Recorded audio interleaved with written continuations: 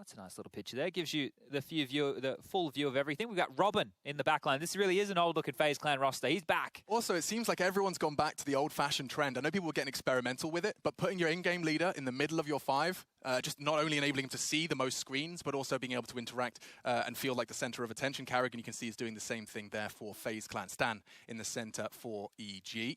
Look at that. That's an old boys club if ever I saw it. Carrigan, Olof, and Rain. Yeah.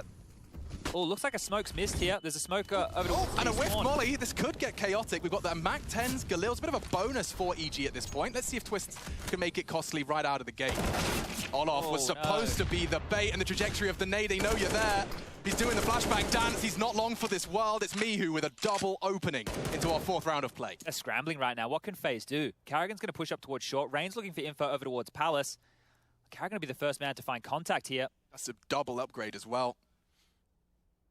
Roki on that AWP is going to have to hope that Rain and Carrigan can at least make a competitive round out of this. Otherwise, he's just going to be forced to save that AWP. But think about all the places Brokey has to watch right now. They can come up connector, they can boost window and a ramp. He has to worry about all of that. He is left up a creek without any kind of a paddle. You almost kind of hate that Rain's in Palace. I mean, he's there to contest A, but it leaves a lot open for poor Brokey and that AWP. The fact that Cirque hasn't moved a muscle, by the way, kind of odd, considering the Mac 10. He's got a Desert Eagle. That enables him to take that duel. Still cheeky, though, on Carrigan. He's thinking about it. Oh, Cirque does get tested. Here comes Mihu, number 3, locked in. And now I'm afraid the conversation will be more about saving than it will be about doing Oh, they know the AWP's in play. Damage, and he's just fired off a warning shot. They're not going to let that go easy, are they? Stan's going to start calling the hunt right now. They've got 2 Mac 10s, or they had 2 Mac 10s. Cirque's still wielding that Deagle right now. They may as well hunt. Try and take this AWP away. Smart boy. Even delaying the plant just a little. Obo crawls to connector. Surely you want to try and break that Palace with at least a Mac 10 and the Galil. Well, the 40 seconds have started now, right? And Obo's pretty close. You can see the chase. Look at the radar right now. They're just all fanning out through middle. Pushing towards spawn is Mihu. Stan's going through the underpass just to be certain. Cirque backing up. And Breezy, well, he's clearing out over towards Kitchen. They can invest these lighter weapons. Oh, Cirque's found himself an M4, so maybe it is just Stan. But he's still hanging around towards B looking for another upgrade. They've got peanuts in the bank account, dude. I guess they're more than happy here, but Mihu's starting to clamp on in. He's coming through spawn. Obo's over towards ramp. It has to be Palace. They know. Yeah, I mean, walking into that AWP line is not going to be fun. As soon as that bomb explodes, I expect to see a couple. Oh, even the smoke. They can't really challenge. He's got vision. Misses his shot. Obo might take a chance. Oh, and they have found both of them. Oh, and it's the ace. Ouch. Mihu takes all 5, and FaZe have got nothing but peanuts and pocket lint to spend into the next. Oh, that is huge. That was methodical. For a moment there, it looked like they were just going to pick up the bigger guns. But let's see this one again. Mihu with the opening. You're right. The grenade trajectory, simple as you like. He didn't get flustered. He didn't try and jump. He just took the fight. Carrigan caught off by the timing. Smoke lands. Again, perfect for Mihu. And then on this chase, hello, back's turned. I'll take the ace and those guns. Oh, that's amazing. And that was through the smoke as well. He pushed straight through it. EG are looking good, dude. Yeah, this is a great start here. 3 players for FaZe yet to frag. Carrigan, Rain, and Twist yet to find a kill. Sure, only 4 rounds played, but that's brought out a bloody timeout already. So things are not looking great. And they're going to go for one of these partial investments. Obviously, the loss bonus now building on up. They can invest a couple more pennies. The Scorpion's on his keyboard arm. Oh. The anime's cancelled. Oh, maybe that'll help. We'll work it out. Right. What's on the other hand? I think he's got a full sleeve. I wasn't paying attention. Okay. Maybe I'm not. The Twist fan club will respond. I'm sure they'll know. Sure. Yeah. Let's see what's going on for this scout. So they brought down to 2K. You saw Twist immediately just going for that scout to try and contain middle as best he can. He's already rattled off a shot. Obo is to be tested early, and his crosshair couldn't have been any better placed. He's destroying them over towards B with his picks, right? Early within that anti-eco rounds, they were just heading over towards B. And again here, if they keep just getting away with kills on Obo on his lonesome over towards the B side, that's going to be a pressure point for the remainder of this game. And Yanko said, starting to run out of, he didn't use the word excuses, but starting to run back of things to fall on our FaZe, right? If they get blown out on LAN, it was like that was the last thing that we're a LAN team. You know, we got all this experience. If they get pantsed here, not going to be looking good whatsoever. And Rain and Olof have been put in similar categories in terms of just being such good teammates. Like, every person that plays with them says they're amazing. Yeah. And yet sometimes it seems that the statistics are starting to run away from them. I'm sure I was a great teammate. I also didn't get any kills. So, kind of important part of playing the game. Well, Mihu's definitely not struggling. 8-0 at this point in time, the newest addition to Evil Geniuses. And I also want to say, Mihu has been plagued by just unfortunate team maneuvers. I cross my fingers and toes that he gets a real chance to show what he's capable of in this team. Yeah, he went to VP when they were dying, and then he went to Envious when they weren't actually running a counter. And they were envious, yeah. So, yeah, it's a bit rough. Excuse me. Rain on to Stan. Here we are, speaking of the devil. problem here, and everyone's here. This is a chance for Faze. Oh, a real chance. Even Twist tagging him up with the scout. If he could just find one more, Brokey's Deagle has found two. This could be it. Finally breaking him. It's Brokey's Deagle with the triple, and combined with Rain's double, you've got yourself a round. Finally, they break their silence, and they do so with a half buy. That almost just felt like the time being the biggest issue for EG, right? They didn't leave themselves enough on the clock. That opening kill onto Karrigan, Obo found that very, very early within the round. So limping on out right there, and, well, a great bounce back from Faze, and a good one to win, right? That's going to get the confidence going, hey, we've just won a low buy. We can definitely get into this game. And that's going to level things up here, at least as far as the economy is concerned, because a little bit of extra money left over for the likes of Rain and Olof going forward. All power for Cirque, same for Brokey. Fast on towards mid, and there's Brokey. He strikes. Finds that opening, but look how quick Breeze is, straight down towards his connector position. Has to be careful.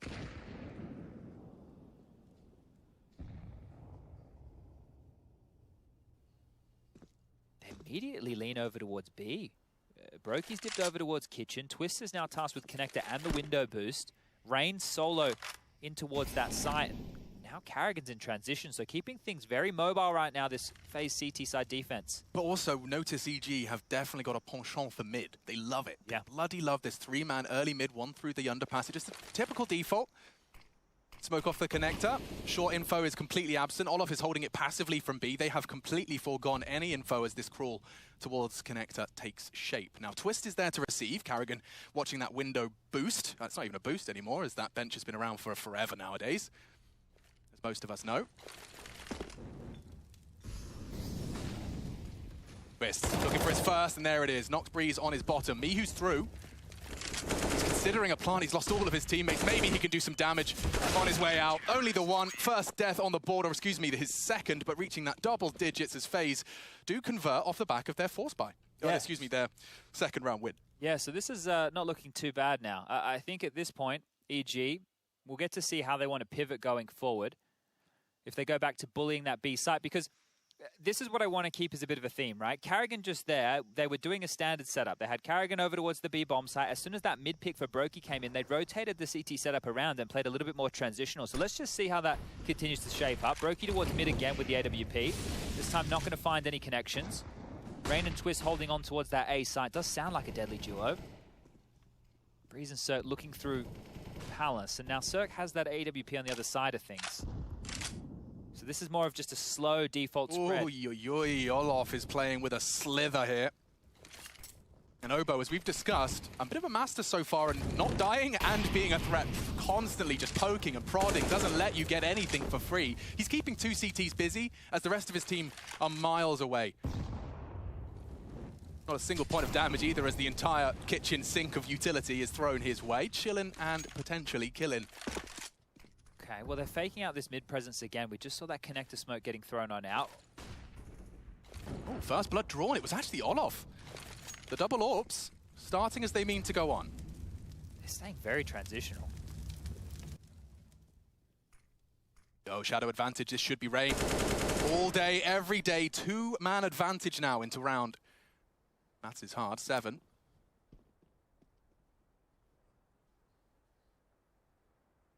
Is it a save call? There's 35 seconds left. It's difficult to get into this round. It's selling a fake is Obo. And, well, that's all he's going to sell. Karrigan gets him. He knows it's not the B bomb site. A's on high alert right now. Bit of a role reversal. Yeah, they're saving. They're saving. Two saving in Palace. Yeah, probably don't want to lose these ones now, boys. As you can see Cirque tucking on instant. He's going to join him. And Lost Bone is starting to build. There will be a buy into the next round.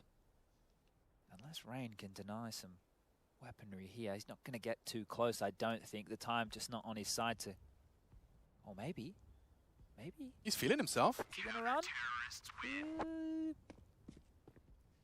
Little look, little look. Oh. No more casualties for now. Okay. Well, this is interesting to see what the shift up is, right? Because this is the T side for EG. They're the ones who get to dictate where they want to hit. Now, Mihu having some fantastic individual rounds, right? The pistol round and then the ace he got within that gun round. That's great. That's how they've gotten to this mark of 4 rounds. but it's now 3 on the trot for Faze, and, well, Shu on the other foot, EG will be taking a timeout.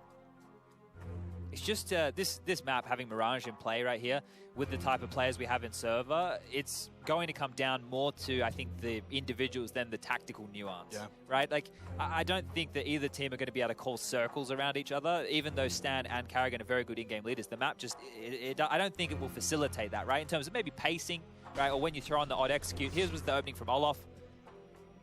This was Rain cleaning up a quick one with that shadow you mentioned. About to get this one back underway. All right, big one. Out of the gate, you see the window smoke, or is it just for the cross? It's cross instead. Window will not be blocked just yet. Twist straight down. He wants to try and aggress, or at least considers it. Does tuck in.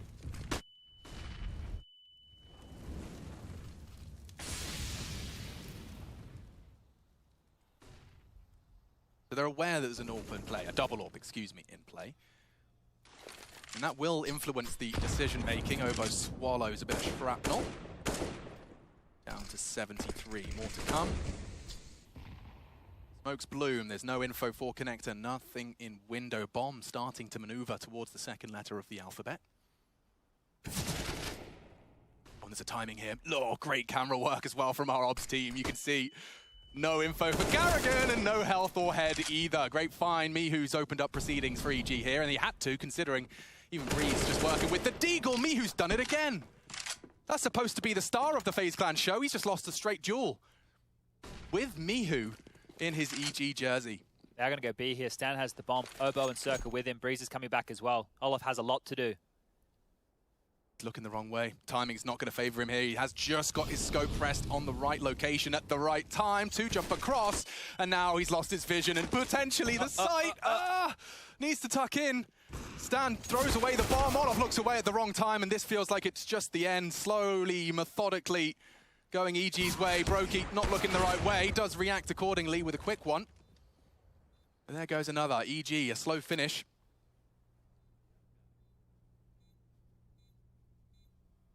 Sends it to 5. I assume they won't keep both of those, right? No, I think Stan will probably pick himself up a AK on the way out the door here. Also just denying it to make sure it can't be picked up, throw it away, so when the bomb blows it, it doesn't go anywhere. They don't want it to. So you can see there he's just dropped that, and they should be able to survive just here. HP is looking honky-dory. Mihu with another fantastic double opener there, right? If he's going in and getting you 2 opening kills, you have to be converting the rounds. There's no other way around it. Yeah, and as we discussed earlier, you know, I'm sure every second he is playing on LAN with Evil Geniuses, never mind top of the scoreboard, this is like a, you know, this is a dream becoming reality for Mihu. So many, you know, that Virtus Pro roster was just so underwhelming. He never got a real chance. Like, sure, we got to look at the top. He's always at the top of the score. Oh, and, you know, Reddit makes a post. 37 frags from Mihu. That's about as exciting as it gets. Now, he's only gone and won a round on his own. Twists, long range, losing his head.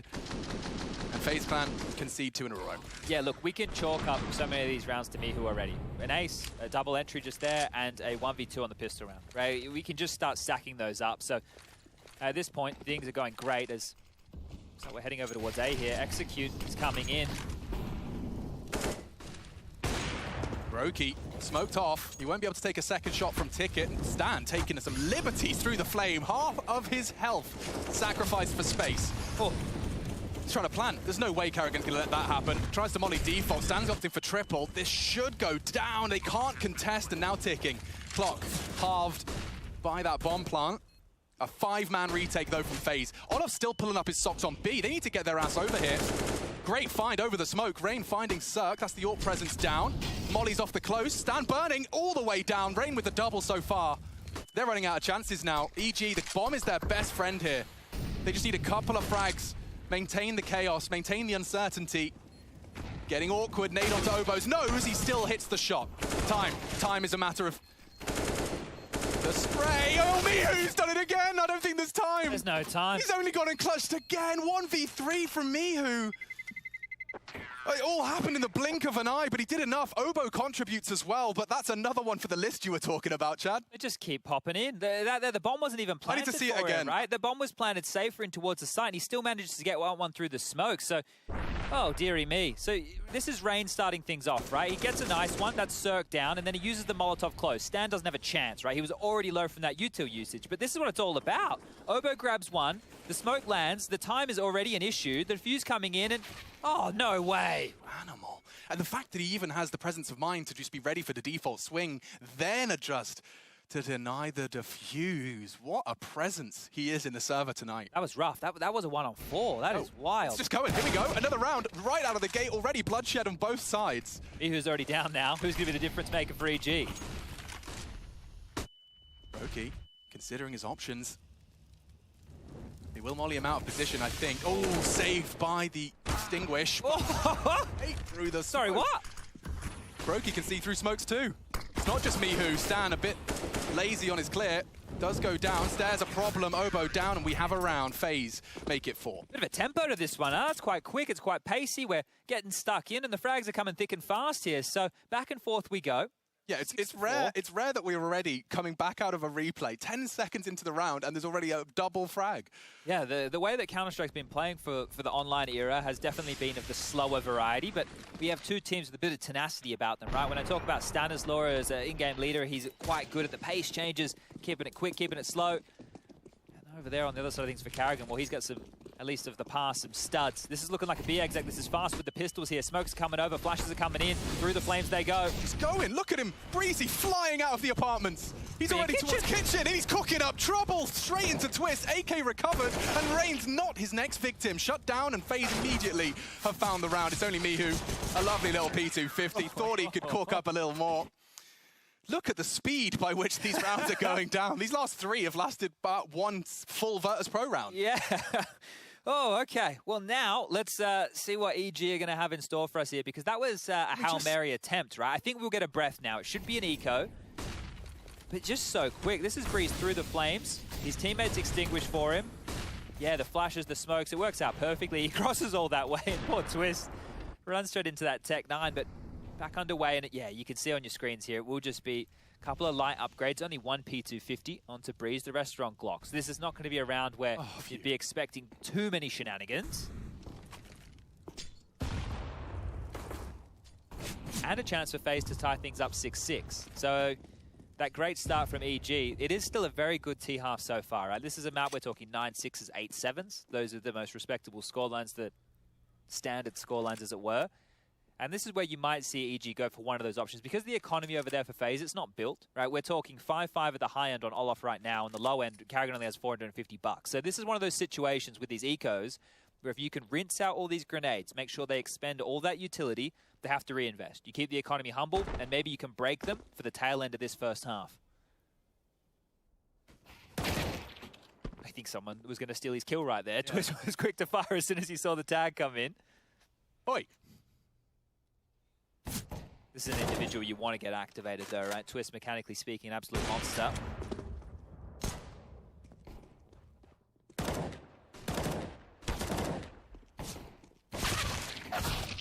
That's costly. That's very costly. Let's go down. That's not bad. Taking 2 full rebuys forced onto admittedly some of the more wealthy members of the squad. That was only a $300 investment and 2 kills. So I'd take it if I was EG. You got to be happy with how that one petered on out. And now they can get that buyback in. Cirque won't have enough money for an AWP. So let's see if that changes the way that Stan wants to call this one, if it might be quicker again. And Olaf yet to invest. Maybe there's an AWP on the ground for him. I'm just having a little quick scan around. Daps looks like a new man as well. There is an AWP on the ground for Olaf. Okay, so all is well. Back in business, baby. And he was always considered one of the greatest minds in North American Counter-Strike. It was just the fact he couldn't throw the punches as well as have that mind. Yeah, he did a bit of coaching and then he went back to playing. So now he's back in that coaching role. But this is Mihu's impact so far. This is the ace where he managed to really just rob these last 2 guns, and that put Faze in an awkward situation going forward. They did bounce back with some pistols after that. But the clutch right here, the 1-on-4 coming on in. The kill through the smoke. Olaf head down, bum up, trying to avoid any bullets. He's gone, and well, here we go. Back underway, 6-6. Best game of the day so far, this one. Oh, for sure. The others were average at best. They were just, well, they weren't for half of the server. Hold on. Twists over the smoke. Oh!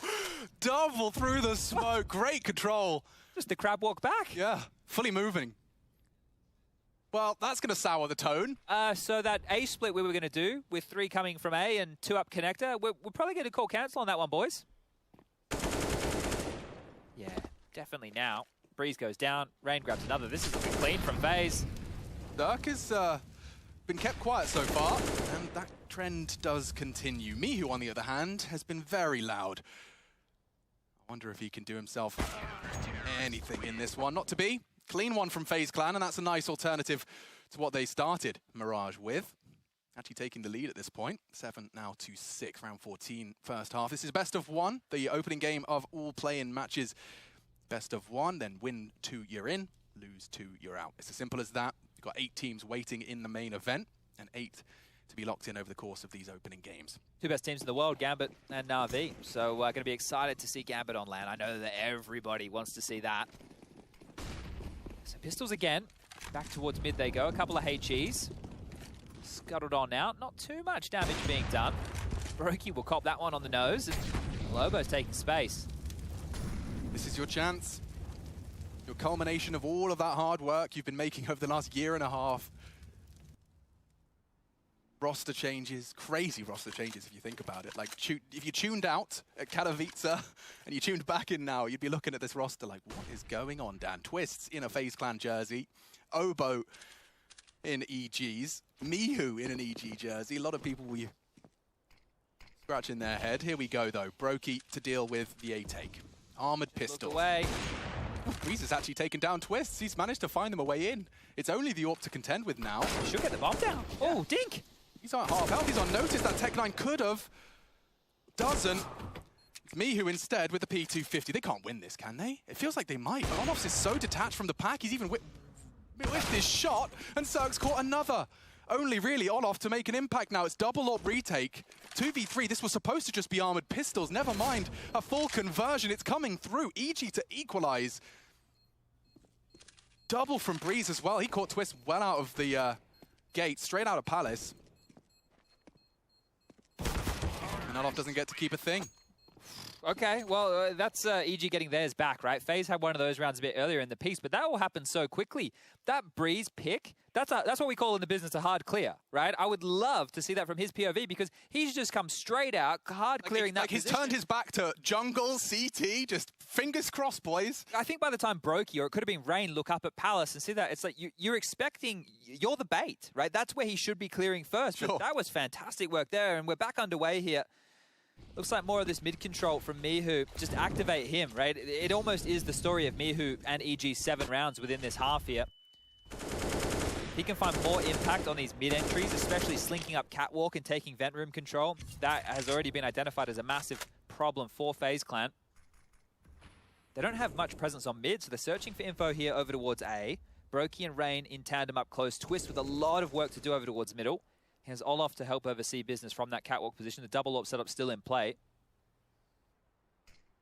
And just working on this control. You see the smoke's getting lobbed on out. Connector about to land. Window smoke in play. Flashes to help Breeze. And they've just pushed FaZe back with utility here. Should be Olof's. Oh, the timing, an absolute demon. Fortunately, Molotov did arrive prior to Mihu's swing, but Olof's got a lot on his plate here. He's got Karrigan in support. He has to focus apps, and Obo's been very good at his angle management. Oh, and catch that! Nade right on the legend's face. A quick response. He mantles the barrel. Blood is drawn. Obo neutralized.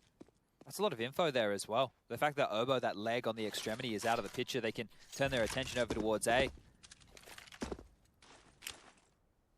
That's the bench smoke, I think. They're going to try and scale up sight here. Ooh. Rain and Breeze have had a bit of a head-to-head here. Previously, the Shadow favored him. Now it's the smoke. Breeze strikes, Twists, responds. Bombs loose connector in 20 seconds. They have to pick up the pace. I say they. It's only Mihu, but it's Mihu. We're talking about 15 seconds. It shouldn't be anything, and it isn't. 8-7. FaZe will take the half, and they were the ones starting 5-0 down. Quite a response. I'm looking forward to the second half, and I'm sure you are too. This head-to-head, one of them going to be condemned to that lower bracket. We'll find out who when we return. Mirage, second half, after the break.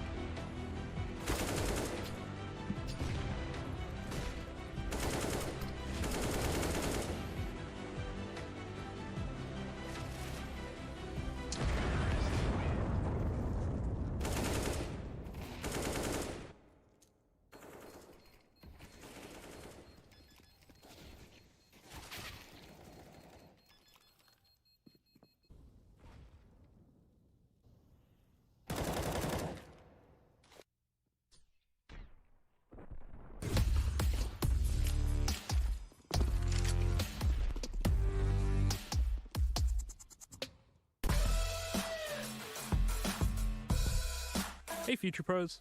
Today we'll be smoking mid-short on Mirage. This smoke will allow you to take top mid control even if an AWPer is holding the angle. To do the smoke, hop onto this bin. Aim at the top right antenna all the way to the edge. Then throw the smoke. This variation gives you a small gap to the right for you to utilize.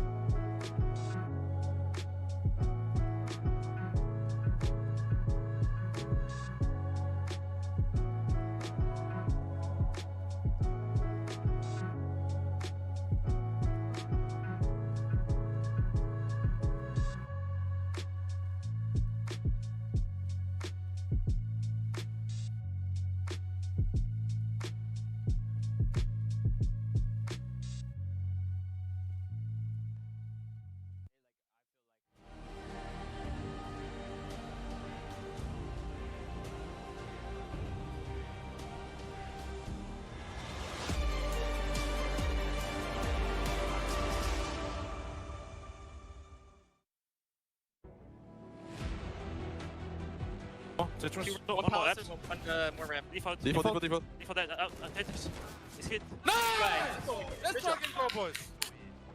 Together.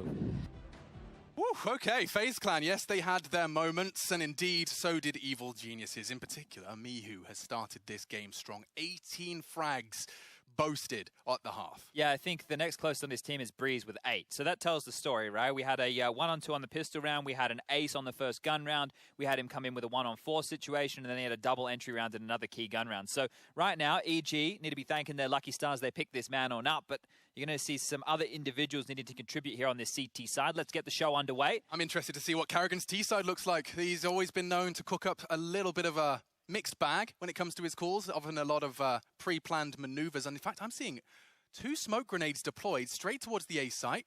No game sound for a second. Stan, however, has got a lot to say. Completely smoked off. Bomb going down. It is going to be a full 5v5. You ready for some deathmatch, Chad? It's about to get chaotic. Oh, they're up close and personal towards spawn here. CT, a comes flash. the flash. Oh, the timing on this could be everything. There's 3 of them ready to gobble it up. White screens galore. Oh, here it comes. They're waiting. It's a bit late. Mihu's already done damage, and they've lost their potency now. A lack of vigor for the remaining 3. Breeze is struggling to put the bullets in the right place, but Mihu isn't. He's done it again, Chad. Triple kill from Mihu. It's all EG.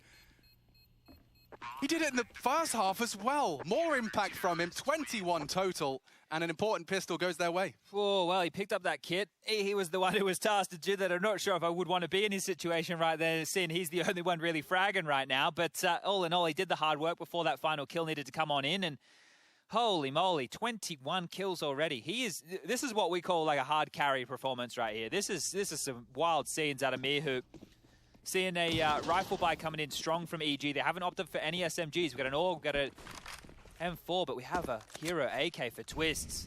All right, well, once upon a time, was a star of Liquid. Let's see what he can do. He's been entrusted here. He's still in the conversation when people talk about best aim. People still throw Twist and Hat into that ring, and there's a reason. Let's see if he can back that up with his hero AK. Karrigan has invested all of his funds into an otherwise economical decision. And And that's his chance. It's Obo, the sitting duck. God, it took a while. Oh, he's chipped on down to 31 here. That's going to be rough for Twist to function with right here. He's the only one with armor. I'm afraid my hopes and dreams of that round have petered out with Twist taking such a heavy blow. Well, they're not making this smoke here. Yeah, there should be a chance, a very big one. He does get a little alerted to the potential. Pre-aiming and toes are spotted. Oh. Olaf does respond. All right. A 2v3. We can work with that. Oh, he's very loud about this. I'm not sure about this at all. And what is that from Olaf Meister? Look at the wrist. Yo, and he's rolled him back for years. He has lost Twists, and the nade could finish him off. That was ferocious. Very spicy. Lots of damage done. Nothing left in the tank, though. But this is job done. Yeah. If he can get another kill, if he's able to, look, they've already done enough because EG have to reinvest in the next round. And Faze are going to buy, right? You look at the money for the Faze members, they're going to buy themselves. So this has been a fantastic round just off this dropped AK. Breeze is there, and he will finish the job. Great shots, as you said. Job done. Very costly. Very, very costly. Okay.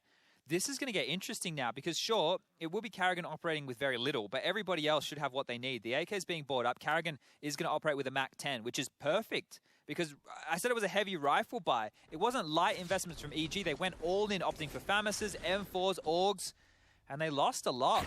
This one was great, but this one was something special. Just the flick into the head of Cirque right there. Jesus. All right, Olaf Meister, he's been on the grind. Good to see him shaking off any ring rust that may have been present. And Breeze bringing the fight to middle. He could have taken them both. Brokey with a crucial trade. Stan advancing. He heard him, though. Karrigan with an audible.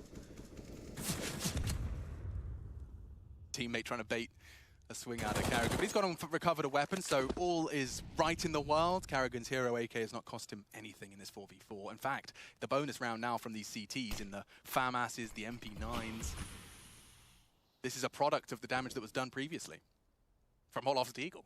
Yeah, so this is going to get a little bit rough for EG, but on the other hand, if they're able to weather the storm with these lighter upgrades, they're going to walk away with a bunch of AKs. So, important one for Faze here, especially just to keep it level 9-9. Back over towards A they head. Karrigan being parked over towards top mid. Twists has been imbalanced this whole time. And now Brokey and Olaf will be working on that A ramp position. They do have some smokes to work with, too. One for Karrigan over towards middle as well. Molotovs and a flashbang. 40 seconds. Karrigan's deployed his smoke towards short, but Stan's looking for his walk-up. FAMAS versus AK, and Stan doesn't even get a bullet thrown his way. Big find. Man advantage now for EG, and it could get worse. Brokey's clearing sandwich. It's Mihu to take contact on default. Just the tip of Olaf's head. Full vision denied, and it is only Olaf Meister now who will be bowled over by Mihu's frag. Big find, says EG. Do find the double digits. Okay, well, big problems here for Faze now. Because of that earlier investment, right now they have to go, okay, well, we took quite a few members then again, but we can't really go for a force buy. They only can go for this Deagle upgrade with Kevlar behind it, which is a bit of a Faze special, right? I don't think it really matters which iteration of Faze. They need to get this one rolling, though, as EG are looking great to get to 11 here. Still, Breeze is only operating with an MP9, but might be the perfect weapon for the job here. Just holding that B bomb site. Rain immediately dissuaded by an aggressive ramp molly. Smoke over towards Taliesin. Ooh, Twist had a chance. He's ahead of the molly. Breeze is still jump peeking here. This is very brave from Breeze. Oh, and there's Mihu again on the other side of the map. Gets himself a frag. Karrigan goes down over towards Palace, trying to get a little bit cheeky through that smoke. Midi control has been granted. To change that is Rain, just posted up. Stan's been very, I was going to say successful, but he's been very consistent in terms of presence here, and this time tested by that Deagle. Olaf's swing is met by the Kalashnikov as well. Good double. I think that's going to do good for Stan there. Doesn't have the most kills to his name, but they're important frags he's had over towards connector. Now they really just need to make sure they keep the lion's share of their members alive, and that's indicated by Stan dropping out of that window room. Doesn't want to hang around for any silly business. Has done the job right now. Is just the clock the biggest enemy. 45 seconds as Brokey trying to bait out a bit of a peek. Obo having a look.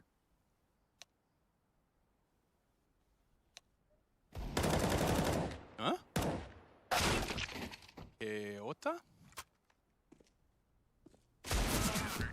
Well, Pit is on out, 11-8, and looking very, very good for EG here, but lots of rounds of Counter-Strike still to be played. Curious to see what the first Faze full gun round is going to look like. Right. Because we did have that MAC-10 for Carrigan before, and now the AWP is out for Brokey. So this is everything they desire, right? This is what you want it to look like if you're running your ideal type of rounds. Your primary AWP with the big green, utility for everybody, AKs are plenty, and away we go. Top mid smoke thrown on out.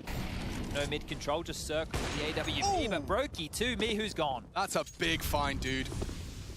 The prize pig shut down, 25-11. That 11th, though, could very well have ramifications. Back to B, it seems. Twists to lurk in the apartments.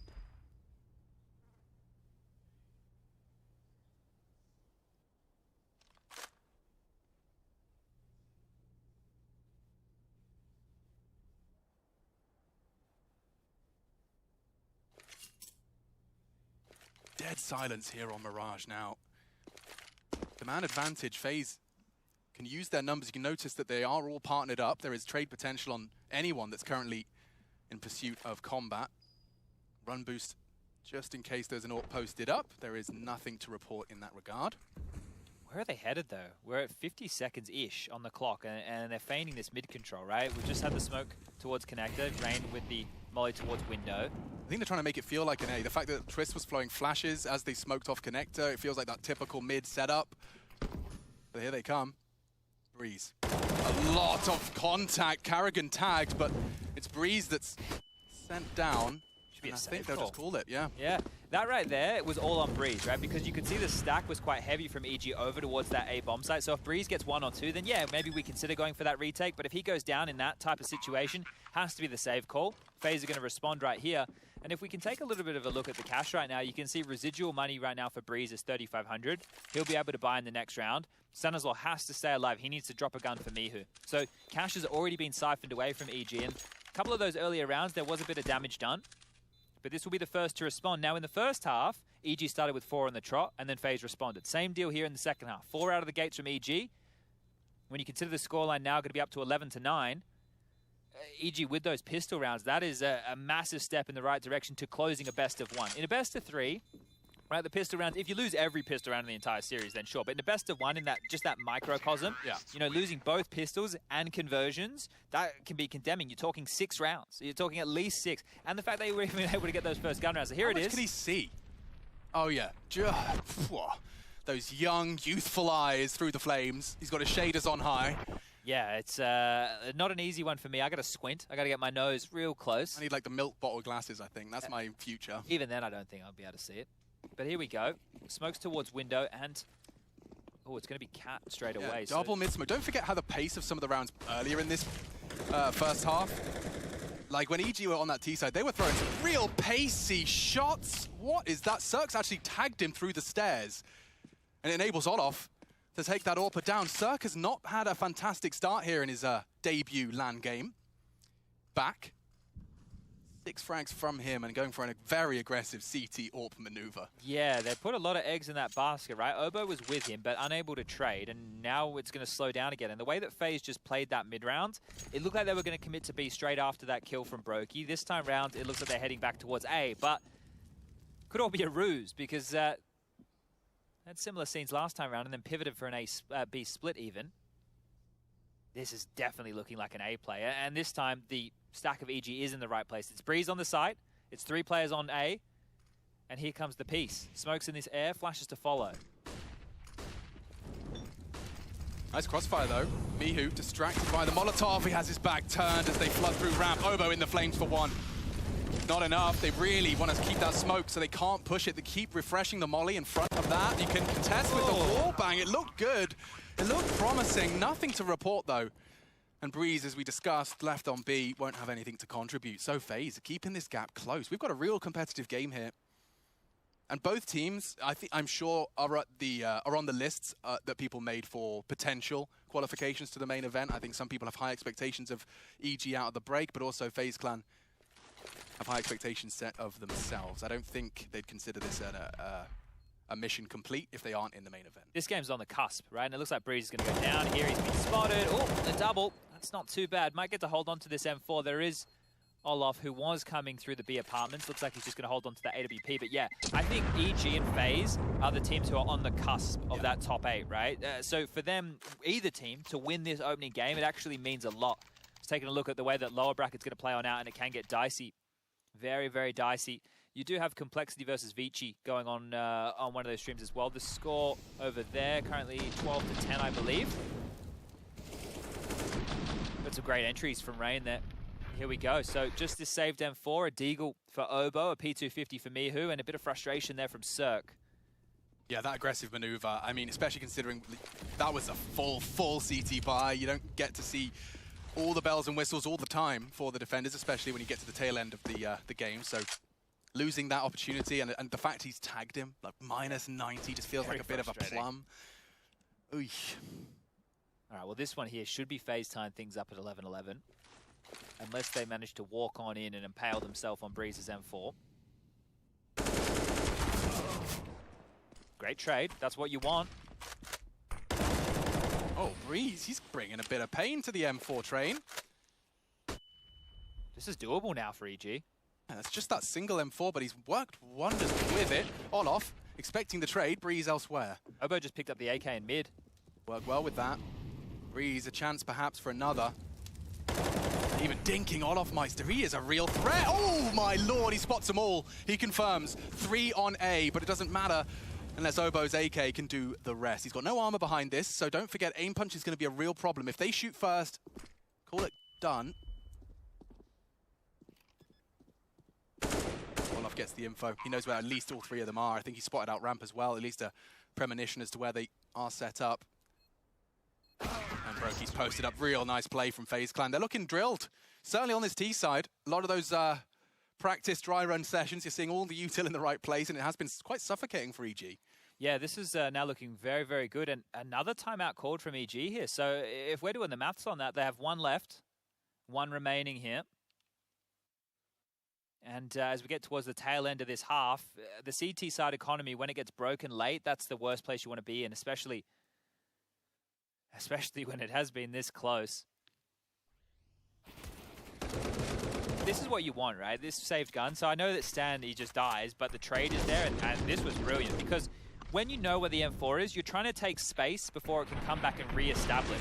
So I think Twist is making the right play, but Breeze was just too quick and too good in that moment. At the end, it didn't matter. It was of no consequence. And oh, really? Okay, Brokey. The timing on that, looking good.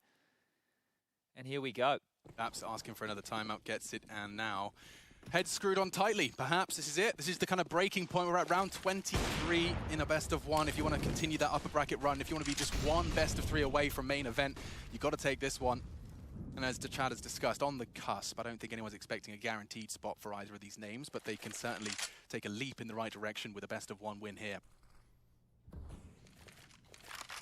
What's the plan, Stan? Double smokes deployed. Yeah, being a real nuisance delaying this mid control is Breeze, but they use a little utility. Look at Twist. He caught him. Yeah, but they're also mid-round aggression. Look, Olaf Obo has no idea. Twist can just walk in. You're right. You're absolutely bang on. Breeze pushing mid for Olaf. There's so many engagements at the same time, but Twist is the one behind enemy lines. You have to focus on this. Obo has no idea. Oh, no. No, and just as he retreats, Olaf, patience is rewarded. Twist reveals his location. Obo wondering how he let one slip the net. And is it all smoke and mirrors? Karrakin's going back. The bomb's flanking. in Palace. Mihu takes the bomb down. No, he didn't. Oh, good goodness. They were on top of each other. So Rain and Brokey were on top. Rain's gone out. This is a real fruity round, Chad. Help me screw my head on tight. Stan just pushed underpass. Obo's trying to still isolate Twist, who's been in this bench position. He'll get away with that, but it's just Mihu now on the site, going to get clamped in from 3 directions. Olaf up ramp, Brokey Palace, Karrakin connector. And Mihu gets another. The man is having a game here. Finally, Karrakin finds him, and they're making it a little calmer here on the A site. Cirque is going to challenge from CT. Brokey, smooth move to get the bomb into a safe plant spot. Does he want to try and get it down? Another fight taken. Obo's fallen. If he hits the wall bang, we're cooking. One more chance. He can see his bottom. Now a chance. Does connect. Cirque to come up clutch. He's had a quiet game. A clutch now at this crucial juncture could be making or breaking Cirque here. He's not anticipating jungle. Oh, what a reaction. Cirque finally comes alive for EG. Makes it 12, and exactly when he's called upon. Didn't see that one coming at all. That was lightning fast from Cirque. That is a huge round to win. That was so wild, right? You're right, there were so many fights, right? The fact that this is FaZe trying to take advantage of timings, because I don't understand. Like, Karrigan's walking out Palace, but Twist has already walked into B. It's like, what is going on? Do you know who plays like that? Heroic. Yeah, very reactive stuff. Well, the fact that Twist had just had that gap and then they took contact Palace. Let's see this flick. Look. Oh! Down. He was strafing back. Whoa. Oh, that's going to be a really big confidence boost. His first LAN game back, you want to be hitting a couple of them. Yeah, you want to be hitting a couple of them, for sure. And the thing is as well, Cirque didn't have a kit, right? So you consider it as a 1v1. If Karrigan gets away, then he can toy with him, and then the clock becomes a problem. That's a huge shot to hit. Yeah, and the fact that Brokey was actually going for the triple box jump up, he didn't expect Cirque to be mantling onto Ticket. Lost the duel. I'm sure he's thinking about that right now, actually. It's probably running through his head like, did I need to take that fight? Did I need to take that fight? Especially if he can hear this pensive music that we can hear. So, okay, money in an odd spot now. There's still plenty of cash over there for FaZe to get a buy in this round, but they're starting to siphon through it quickly.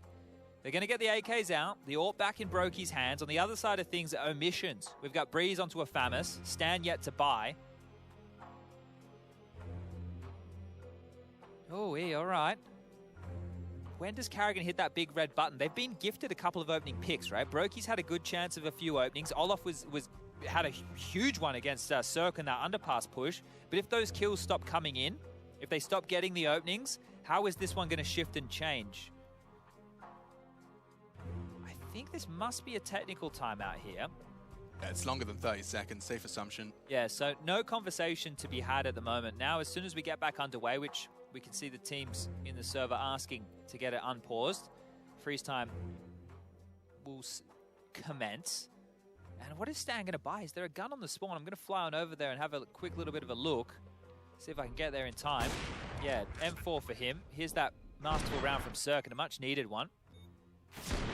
Oh, is it? I don't know what he, like, yeah. What was the cue? I don't know. Did Karrigan hesitate? I'm not sure exactly what happened there, but huge stuff nonetheless. It's like just timing. He was like, okay, if he's not going to be peeking me now on connector, he has to be coming jungle side. Just a beautiful find, and looks like Stan has started off in a similar facet. Taking one, found immediately, deleted Rain with a bit of a throwback here. He's still going. Yeah, the Norwegian is a very sharp tool in the FaZe Clan shed when he's on. They still have 3 over towards B. Breeze is here, Cirque and Obo. And Breeze will not be fully aware, especially considering I imagine the event isn't broken, that Rain has to be here. Wait, this is the mind games right now. FaZe are evacuating. They're not going in towards this bomb site. Heading all the way back, Twist towards top mid. Rain has just parked himself, and he can play with a lot of audible sound cues from this position. If they're loud on their rotations, Rain will hear a lot. But retooling is what FaZe have done in a lot of these scenarios after the opening kills come in. They just don't keep their foot on that W. Breeze versus Rain could be the fight, and that smoke indicates a lot. Yeah, it's a huge gift for Rain as well, because now, as it fades, regardless of his actions, it will be an uncertainty as to his location. But they're not playing 2-2. EG are sticking to their guns. There's still 3 players on this B bomb site. They're calling each other's bluffs right now. Yeah, like, FaZe are hoping that EG rotate around the map, and EG are hoping they still come in towards B. Here they come. Oh, all right, bloodbath on B. Get ready, strap in. Rain from short, the rest through B apartments. Great molly, that's going to force the fight. Breeze is looking the wrong way. Twist draws blood. Cirque to respond, burns down himself. Mollies are working well. They do now with the UMP. It's not the best weapon for the job. A dink isn't enough. They have the sight. That should be that. Surely not. Unless he 1v3s for the 30 bomb. Oh, he was thinking about it for a second there. Yeah. That little look in. Brokey also considering a chase right here, and it's going to be called off. Any AWPs that are like away from this whole thing? No way in the world. No way in the world he's going to get his hands on one of those. Money is a real issue over there for EG now. Look, sure, it was great that Cirque won that round, but the fact it was a clutch and he was the only man staying alive, the economy not looking good whatsoever. You can see in the next round it's only going to be 1,900. It almost, they have to hold on to this to give themselves any options. And Rain's having a look. Having a crawl. They're coming. More than just one as well. Olaf, low HP. This should be the end of it. Look at him. Look at him. Brave soldier. Wow. Oh, so mad, dude. What are you up to? He does keep hold of his M4. Everything's fine. 12-12 the scores on the doors. Okay, this has to be a save from EG, which is going to give FaZe back the lead here. Unless Miu can have another one of his moments, right? 27 kills. He's definitely cooled a bit in this second half. This was a great kill here from Rain. Just looked robotic in that one. And all that space he had facilitated Faze to be able to play out that mid-round. Stan's grabbed a couple of flashes here. They boosted him? Oh, this is just a fast beat. They This put round's Mihu already on done. short. Wait. Shut up. They're going to do it. Watch this. Mihu about to body bag him. Oh, I lied. I like the excitement. I just wanted to see it. You know, maybe, like they say, you have to believe it's going to happen. You were believing. Yeah. It wasn't going to happen, and there's the bomb plan. Okay. Alrighty then. What do the USPs do, though, right? You may as well throw your bodies into the exit kills. Into the rocks. Exit kills aren't bad. Grabbing an AK or two, not awful. Terrible. Yeah. So the fact that Carrigan's had the audacity to call that right there. No, it was Mihu, right? So you know that he's traditionally that A anchor. He was close. He was very close. So if they miss smokes on their execute, maybe he grabs a couple. Is it still a flashbang on Stan? Maybe he's got a big plan. There it is. Bop. Go on, lads. One for the USP and a second read with the USP. That's more than enough. They might get even more.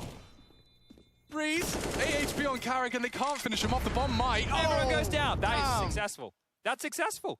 They take them all out. Look, they have to reinvest at least. If this game continues back and forth like it is, that might be a factor. It might be. That might be a factor. Let's not hold our breath, but it could very well play into it. You can see the investment to put some down into that 500 region. One flashbang and some USPs, and it leads to the destruction of an entire fully bought up T squad. Not bad. Not bad at all. Obo just bopping him there. So, look. No, yeah, look, it was a nice couple of kills. We'll see if it has ramifications. Looks like FaZe are setting up, heading over towards A. They're feigning this mid control and they're creeping up A ramp. They've got Olof and Carrigan in tow. And the flash from Brokey to facilitate this. Interesting that it's not Brokey, of course, does have that AWP. I'm not sure how he's going to be able to contribute if it is just an all-in on A. At the back with the bomb on his back. Three-man setup from EG at this point in time. Mihu responsible for ramp. No circle up again. No info in middle right now. No one from Evil Geniuses has got a single peep. Here they come. Jinx. Mihu tucked in. So blind. Ninja, they don't. Carrigan's back fully turned. There should be the trade, and it is there. The Swede strikes. Smoke arriving towards that connector. That should give them some space. CTs to return to CT. Oh, they can take contact at the same time here. Stairs, CT, both just swinging out at the same time could be a bit of a problem for them. Here's Olof. Oh, and Rain's actually going to sync with them. Perfect timing. Rain through connector. Obo responds. Fully blind. It looks like a man advantage. Short-lived as it's equalized. Cirque with the M4. And only Twist looking to come up clutch. He's hunting Cirque, playing with the sound cues, does well, and a second as well. Twists secures a crucial round for FaZe Clan. That's 14.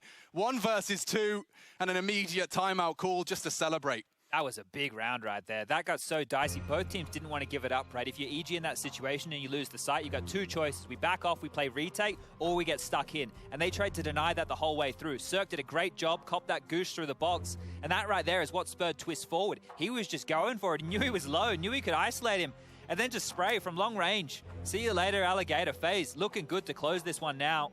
This started so strong for EG. They're going to feel a little hard done by if they can't. Both pistols, man. Yeah, both pistols and some conversions on top. This is great from Cirque again. Look, 6 bullets left. He's just trying to delay, hoping he gets some help. Not a lot he can do there, and then that smoke, it's going to be making things very difficult for Obo, so that's huge. Probably gray screen for the majority of that contact, yeah. And now we look into this next round of play. Money, not great for EG whatsoever. The loss bonus isn't there. They're going to have to opt in, just Oof. a bit of a partial investment here. It's almost like they're playing for overtime. Or not. They're testing Twist, and, well, he's passed it with flying colors. The teacher's got the green pen out for that one, I think. That is going to relieve a lot of pressure here, because if this continues in the direction for round number 27, FaZe are going to have 3 shots at closing out this map.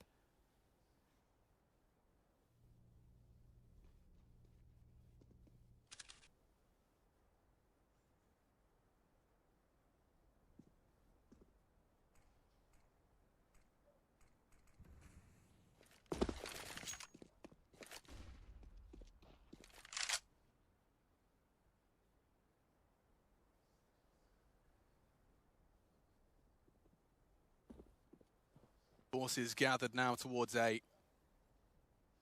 Who's got way too much on his plate. Palace, an unknown entity. Ramp, one's already slipped the net. He does seem to have a premonition. Timing is everything. Couldn't quite time it right. They're in. And there is only 2 Deagles left to resist.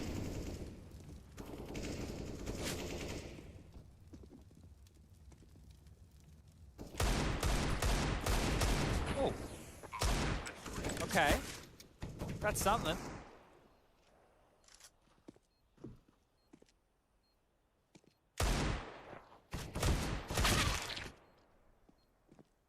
So they will fall, and Obo is going to retreat to see what he can save. Now, my question is, when you've got this many, this many, it's only a handful of opportunities to close out the best of one, to stay in the upper bracket. If you're Carrigan, do you call something a little out of the box now? Look, this is always the argument, right? I think when you have so many rounds to work with, a fast round, right, is one that could catch them off guard. And if you get that entry and you snowball into the site, it's done. It's just done, right? But you have other teams who go, okay, they're the ones who have to take the risk. They're the ones who have to go for the aggression. So let's sit back and wait for it. Let's wait for their play. The thing is, if you freeze up and you go into those default rounds, by the time you get to the last round and then you throw in something fast, they're expecting that, right? So you can make arguments both sides of this. But as the timeout will be called, the last one from EG, they're going to be talking through what type of defense they need. Cirque has gotten the AWP. Great. There's a defuse kit for Breeze. Fantastic. At least they're not in trouble with the defuse kit. That's good news. The utility's there, but they're a little bit light on. Cirque only has a smoke to work with. And I don't think we're going to be seeing Cirque dive into the underpass this time. I don't think so either, right? Look, if you want to throw one of those spanners in, I get it. I definitely get it. But it's such a risk to take here as you're staring down the barrel of losing the map. We're underway. Faze are fragged as a unit here. It's been a team effort to get them to this point.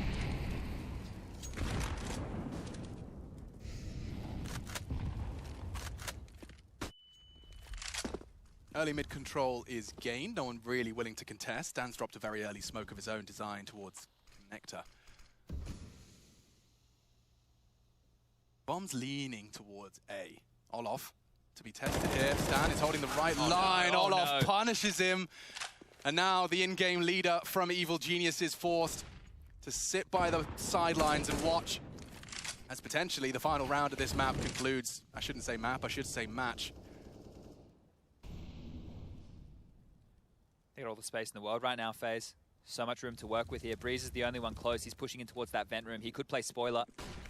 Yeah, and as the smoke fades, they do seem to be pre-aiming that exact angle. I have fear for Breeze's life. Sound cues do indicate his attention in that direction. It looks like Mihu's down as well. The star of the EG show will not be able to contribute. Faze just 3 frags away.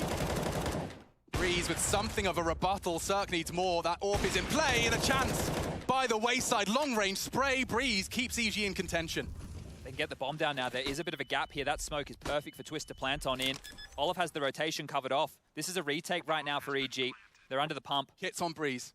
Coming in from window room, Olof to contain him. It's all about timing, and the peek comes in, baits the shot. Breaks the vent, trying to plant the seed of doubt. Olof, eyes on that screen. Doesn't want to blink at this point, and there it is. Breeze with another impactful frag. Can he stopped. It looks like Twist could stop him right there and then. And now a one-on-one. The 2 AWPers, Faze to finish. Cirque has to defuse that bomb. Holding it, checks the way, and Faze will do it. That's a big one.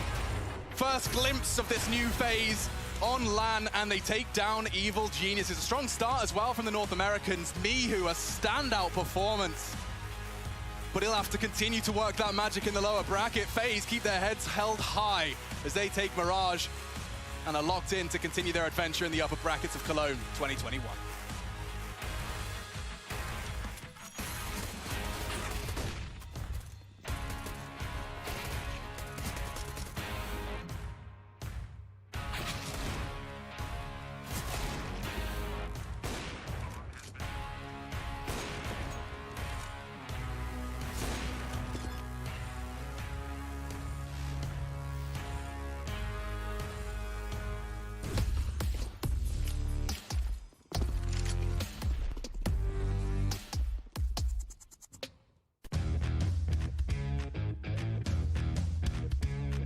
Hey Future Pros! Today I enlisted the help of Chad Sponge Birchall to bring you all this train one-man execute to take Ivy.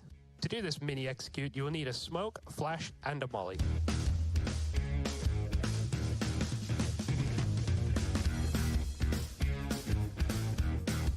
First, you will use your flash to stop any aggression from the CT side. Then hop onto this railing and jump over to the other side. This will make you much harder to hit when crossing. Once across, wedge yourself into this corner.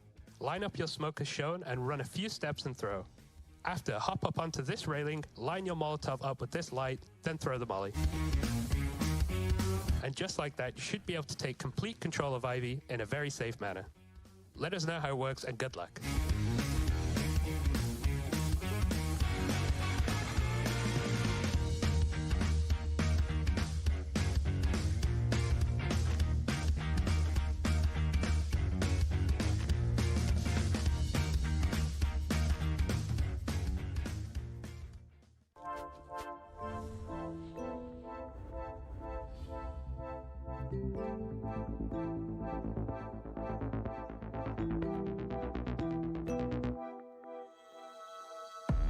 Summertime has passed us by. Too fast for me to keep the sun. I can't wear the yellow colors, but they don't make me warm inside.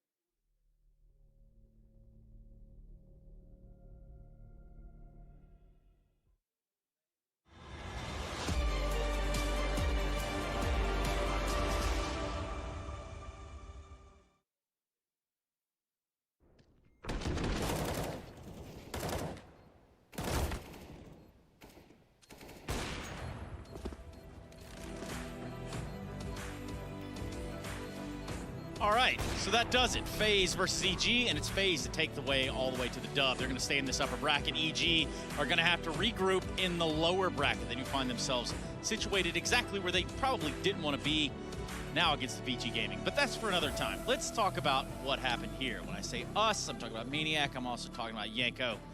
From a distance, Yanko, are you happy with the result?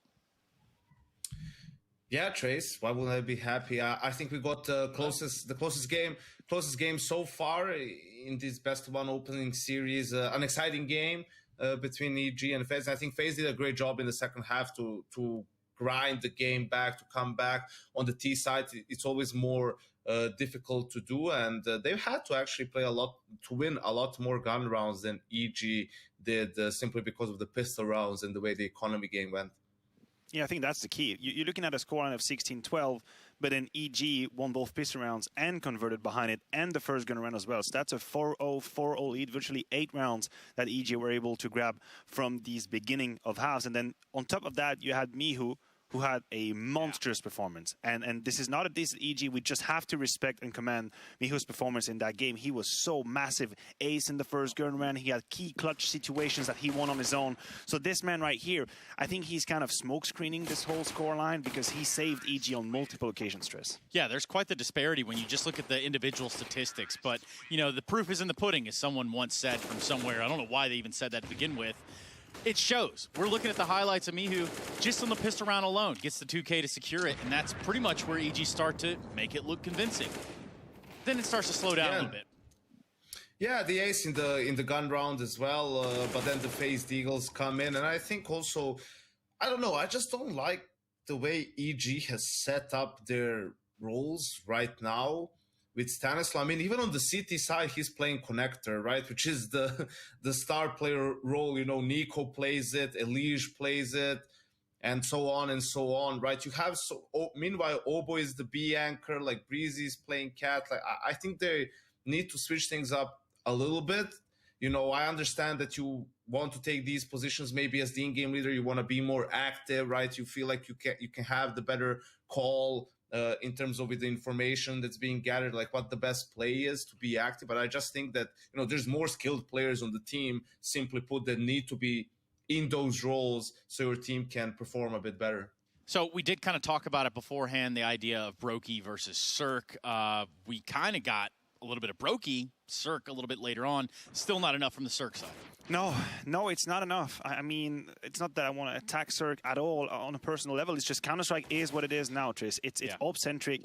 We know snipers should have a lot of impact in that game, and unfortunately that wasn't enough. I mean, the round that we are seeing right here is the one flash in the pan for Cirque. It's going to be that crazy 1v2 that he's about to win. This round as well tells the story of Faze playing timings left, right, and center. That was so hard for EG to keep up with the pace. Faze were finding timings. It would twist on the B side. It was Olofmeister on the A side. Here is Cirque actually showing us what he can do with that AWP. Is going to be able to bring that 1v2 home, which is really the only highlight that we can mention when it comes to him. And I still believe that this is a problem. This is a deep problem for EG. The fact that in many of these situations, he's not able to have that kind of impact. Yeah, and that's something we have to kind of keep our eye on. I mean, this isn't the end of the road here for EG by any stretch. They do drop down to the lower bracket. For Faze, they get to stay alive. They get to go forward, and we get to hear from Kerrigan right now. A tough start. Did EG's T-side pace take you by surprise? Not really. We knew they like to play really fast, but I think it's a little small jitters. You're back on land. The band is back together.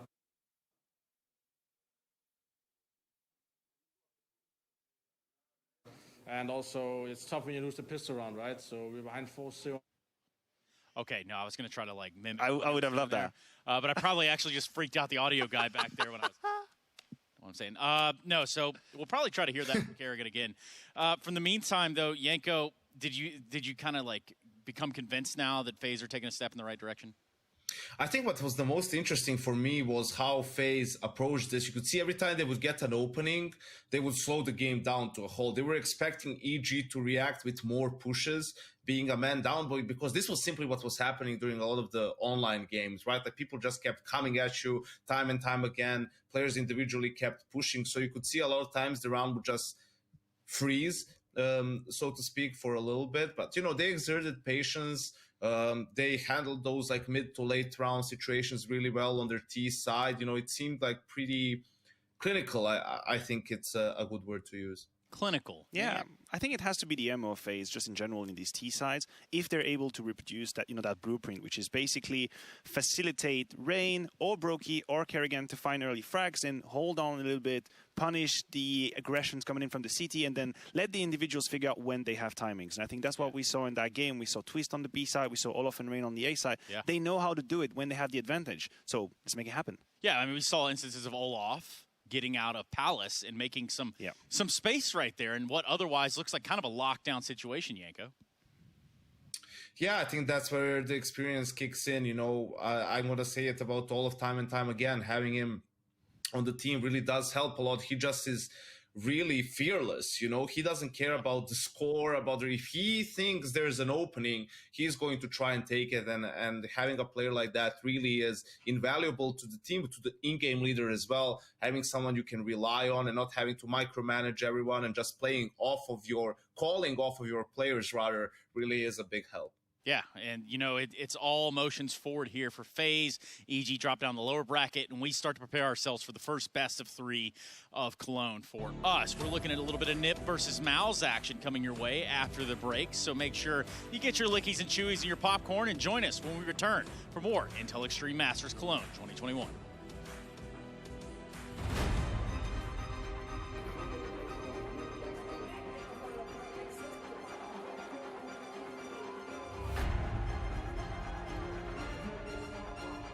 What you've witnessed in the this tournament is a broken NIP team managing to resurrect themselves, and Exist picks up 2 kills. Forrest with the shot as well. Olofmeister goes down, and here it comes. 2 on 5. JW and Flusher. There is nothing they can do any longer. NIP have won Gamescom 2014. Ladies and gentlemen, 16-13.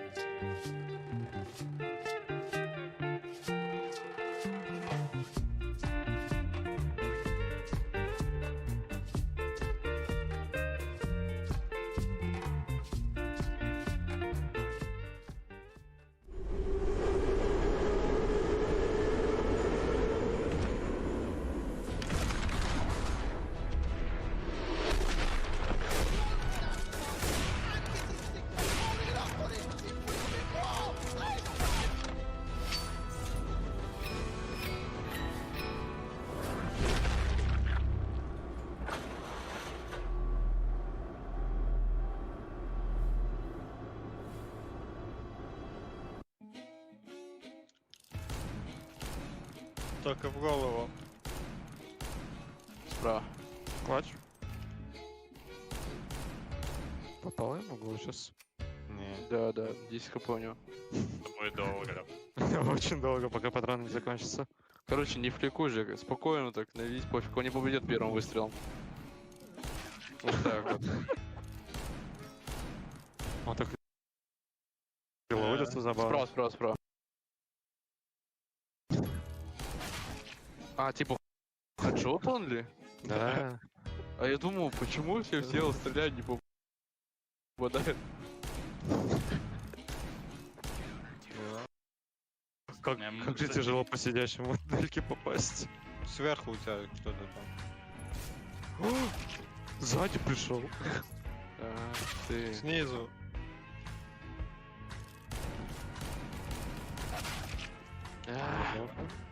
Я кое-что понял.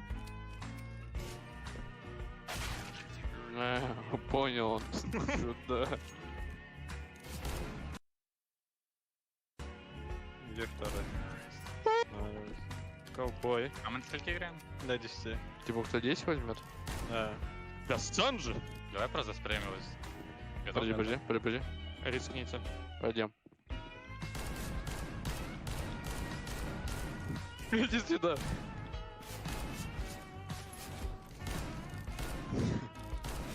А, ну будешь засчитывать? Что это такое?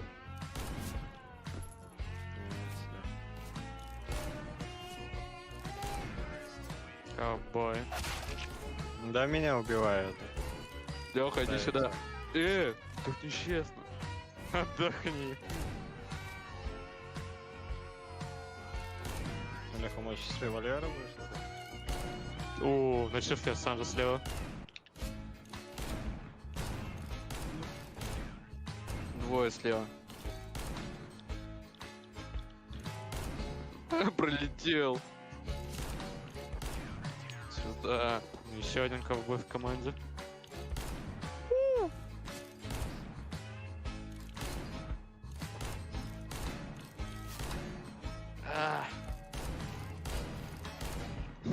Леха, найс.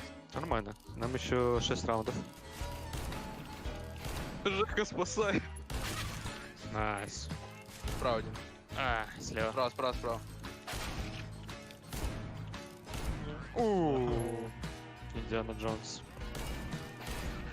Хороший. Слева один. На серфе вроде. Справа идет. Слева. У меня снизу уже тип. Что ты плачешь, Леха?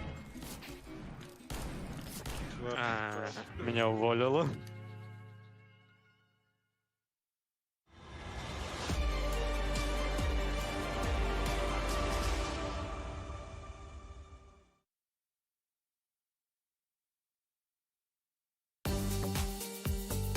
Been locked inside, as you said, for almost a year at this stage. Maybe you've gone to boot camp and stuff like that, but it's not really the same, right? It's been tough. Without LANs, tournaments haven't been the same, obviously. Now on a new team as well. So just excited to be back. Don't really think too much about the past. Of course, it's been tough. It's been tough for everyone around the world. Now we're here in a new world, so to say, where we can actually have LAN events, and just excited to play. Yeah, like I guess I'm a little nervous since I think everyone is on their first big LAN. But I think it's you're still playing CS. You're still playing the same game as before you joined the Tier 1 team. So I think that's something you can't forget. Yeah, I mean, my first LAN is so long ago. It's like 15 years ago, something like that. I was 12. I remember we beat a team with some of the best players in Denmark, and some guy came up to my PC and kind of like just pulled me away from my PC and checked it for cheats. So I was 12 at that point, so that wasn't that funny. But that was like, yeah, it's so long ago. But yeah, I think it was the same as you said. Like you have some experiences against some of the top players. I mean, it's also a different time at that point with LAN events. It was just like you bring your own computer and everything. Here is everything. Like this is the top of CS up at Cologne, and I think that here nobody's really going to be that starstruck. Like Lina said before, it's Counter-Strike. You play the same teams you always do. It's important to remind yourself that these are just people. Don't stigmatize like any player you might look up to. I think that just go out on the server and prove that you're here to stay. So is this the kind of advice? He's telling you this every day now. Is he just hitting you with this constantly? Yeah.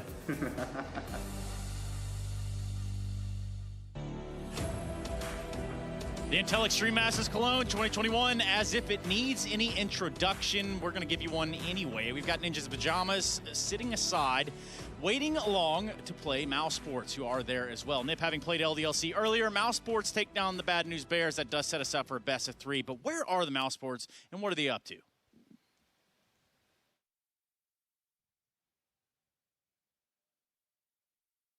Our team's recent performance, like obviously we've been playing online only so far, and with the little practice we had, I would say I was pretty satisfied for myself at least. Like obviously we won a Flashpoint tournament, but now coming to the LAN tournaments, it's gonna be a completely different thing, right? So I'm just looking forward, like how we're gonna do. We're gonna gain some experience and just face the best team in the world on the LAN environment. You're going to have exactly that. Tournament placements here for Nip. Yes, that's right. Device on the cards for this team. Does bring a little bit of excitement to the Nip side. They have found a little bit of footing with him, and of course picking up their first win here on Ancient earlier over LDLC. Maniac's friends, kind of to be expected. Speaking of Maniac and all that biblical talk we were having earlier, we've actually also brought Moses in here, which is kind of cool too. Jason, Lil Momo, Tool, how are you? Hey guys, I'm good. Hey. Hey, it's good to see everyone again. This is weird.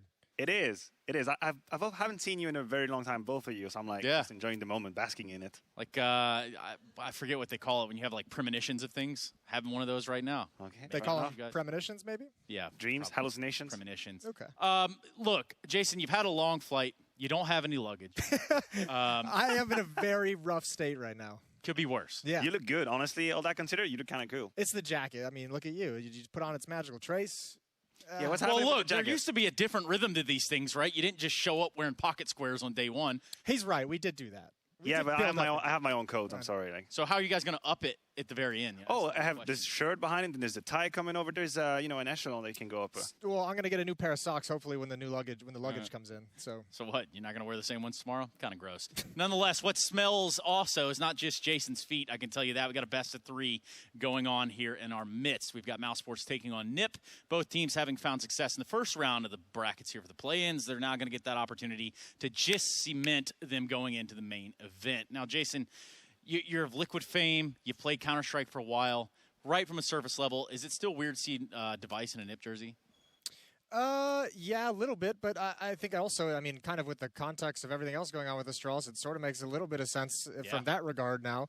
I think what's interesting about it is that's going to be, I feel like that's a really tough integration to make work when you bring a player of Device's caliber who's got that kind of respect and you bring him into a team, because he's going to influence a lot considering the fact that he's considered to be one of the best players we have in Counter-Strike. So it's not bringing someone in and fitting them into how you want to play the game. It's now bringing them in and he's got ideas that you're going to want to take from him as well. So I think that's going to be much tougher than just any random person coming in. And obviously there's been some time behind it. It's been almost 3 months now. Yeah, and that's something that's beneficial to both parties if you think about, just the transfer of information, Maniac. Yeah, I agree. And I mean, for Device now, we've talked about it on multiple desks already, but it could be the start of something new in his career and his legend, right? Because there's always going to be that shadow. If you look at the past few years, people would say, you know what, you were part of Astralis. Your system was the best. Yeah, you were doing okay, but I mean, never to be in a conversation with Zaiwu or Simple, whatever. But now with NIP, if he starts shining again, if they start lifting trophies, then he could be the reason why they actually ascended to that level. And for him, that he would be, I think, the first player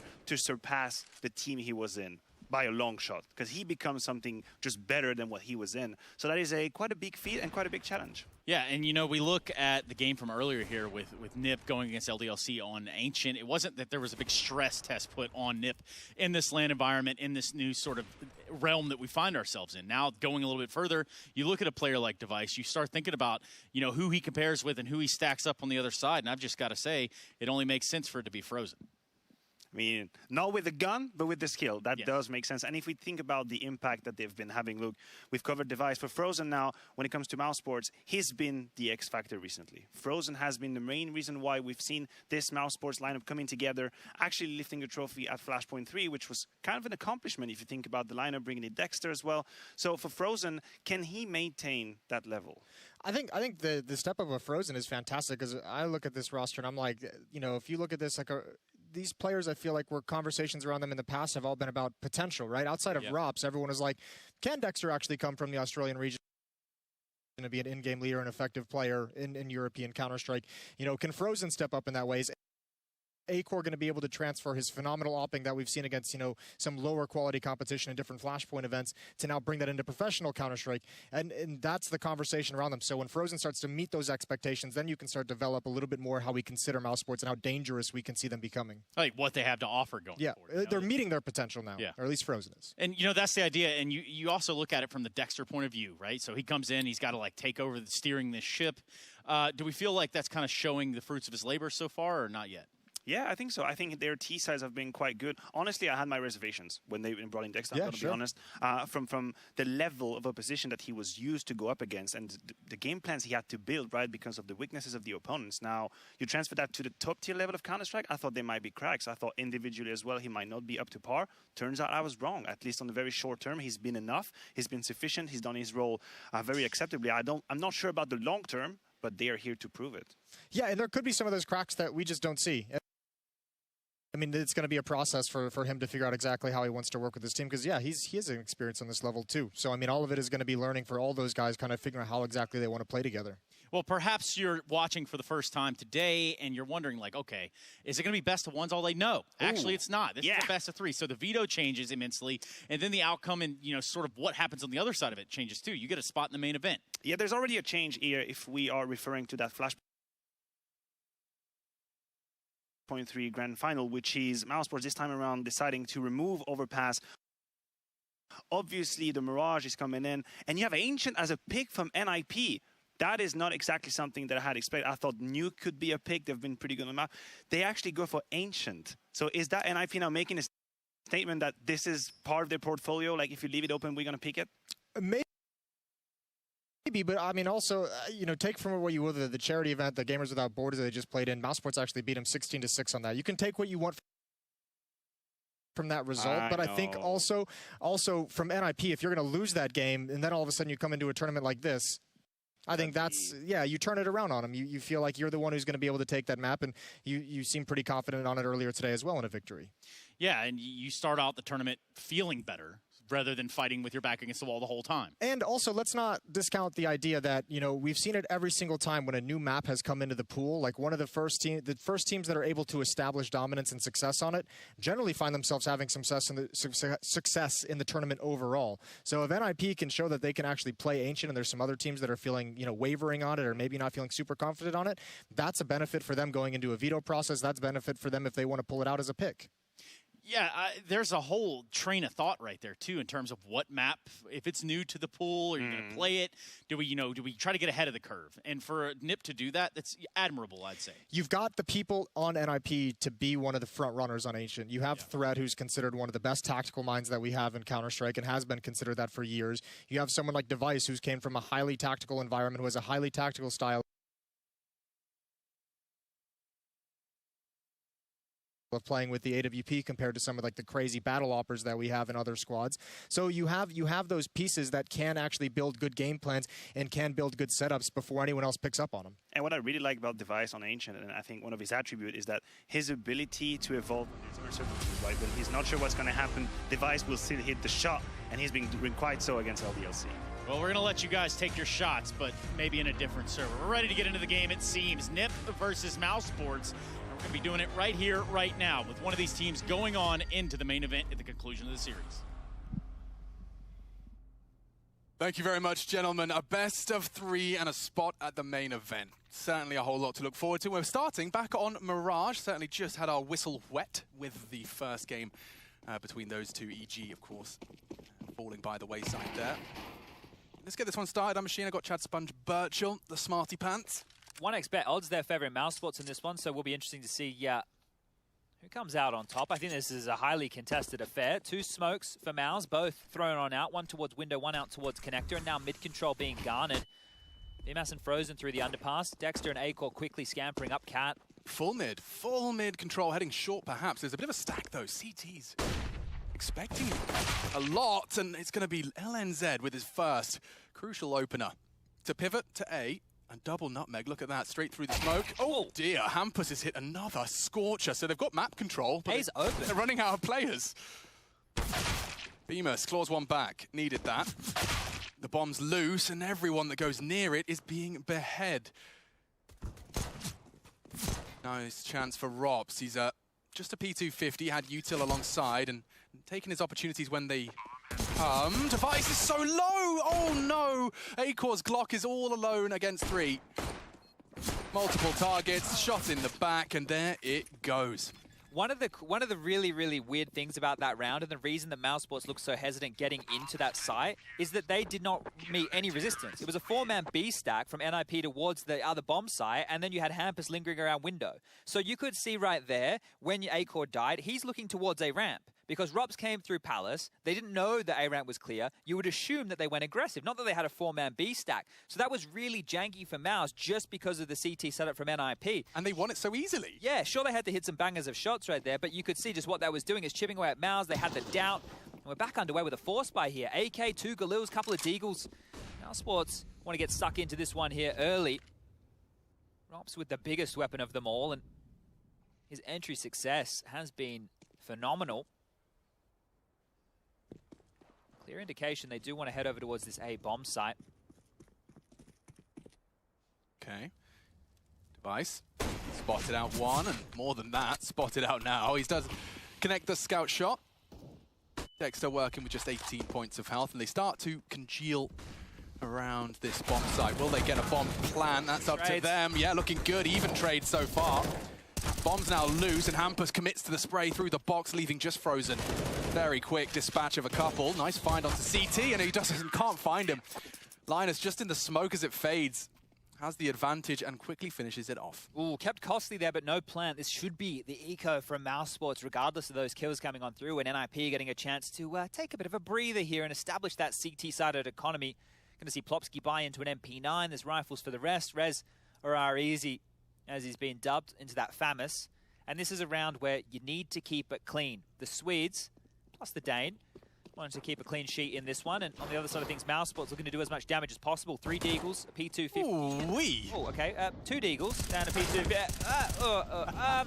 Round number 4. Yeah, this one was quick. It was, yeah. Those Deagles have not found anything. And I mean, in Mouse Sports, looking at the names on that list, I would fear the Deagle rounds of Mouse Sports. Especially Rops, you know. He was the one who kind of brought it into vogue, the sliminess of the Deagle to the belly. Right? Yeah, He's, that's true. Yeah, so all in all, this one's just a clean sheet, a quickie. Frozen. Trying to jump Deagle. It's new in the meta. It's something that we haven't seen fully established just yet. But there you have it, 3-0. And the first gun round about to get underway here. AKs to be equipped. Utility will be light on for Mouse. And no real need for NIP to upgrade. They can keep that MP9. They can keep that FAMAS. That shot again from Rez. Oh, okay. First bullet out of the FAMAS, still moving as well. Brilliant stuff. And as you said, yeah, a little light. Actually looks like a pretty damn good buy for Mouse. Coming into our next round of play. Round 4. And the bombs towards A. Dexter to contest middle. Nice little window smoke and molly connector. Yet to see impact from him in the fragging charts, but the in-game leader proving that the Oceanic Counter-Strike brain can translate on a European level.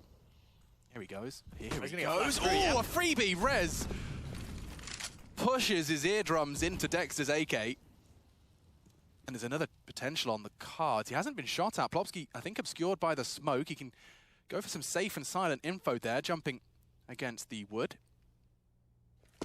Short smoke's going to help him here. Ako's just thrown that out. Perfect time. Dexter gets a chance. Doesn't have to worry about his behind. Yeah, it's fading. This is his frag. It was his chance. Device quick to take it away. Big find. They're going A. Yeah, from the Dane. This looks problematic. The smoke will enable a little more of a cross. Device to upgrade. Oh, Ako just took one down mid there. That rotation's been dealt with and Device is on notice. It's all on Hampus. Hampus has got a lot to do. Frozen is on that default plant. He's trying to punch in the digits now. No one. Oh, from CT they contest. Bemis does connect, but it's onto Hampus. The bomb still goes down. And only 2 now for this retake. There should be no way in.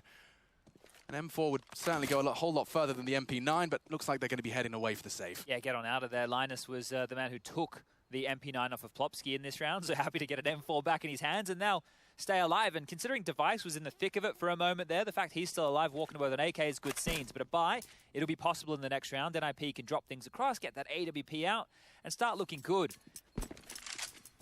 Now, Ancient is map number 2. That's quite the curious second map. If we get to see it picked a lot, right, it's going to be a lot of fun. It's really good to see how that's continuing to develop here.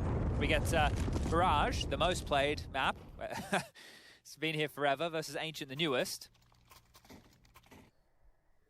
That's the first round for Mouse Sports here. And the flash through, you can see Dexter's probably a bit further forward than they were expecting. So that flash has popped above him, and it's not done anything whatsoever. And that kill right there from Acor was basically the one to seal the deal. The rotation, that was desperate from Hampus, doing his best to deny the plant, see if he could drop that on the ground and keep it interesting. It's a very luxurious position to be put in as a T-side AWPer when you've got enough frags on A that you can just sit mid and catch the rotate. He loved it and profited from it. Let's get into our next round of play then. NIP. Try and bounce back. Pressuring B here. Yeah, quite quickly. Look at this flashbangs. They're all just flying through, and so are the bodies. Plopsky's lost his vision. Dexter's lost his head. Even trades. One more to find. It's LNZ, and he does stand and deliver. Oh no, is he planting? He's planting. He's assuming Device is gone, evaporated from the site, fires off the shot, reveals his location. A missed shot now. Rop's yet to frag, and only 15 points of health. No hope. Nice use of the USP, not taking any chances there. Device secures it. NIP send Mouseport straight back down to the doldrums. Yeah, look, NIP, since Linus has been a part of this team, every time I see teams going B against them, Plopsky from shore is like hammering down a couple, right? It's been a pretty potent crossfire, considering we know that he's only been thrown into this team with limited practice at the start. So the fact that, you know, that hold was already working in the beginning, they can grow and they can build on that. So the B bomb site, going to be a difficult one to crack if you are Mouse, but back underway with the buy. Deagle for Frozen, or for Acor. So things are as good as they can be with the money. Slowing this one down. No clear indication of an early hit. A bit of a default spread. Dexter and Frozen down towards underpass. Acor and BMAS towards top mid, and Rops, well, in his palace. You'll see him there time and time again. Yet to see Rops in that kill feed. Early days. And boost for safety. And mid-control gained. Smoke towards the window to follow. CTs respond with one of their own, and that should just lock out any crawls that they were considering. Even Device posted up over it as well. They go for the boost. He was holding that light. That won't end well. Frozen is up, but His cross currently being held. And as the smoke fades, nothing to report for Rez. More trajectory, he might go hunting, might be drawn into the shots. Big gap in that. Huge gap in that. Needs to be called from Frozen. If you get gray screen, it's a really weird angle for Rez to play with. Oh, and Acor spots him out. Good awareness. Puts us in a 5v4. Rop's toes can be They're wrapping into A. He's tracking his toesies. Oh, Rops, that's a horrible death. Hampus has caught him. And now Dexter with his back turned finds Hampus in response. They went and stacked over B right now. They can get that bomb down quickly if they move. Mousesports with 30 seconds left on the clock are looking good, but Cat Device is about to pick it to Acor here, and too good. Acor just controlling these rotations in mid. Will deny, and that should be the round for Mouse. The most impact we've seen out of a T-side AWP on Mirage today. I mean, just already, just starting to be a crucial component in the Mousesports T-side. Very early days, admittedly, but a second round locked in. It does seem like NIP are very quick to be ready for a response on B. Yeah, thinking that bomb site might get bullied a little bit, maybe because of the lack of land for Linus. Maybe, I don't know how many teams will be trying to go for that play, because it's not like... I wouldn't blame them. In the opening best of one against LDLC, it's not like he was a slouch, right? He didn't need to do a lot. The team was getting it done. So that would be a curious strategy to go for. Especially when you have rookies yourself. BMAS, right? This is his first land, right? Genuine Counter-Strike question, though. When you're in Rops' position, because I always feel like that sucks because I get shot in the toes all the time, as he did, he can see his toes. What's he supposed to do? Just go for 6 toe shots? I mean, like... Yeah, what right. is that? Why does everyone go for that angle to hold ramp when it feels like it favors the ramp? Well, that's the problem, right? Is we saw in the last game the shadow advantage that Rain took advantage of. So you either walk in, give the shadow advantage, or you hope you play the little toesy game. And he's not clearing it enough. Yeah, okay, right? Sure. So... yeah, look, here, this is exactly what we're talking about. And he committed to a spray. Hampus is...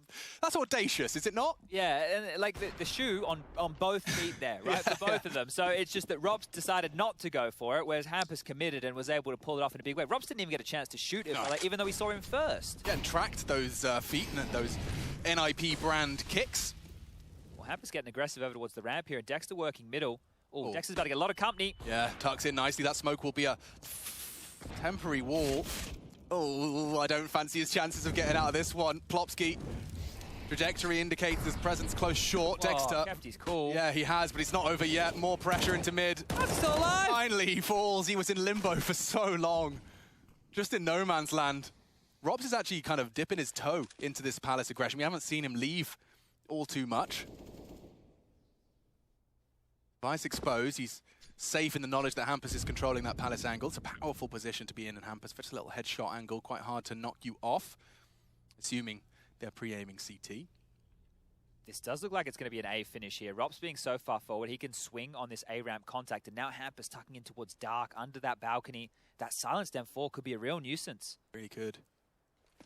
Hampus playing around with his nades. It's good damage. There's more to follow. Ouch! He peeks upon it. Big damage from Hampus. Double shutdown. There's more to come. Bomb loose. They know what's going on. Res to support from Palace. And only Frozen remaining. Many, many men's. A whole 5-man squad waiting for him. And as soon as he rounds the corner, they'll all throw their bullets down range. All right, NIP looking very rigid on this CT start. The fact that they went for that second flash peek on middle to deal with Dexter was great. The first one, and he's hiding and using that smoke as a shield, it felt like Dexter had done enough. It's like, okay, they've had a look, they've cleared it, they've seen nothing mid, now I'm going to get a bit of room to work with. But they went in again, and on that is normally when you would expect one of your extremity players like Rops to go for a peek, because so many forces are being dedicated towards mid, but they didn't jump through that hoop, and they had to operate with that man disadvantage. Lots of talking here. That's Myth of the coach in the backlines there, and the same for Threat on the other side of things. These are two coaches who I think will have a lot of say within their teams. You've seen it online, especially at that fantastic facility NIP have. They all take their headsets off, and they look at Threat. This time round, as I've mentioned time and time again, the coaches are not in the server. The best they have is they're behind the players. They can see the screens. They can talk in the timeouts, but not all the time. So we've gone back to those stringent rules on LAN. Be interesting to see how it affects some squads. Talking about that Dexter exchange as well, Plopsky, by mollying back mid while the smoke was still up, he knew process of elimination, his fight as the smoke faded had to be in that open area. Rez towards, oops, a bit of a whiff nade. He's not going to be too upset about that. He might be, though. Bemis is going to be a little upset. Flashed by a teammate, jumping into the jaws of Rez. An early disadvantage. Mousesports looking a little wobbly now. They're going to need to try and claw this one back, but when they're in the 4v5 in the previous, it was very, very flat. Dexter is the one who's still alive now, though, so the in-game leader being able to pull the strings. from the front line. Yeah, exactly. Now another connector smoke thrown on out. If we're keeping count, 3 left now for the Ninjas. Rez is on his lonesome here. He does have the crossfire with Plopsky. Barrel, I think, is spotted here. He's talking a lot. Rez is talking a lot right now. He's seen it. Oh, and that nade as well. Right on him. Doesn't force Frozen, though, into the angle. He knows to manage his angles well. Dexter could catch him as well. They molly him out. That's a really big find from Dexter. He's up short. He's maintained control, and he's pulled us back into a 4v4. They have full mid control, but where do you go from here? Who's holding that window push? Absolutely no one, dude. This is not a bad call. If they walk up connector, however, a very different fate. Hampus, nice angle found. Pre-aimed now, and Rob slipping in pursuit of his first frag. He could go 007 here. Oh. Akor's fallen. Looking great. It's Hampus who's just working wonders from the default box. It's not supposed to be a power position. He's making it look like one. Oh, God, he's got anyone else on his left eye peaks endlessly. They spotted him. Okay, this is Rops's frag. This is Rops's frag any day of the week. He'll finally get it. That's all he'll get. Oh. No 007 today for Ropsy, but 6 for the Ninjas. And I'm sure this is very good vibrations for the boys out of their boot camp. They're all packed up in their NIP tracksuits. It's good vibrations. It's fist bumps. This is going to be a really, really big make or break moment for the NIP boys. Now watch this with Hampus, right? He is just re-peeking into this angle, right? You normally see an AWPer transition to this line once you know mid control's taken and they want to play more of a heavy A lean, close-up palace, close-up ramp. Hampus has done that, and he's had full faith that Device would not miss the shot. Oh, we're straight underway. Dexter's found Device. That was the player behind him, right? Oh, that was top mid. Never mind. I'm getting a little bit caught off guard by the pace just there. It was quick. You can see the B-Stream update. Oh, that's going to be a good one too. Damn. Team spirit, team vitality. Okay. Dust to the map. Check that out if you want to add just a B to your URL you're currently watching on. Now, this is around where they could actually pressure Linus, and they are. Okay, let's knock on the door. See what Linus can do with this kind of pressure. His first S-tier LAN event. Oof. And Rez is right there in support. Okay, I've come, I've done the damage, you'll handle the rest. See you later. Gets to lob out his utility now as well, so this one should just peter on out. The bomb's on B side though, so Akor clearly had intentions, and Plopsky's caught another. Dexter trying to worm his way through that mid boost. Yeah, this one's just going to peter out into nothing for Bemis. Plopsky definitely looking a little bit revitalized since his return to LAN. Oof. Yeah, look, I think with new players coming in, and remember, Plopsky years ago, we were talking about him in Malmo, the fact, you know, look, that story, you guys have heard it a million times, but even still, with roles getting changed, what feels like, not often, but often enough for keep things interesting at NIP, it's going to be difficult to constantly be getting either the position you're most comfortable with. There it is, so closing things down, 7-2. This is getting away from Mouse Sports here. We will be getting into another gun round of play. But it has just been the mid-control, right? They limp into the mid-control, and then if they lose the opening pick, they fall back and try and hit a bomb site. They need to maybe have a bit more conviction in their play. Maybe something, you know, with a bit more intention behind it. Yeah, it's odd. I mean, just like, I'm going to be completely honest here. Pound for pound, like the names on paper, I've got Mouse Sports every day of the week. Like, I have such high expectations of Rops, Frozen. Akor has really impressed me at times, admittedly not consistently. Bemis has so much flair in his game, but so far, it does just feel like a one-horse race. Akor's changing things. Good find. Yeah, if Rops can get activated, it being on 1 kill for him and it being a kill of no consequence, right? That's where we need to be turning our attention here. Obviously not all the pressure on him, but definitely needs to contribute his bag. He could be waving goodbye to the Bad News Bears as well. A lower bracket, best-of-3 elimination game taking place on a C-stream. Watch this crossfire here. Every time Plopsky and LNZ have been hit, I always see him get a couple. Okay, full blind, but he's tucked it on bench, and it's always Plopsky, as you highlight. A real problem. And a nice chance. Device has not been able to hit the shot, though, and they are in. One towards the van. Bemis connects. A flash for his advance. And that's going to put Linus on notice. Rez still trying to keep them busy. A high flash that could enable a fight here.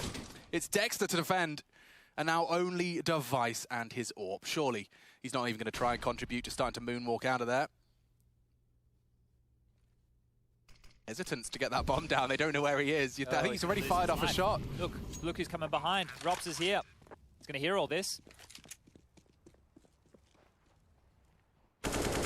Easy as you like. That is a very, very simple second kill for Rops there. And that's a big one because it takes that AWP away. So now we can start asking some questions. And the fact that they keep Plopsky to just 1 kill, they didn't rush it, right? They get the space, and then they're able to trade that out. Plopsky, as I've been talking about, go watch some of his recent highlights, multi-killing from that position. Yeah. So very good job from Mousesports to limit him to just 1. And it does look like a little bit of a technical timeout has been called. We just saw Hampus talking to the admins just there, so bear with us. Obviously, there's a couple of extra kinks to get out of the system with this one, ladies and gentlemen. First time back. Have you got all of your kinks out of your system? Not yet. Got a couple more. I think we lost Rushley. He went home early, so we got Jakey observing. Just giving him a shout out. No, that's worth doing. Yeah, absolutely. Jakey's on. Rushley, just easy shift for him today. Okay, 3 best of 1. See you guys. Yeah, peace Have a good out. one. Alrighty. Rush has got the bloody dream, doesn't he?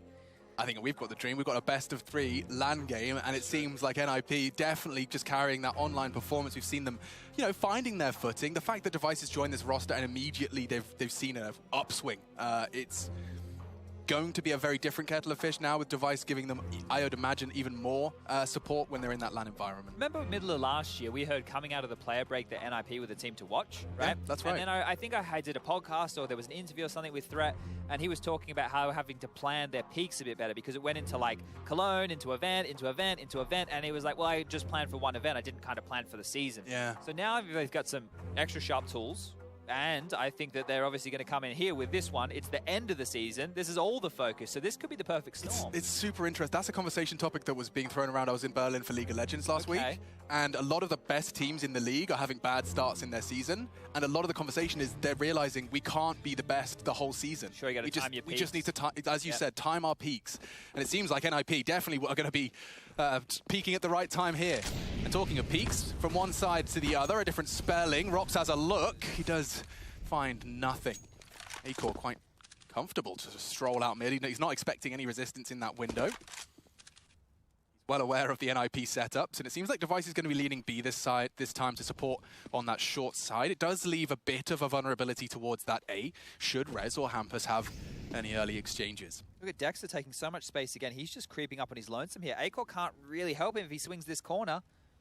This is the magic line, the line drawn in the sand. Dexter cannot round this. Damage done. Now he's going to put some pressure on. Oh! Acor did not get much time to get his eye to the scope there. Okay, well, Dexter's been able to take room off of this, but the rotation from NIP is coming over. Plopsky and Device are making a move. They're playing retake A here, Ninjas. Yeah, so there's a lot of space for them to stretch their legs. Util will be dropped. There's 3 CTs coming in thick and fast for this A defense.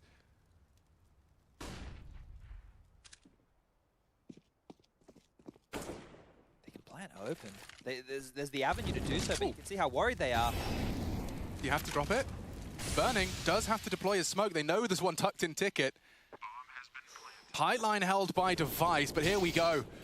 4 versus 5. The advantage, at least in the men, is NIP, but that clock ticks in favor of Mousesports. Look at all these nades left over for the retake. NIP have a lot in their back pocket. Look how patient they are. Rez is still hiding on the window room. He's going to have an element of surprise for sure. I don't think they're expecting this at all. 2 backs turned.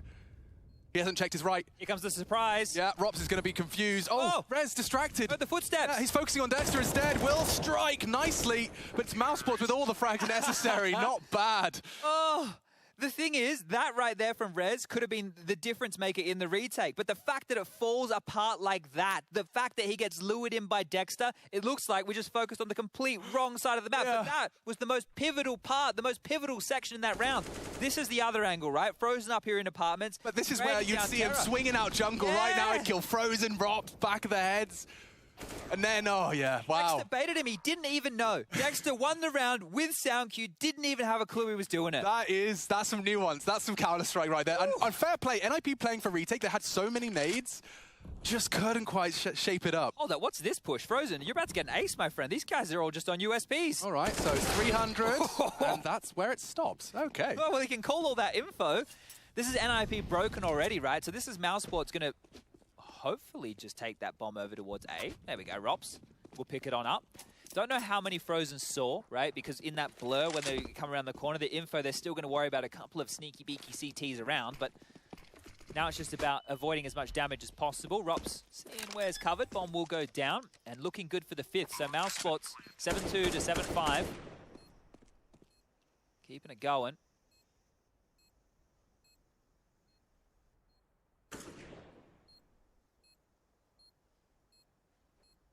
Dexter's keeping up with his young guns so far here on the scores. Speaking of, get his 7th as well. These are everybody's favorite kills. Yeah. Where did Eco Cobra come from? I feel like it's American. Is it American? I feel like yeah. I've heard Yanko say it. I've heard Jason say it. It's yeah. I'm not certain. Exactly. We'll have to get a history lesson with Yanko. Etymology. Etymology, certainly. Damn, the brain does work occasionally. All right, well, Rez will hold on to that AK, and that's not too bad because cash, not fantastic for NIP. We've got 4.9 for Hampus. No AWP for Device. Yeah, exactly. Well, the thing is, if Rez wanted to be a very selfless man, he could have dropped one, but he needs armor, he needs some nades. Now okay, well, Hampus is going to be gifting the AWP across or using it himself. So it looks like that'll be the case. Hampus is going to wield the big green. Last cannon, interesting. Hampus, I mean, there's no slouch on it. Definitely not, but let's see if this one is a bit quicker. It looks that way, at least shaping up that way. Mousesport's trying to feign the same mid-control, but this time only Acor. And look, what is he up to? He wants to peek window side, and even posting up for connector, expecting no resistance. He could peek over the smoke. Just in the nick of time, Rez tucks back in towards the ticket side. He's on his lonesome here. Completely, but he's selling it. He's trying to sell it. And Device isn't buying. That was his own smoke with a huge gap. That's a big problem. Ooh, Rez lucky to be alive after that one. He catches a dink through the box. Hiding in the smoke is Plopsky, has a slight angle, commits to the spray, it doesn't quite convert. Frozen lives on. It's smoked off, there's no way for them to contest from connector side. There's 2 of them there, they resmoke as well. Oh, what? Straight through the smoke. We've lost Beamus. Problems now, bomb ticking. Dexter the one to punch in the digits. Now we have after plant setup. Frozen resmoking connector. That's 3 smokes we've seen from Mousesports in the same location, and a glass cannon AWP is not the weapon of the choice.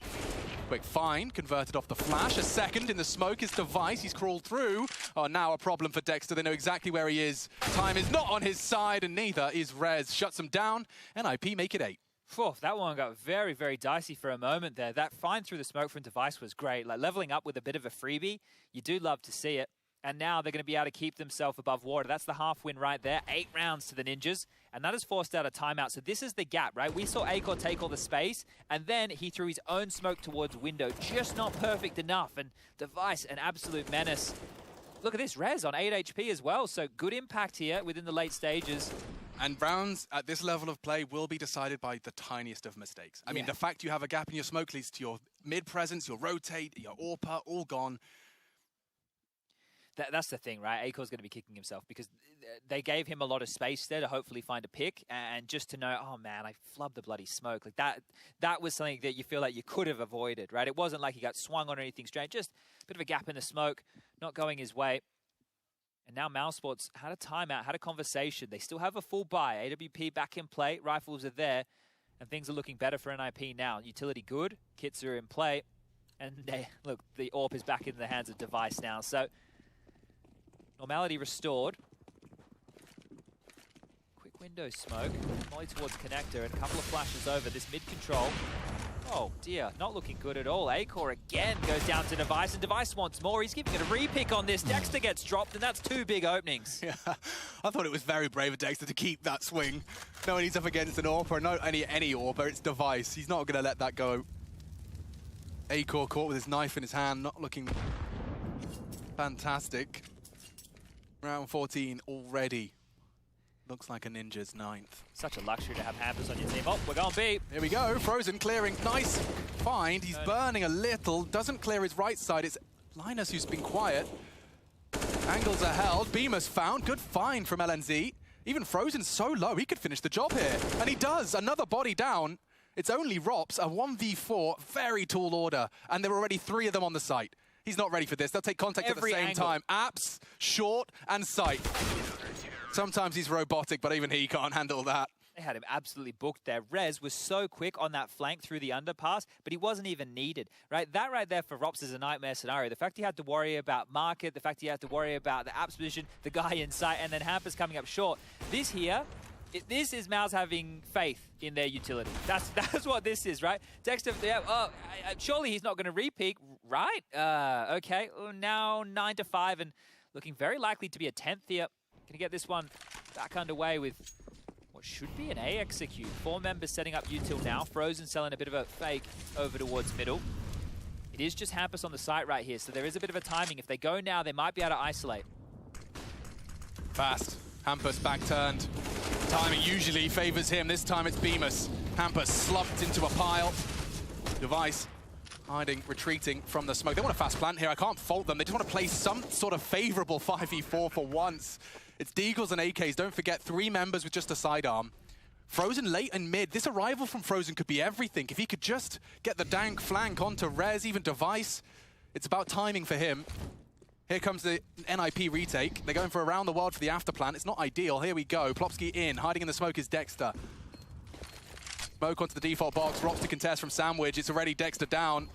They'll clear Rops out as well. Does well to find a single head. It's not planted for you, Acor. It's not planted for you. And there they go. Just Bemis does knock him off the bomb. It might be. I'm not sure. It's really close. I think they have it. Oh, heartbreak. 10 for the boys. Ninjas in pajamas break the double digits, and we'll see who's going to take a leg up in this best of 3 for a spot at the main event.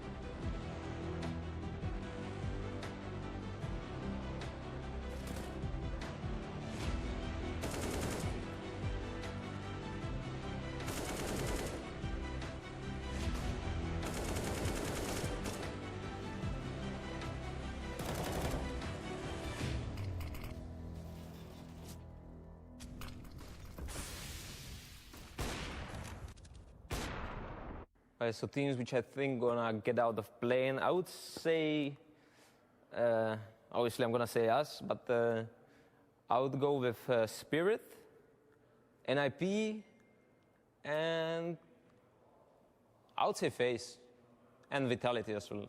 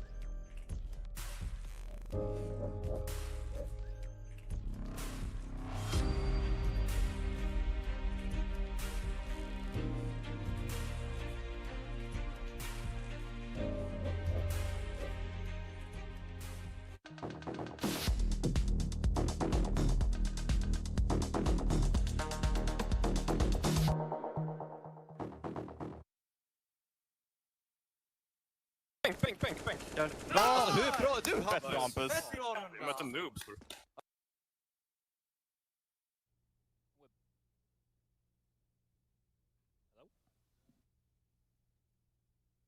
Rez is reclining. It looks like headsets are off. The That's always a good sign. Yeah, well, hang on.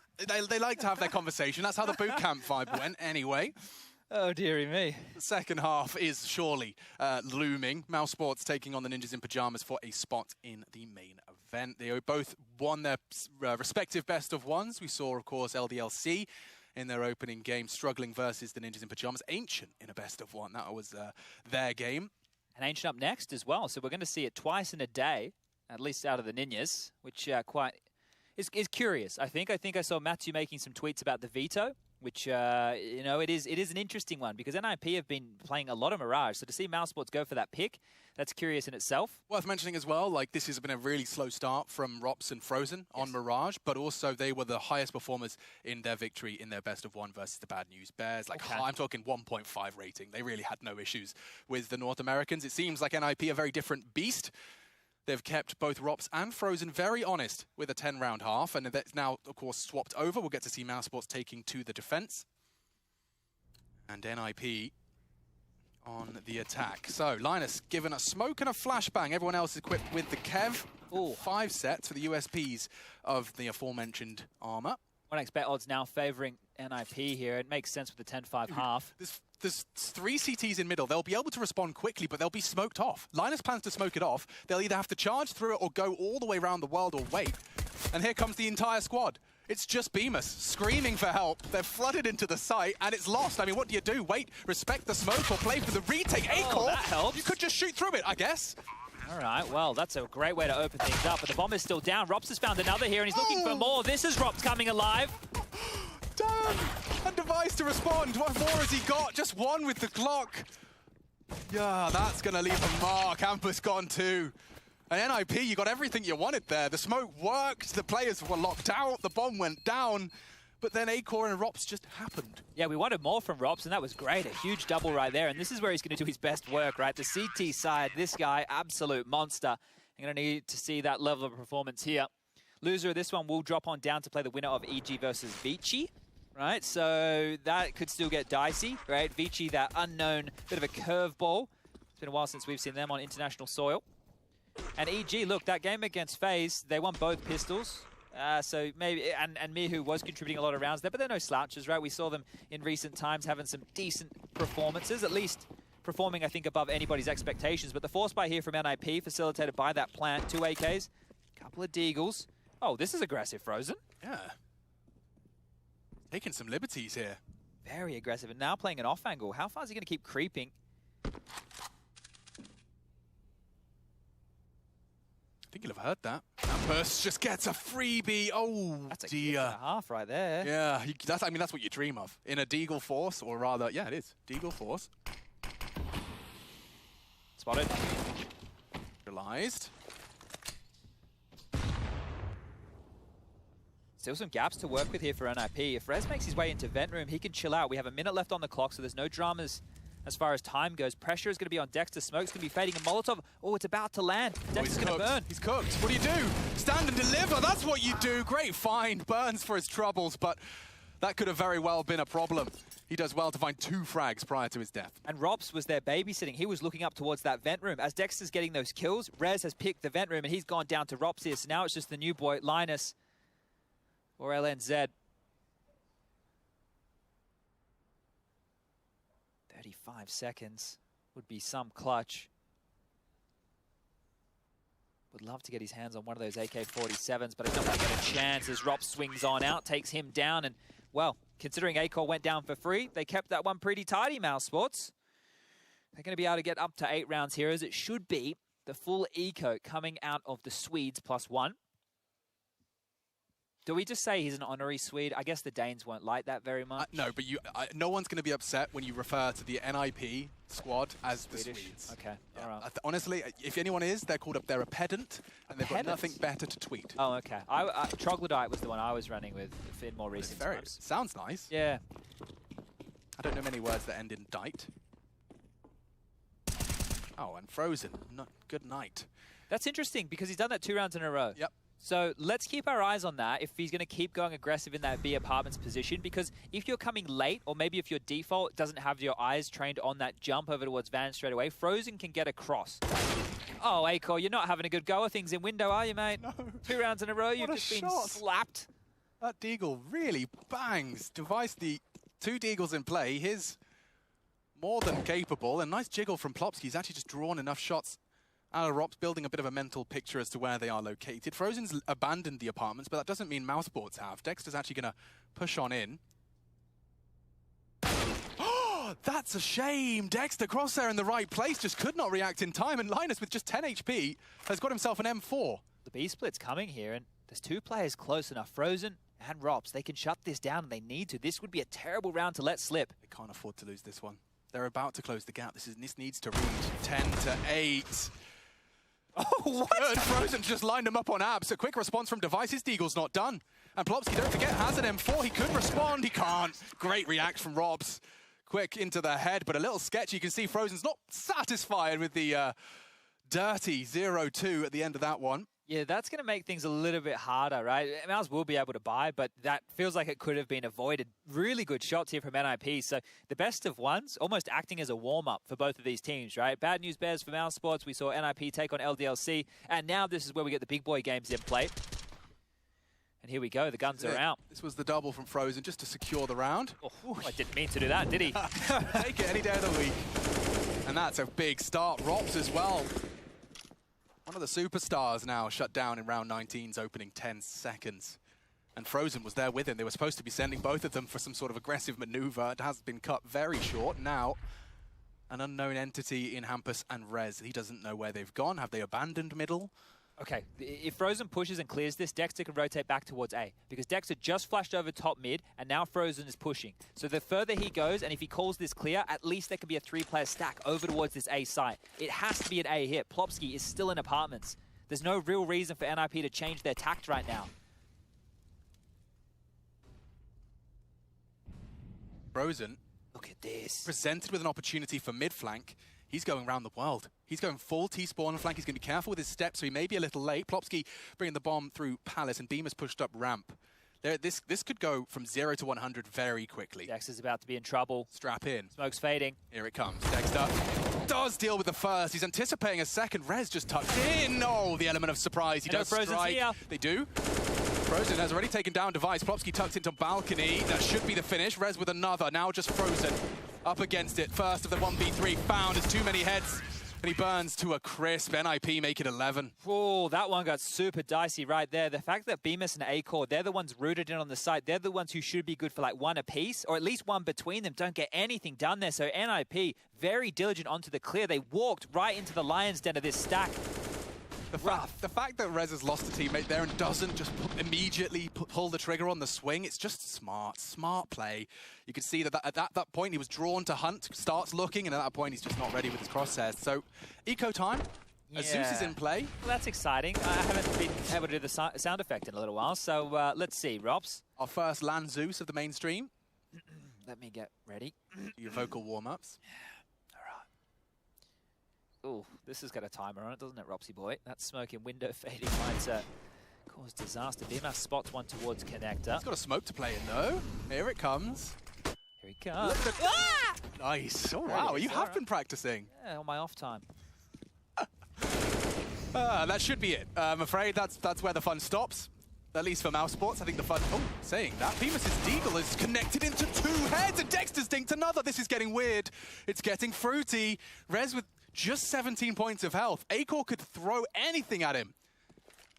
That USP actually will work wonders here if the nade didn't land right at his toes. Knocks his shoes clean off. Frozen's USP still a threat. AK to be recovered as well. He just has to time this right. Plopsky's looking the right way. Triple side, and that's a problem. It's been spotted. Yeah, that is a real problem. Maybe the smoke will be safe haven, or how kind of them. Give him a wall of smokes to try and maneuver through. Safe plant, triple. Not like he can be wall banged. He needs to get his hands on that AK to make this viable. Plopsky's aware of that. Oh, can't quite get it. The Go-Go Gadget arm's not in play right there, and NIP, they deal with it. They get themselves up to 12 here. 12-8 the scoreline now, and that was the save, right? So that got interesting all thanks to this man on your screen right here. Bemis with 2 big Deagle kills, and obviously Rops with that Zeus. Here it is again. Just leaping through the smoke like a bloody gazelle. Use that flash as a cue, right? He knows that's the sound of someone stepping straight out into line of fire. All right. Fist bumps exchanged, a big round ahead of us.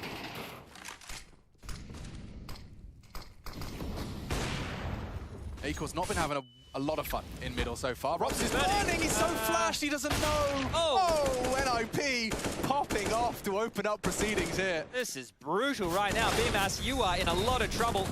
Oh, he's got some tenacity in him, but it's just falling apart. Dexter, however, recovers. Taking down Rez's aggression through window. Frozen clears this, they're on. That's a big if. Oh, the timing. Oh, he almost had a chance. He's not going to expect this. No way. Can't adjust in time.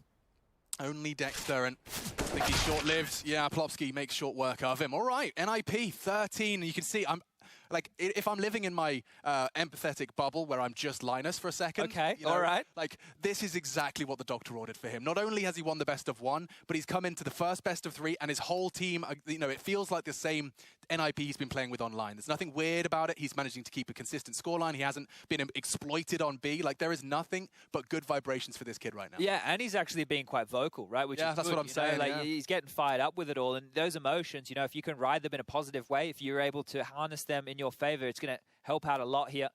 It's also going to do a lot for your team, you know, especially if he has a big play. But we're taking another timeout right now, and Mytha, he's having a lot to say again. This is 3 rounds on the trot, money in the bin. You can see here, bottom right-hand side of your screen, we've got 3K at the high end for BMAS.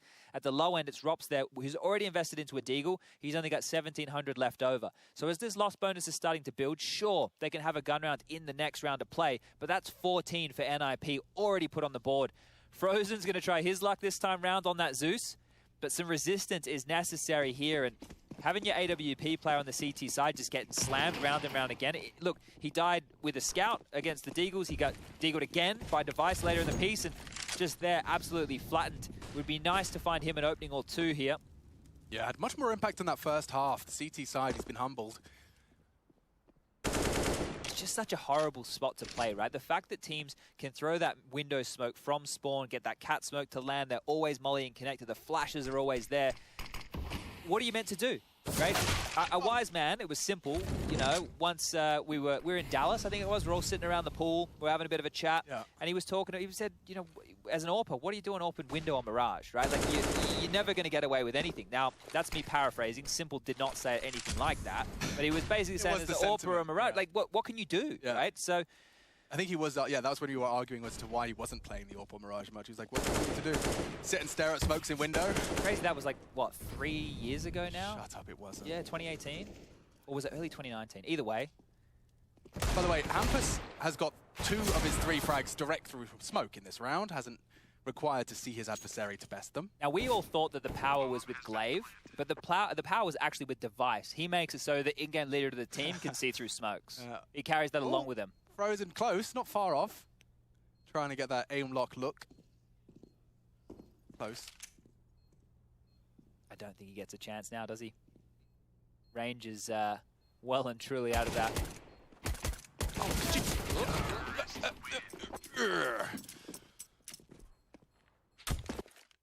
Need something now. Just having that pistol being the only real CT rounds with the conversions, and those conversions were dicey at best. His the Hampus smoke kills again for everybody playing at home.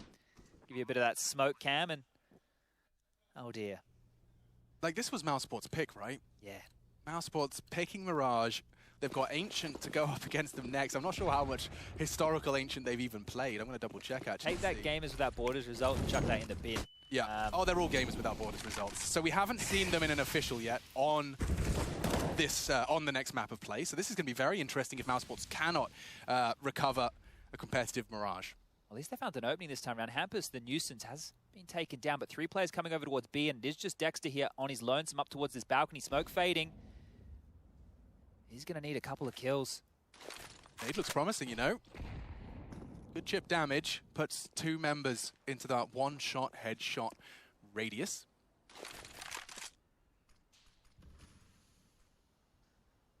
There's a lot on him right now. The rotation from A-Core up short is going to be dicey as well, especially if they smoke him off. And there are, or is, at least one smoke in play for NIP here. A-Core now just sauntering on over to help out the in-game leader of Dexter. They burned through their smokes, didn't they? Oh, and Linus giving us a little tutorial. You could call it a Linus tech tip.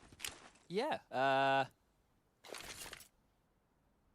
Well, that would have smoked off A-Core, but he's ahead of it now. Here we go. Dexter. Oh, good find. Only one. They were lined up for him. Device responds quickly. Plopsky's into the site. And A-Core trying to escape. Its Device is having some issues with Rops. But his AWP on the repeat, just a little too strong. 3 versus 3. The bomb yet to be planted. Looks like LNZ is getting it down. And 3 all coming in from market side. Yeah, and no kit either. A single flash perhaps for the cross. They know Device is going to be posted up. And If they just go dry. This is over. Yeah, it is, isn't it? Ooh-wee, maybe not. Frozen Tap found it. They have to hurry up. It's a 10-second defuse, boys. Go now. Bemis falls. Plopsky locks down the round, and there's nothing Acor can do. Just hold on to his AWP, give it a kiss, and hope it will save him the next. Oh, and as well, he might even get hunted here. They've spotted him, surely. Yeah, he's going to have to flash and fight, I think. Plopsky's locked him in. Nades are coming. He's not going to keep on to this. They're coming. Baits the shot. Swings in. Nice catch. Acor will at least maintain the AWP. Oh, dearie me. Plopsky just being a real thorn in the side right there. Money in the bin. I don't know how Mouse can bounce back from a 15-8 deficit here. This is looking like this one is done. The fact that Acor is not able to contribute anything from short there, and Rops is fighting on his lonesome right here, that's the problem, right? They're still stuck in apartments. Acor's not able to get anything done. He's just having to play behind that smoke. You don't want to combat AWP, but sometimes you have to.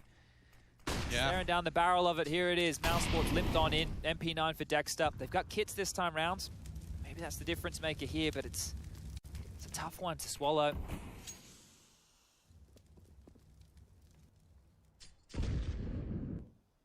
Seven map points for the Ninjas in Pajamas, and it's on their opponent's map pick as well, so this is going swimmingly. Ninjas in Pajamas, definitely some history in the Cologne Hall of Fame. Oh, and just the tip of the head. Lord. Rops handed out a haircut. It's not going their way at all. BMS and Acor, it's all on you. They're coming. Here's the pins pulled. There's going to be a lot around the corner for Bemis if he leaves that default box. They know exactly where he is, trying to throw anything through the smoke. They're so set up for success. He can't even show his head again. He's been dinked down.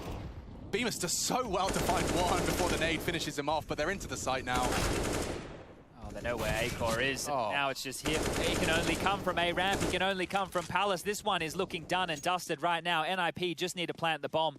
Acor, a 1-on-4. What are you going to do? There's no way back into this. They're going to lock him out of this completely. Go around the world, but you have 40 seconds, and that starts right now. He'll give it everything she's got. Captain. And he's been spotted. No fun to be had here. NIP. Quite a clinic on Mirage. Hunted down with his knife and his pants around his ankles. NIP take map 1 of the best of 3.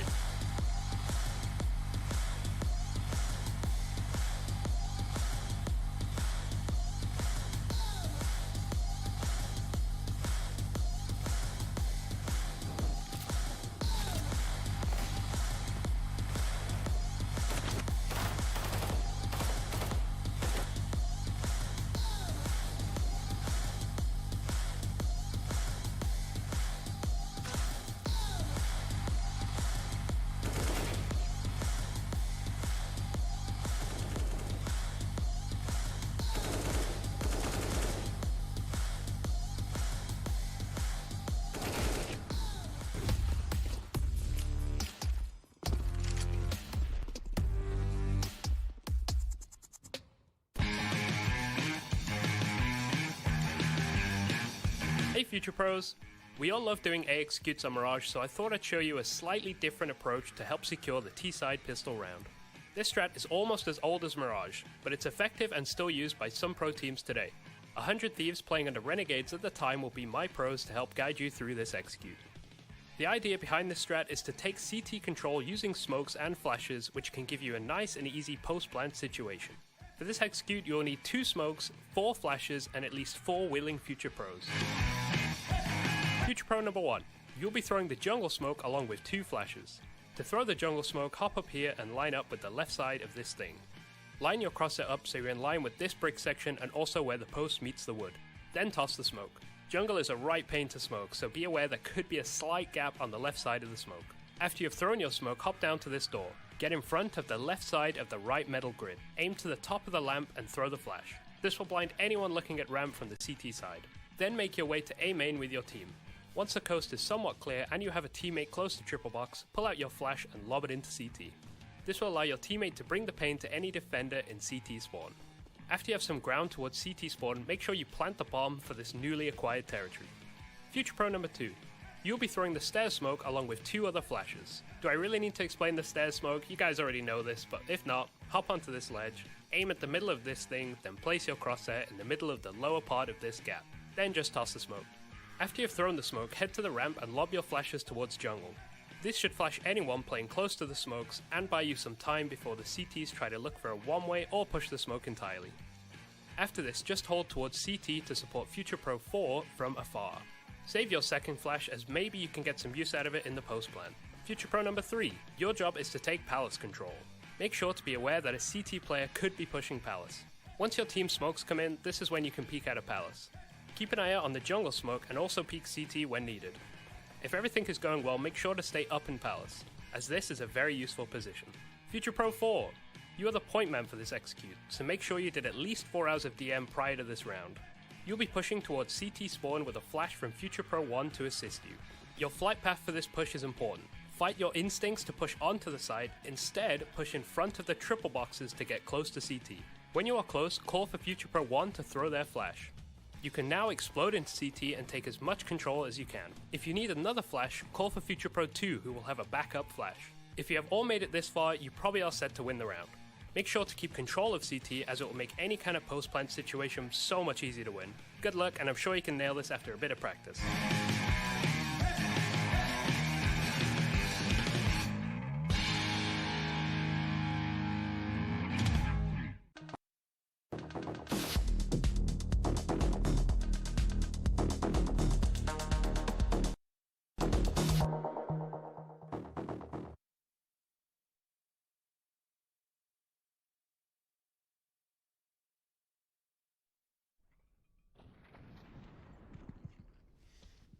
GGs have been exchanged yet again, but not entirely for the whole series. We're looking at Nip, who take a commanding lead over Mouse Sports and solidify that first victory in this best of 3. Welcome back, everybody. This is the Intel Extreme Masters, and we're not in Cologne, but this tournament is in Cologne, let's be honest. I got Jason, and I've got Matthew. Guys, pretty dismal stuff right here for Mouse Sports, but I'm just going to kick this one right over to you, Maniac. All right. He's got a thing to say. I know. He's been heated. The map pick. Yeah, listen, I was a little bit bamboozled about this Mirage pick. Some people came at me on Twitter and said, what do you mean NIP is not good on Mirage? The story is that when these two teams met in the grand final of Flashpoint 3, Mouse was removed Mirage as the first ban. So now there's got to be some sort of next level 4D chess when you don't expect NIP to be ready on Mirage, but you use the word commanding, and that's what it was from NIP. There was really no doubt. You look at the CT side, it's all under control. They leave the A side quite a lot. They know that their retakes, the protocols are good enough to retake the bomb side. And if it isn't for a crazy res going in behind someone else in the CT spawn, that is it. NIP had everything on lockdown. And, you know, Jason, I'm looking at you to just kind of echo that a little bit, especially on the T side when it came to like a blistering pace right here. It's kind of undeniable Nip had that. Yeah, they did a great job on their T side, and a lot of it came down to some of that fast control, which I actually thought that'd be an area where Mouse Sports would be a little bit better at, considering they have some young fraggers that like to get stuck into action super quick. But I think also the strategic side of NIP showed up really well, both on the T side when you see them like really constricting on bomb sites with their mid control, with their they had the double lurk in towards connector one round that they were able to make really effective and make sure that attacking that A bomb site is like a 3-pronged attack at all times. And then they switch over to on the CT side in the first half as well, they just did a really good job too. The retakes were strong, and you could see Mouse Sports try and set up similar retakes on Mirage as we see frequently and all the time with different teams, and just none of them were really successful. And I think that's where we really saw kind of the experience and the poise of someone like Device with the AWP, like setting up to like cut off an angle on a retake and support your teammates is like, that's his bread and butter. That's where he makes his living, and it showed here today. That's such a key element that Jason just mentioned here. The fact that Device is like an insurance. Yeah. You know that if he gets to that position, he's not going to trade you anything's going to happen. We had that example right there on the BE side when he's in that window. Yes. Once he hits that spot, that's it. Kitchen is off, and he's not going to miss these kills. So he gives you a sense of certainty, a sense of security when you have Device on your team.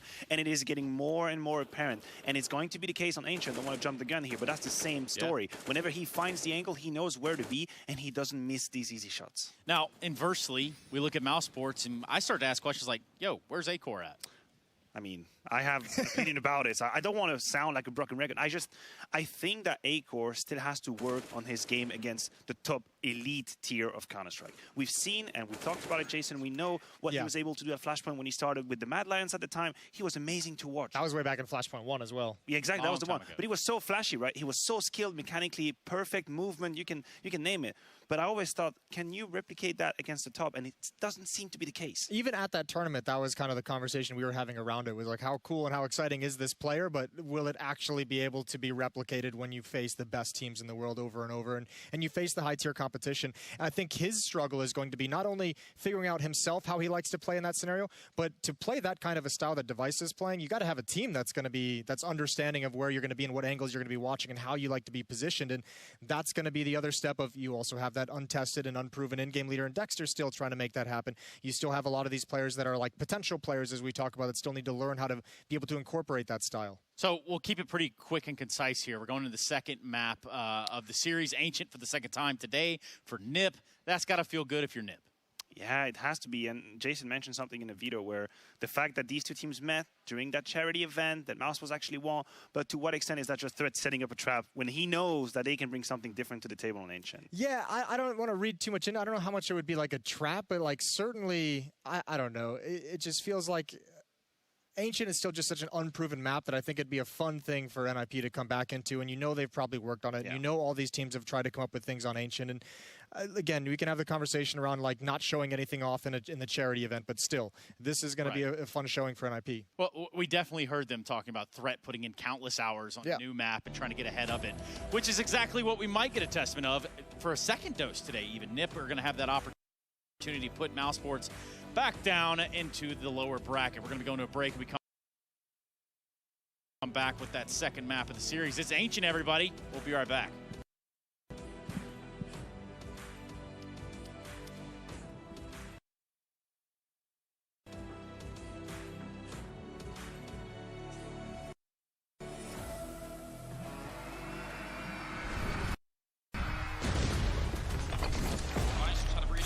He's going to get that shot, and it has to feel a little bit going out middle of the air. Oh, he's going to be... He takes every single one from nothing to the AWPAs. I can't believe he's just done that. Epics.gg official CSGO trading card. Collect your Epics on shop.eslgaming.com.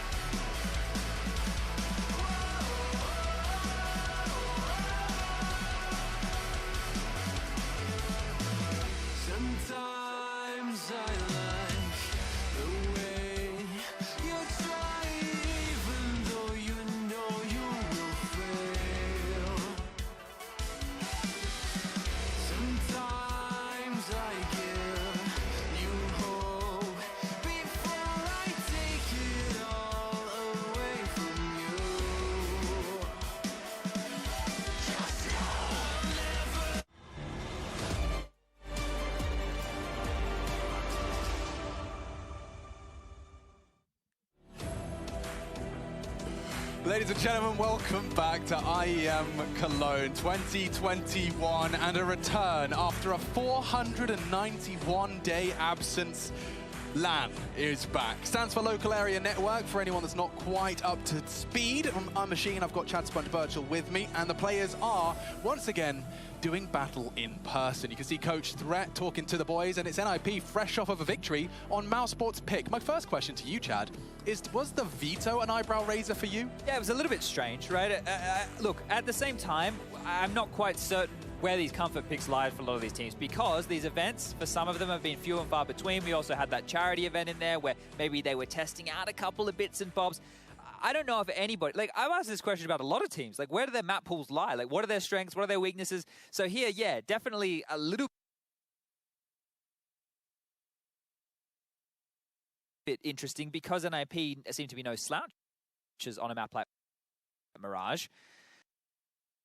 After the interview, though, or, well, not after the interview, in the interview after the game, was asked about the map, was asked about letting it go to Ancient and best of one. He said didn't want to say too much about their map pool, but they're feeling comfortable on it, right? So if they've been honkering on down, they've worked out a couple of new ways to approach it, which is still being established, then maybe that's why they're happy to pick a map in a game like this. Something I want to outline that stood out to me from our first glimpse of NIP's Ancient, I think for me, was that they were very willing to take B control early with 3, which enabled a bit more of, sometimes it was often just LNZ on his own, but also it was enabled perhaps that mid player to lean early, and they were taking space on A whilst holding full B control as well. And I think it's going to be interesting to see how the A defenders handle that when NIP do take to the T side. But ladies and gentlemen, it's time. Map 2, best of 3, winner goes straight to the main event.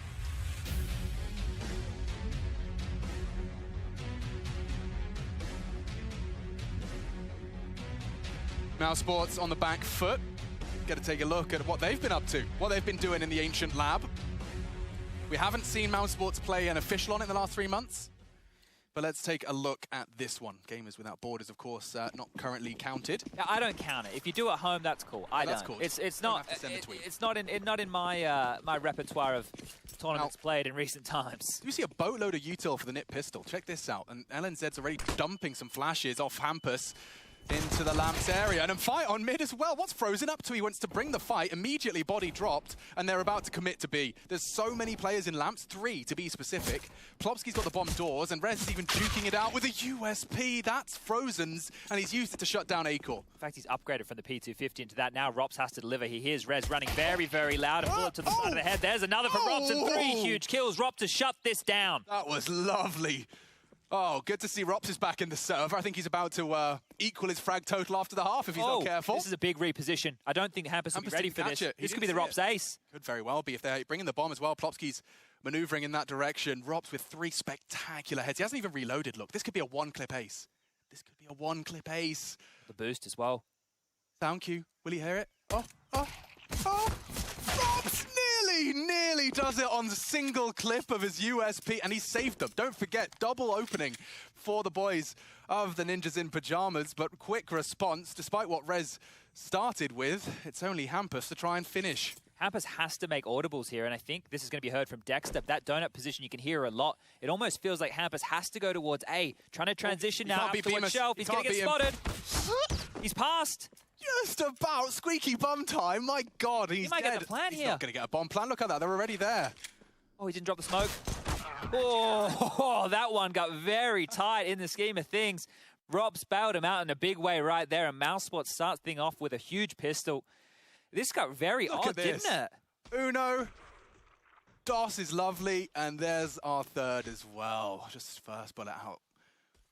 Oof. He's going to feel a bit hard done by, isn't he? Yeah, the ace would have been fantastic, wouldn't it? Let's see his reaction when he didn't quite finish it off. Yeah, he knows. Lovely stuff. Mousesports will take the pistol. Okay, well, no plant. So NIP going into a bye with no plant. Do they want to go for it, or do they want to take a bit of a save here? NIP have shown a lot of different faces in how they do these rounds over, Threat's return. I think we have a bit of a technical timeout again here, ladies and gentlemen, so bear with us, right? Just stay calm. Everybody chill on out. And in-game, it even says communication is not allowed during a technical pause, just to remind everybody. So Frozen's going to take this time, take a little bit of sip of that coffee. Maybe it's a tea. Maybe it's a hot chocolate. It could be anything. Speculation at an all-time high. But Ancient is a map, if you're just tuning back in, I was reading some comments of people saying, yeah, online Counter-Strike, I didn't watch any of it. I wasn't interested. Well, if you're just coming back now with LAN, true. Get bloody interested in Ancient, because obviously the newest map to the map pool, it reminds some people of Cache or Cache.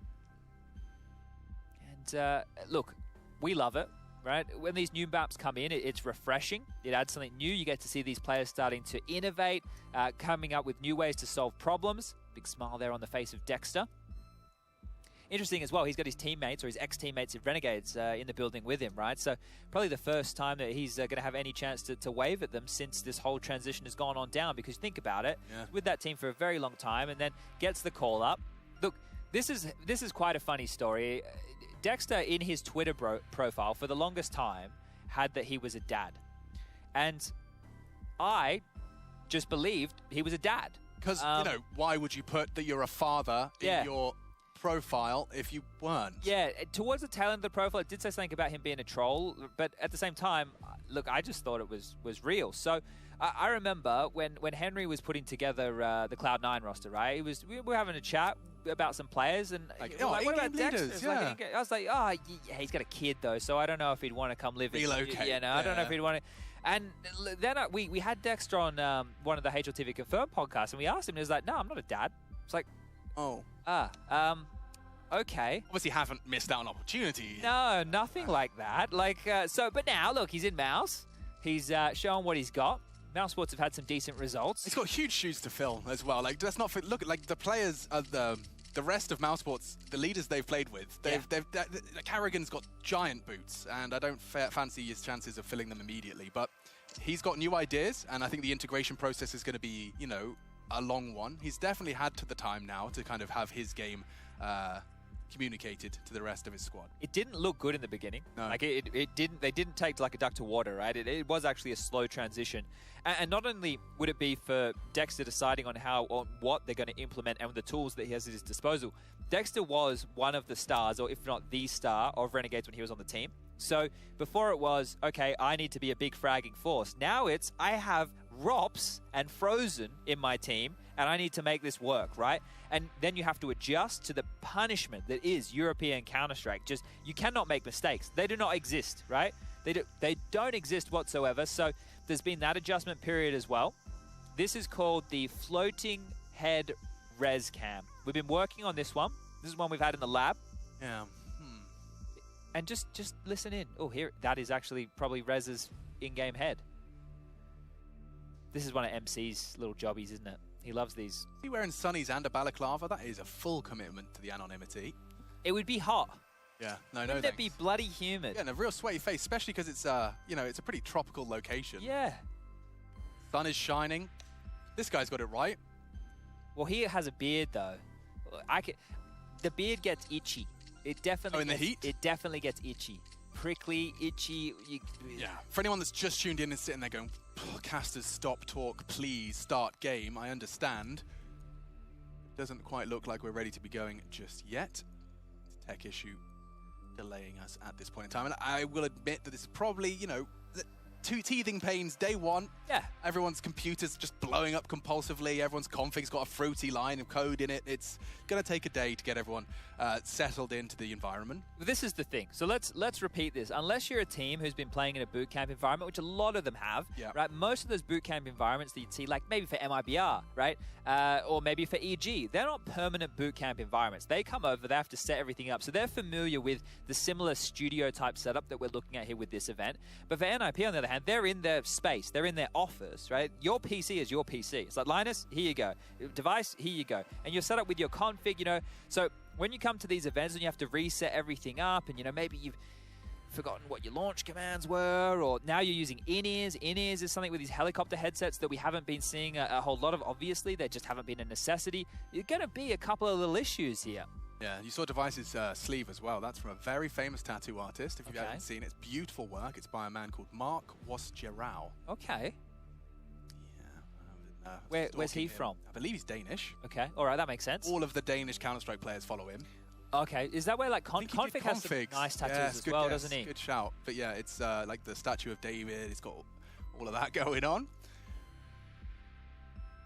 This is a nice camera angle. What would you call this one? atmospheric. Ooh. All right. Ooh. Look at the glove combo. That must be, I think that's Frozen there with the Tiger Tooth. Got a blue theme from someone as well. I think that's BMAS. Who's gone the red theme? Rops, of course. Oh, I guess it's a pinky red theme. I do think that is the prettiest of the USPs, though. All right. The Neo Noir, though more expensive, looks worse than that one. Yeah. What's it called? The one with the brain, I have it. The one with the brain? Yeah, Is that the Tin Man? Tin Man? Don't think so. Or is it the Scarecrow? You doing for like a Wizard of Oz theme? Yeah, I was thinking about which one didn't have the brain.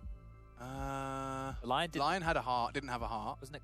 Or Courage? Courage. Isn't that yeah, okay. I know, that's where they lost me. Tin Man. Someone wanted a heart. I guess Tin Man wanted a didn't heart? have a heart? Yeah, if I only had a heart, that was what I did in my Wizard of Oz performance. Okay, all right. How musical was that? Oh, dude, there was a dance routine. So the Yellow Brick Road, Yes. myself and Amelia, my first crush, Okay. doing the Yellow Brick Road dance. All right. Music stopped. Live performance. Oh, no. The theatre full of parents. Oh, no. And I, being the superstar I am, continued of course the whole perforance. What about Amelia Amelia? sat there dumbstruck. Oh, She let me down. But there I was, off the Yellow Brick Road, left and right and left and I got a standing ovation. Well, I'm glad that the support network was there for you. Yeah, Alex the Tin carrying Man. on Then I through. got bullied. Everyone called me gay and I quit. Oh, well, and here you are. Here I am. Everyone calls me gay and I'm not going to quit. Well, just a note so everybody can stay up to date with what's happening here. We're restarting a PC. So classic. Bear with us. That's normally the IT comes in, they go, listen, mate, have you tried turning it on and off again? It tends to work more often than not. You would be surprised. Except you're not allowed to say that in tech support now. Really? Yeah, It's because a bit that's condescending. it's patronising. To be fair, when I'm on the phone with the internet guy and he's like, have you tried restarting the router? And I'm like, mate, are you bloody killing me? I've got packet loss. You think that I haven't restarted the router? Yeah. But instead of saying, is it switched on, you say, is the power light indicator currently lit? Ah, You see okay. what I'm saying? All right. You see what I'm saying? You got to really spoon feed them. Ay, ay, ay. Good to see Jason. Jason Moses is so tall in the flesh. Yeah. He's probably having a nap now. He's had 1 hour's sleep. He has to be watching, doesn't he? Oh, yeah, that's his job. Touche. Let's get a little litmus test. Hit us up on Twitter right now if you think this is going 3. Because I'm about to ask Chad, and I'd like to have other people's opinions in my Twitter box to bounce off of. Is this going 3? This is NIP's pick. They've already won it on LAN, the first ancient LAN game. Up against LDLC. Now, I will admit that I think Mousesports is a very different beast. Indeed. What's your expectation? Mirage was limp, especially that Wasn't second it? half. I didn't like it. I didn't like what I was seeing. Acor was getting absolutely manhandled in middle, right? He was almost a non-issue. Yeah. He was an issue for Mousesports, if anything, right? He was just getting picked off left, right, and center. 1-0. Look, let's go with it's going 3. I don't know how much I believe it. Like, I'm torn. I'm very... oh, now Hampus has issues. Okay. Oh, never mind. Device is trolling us.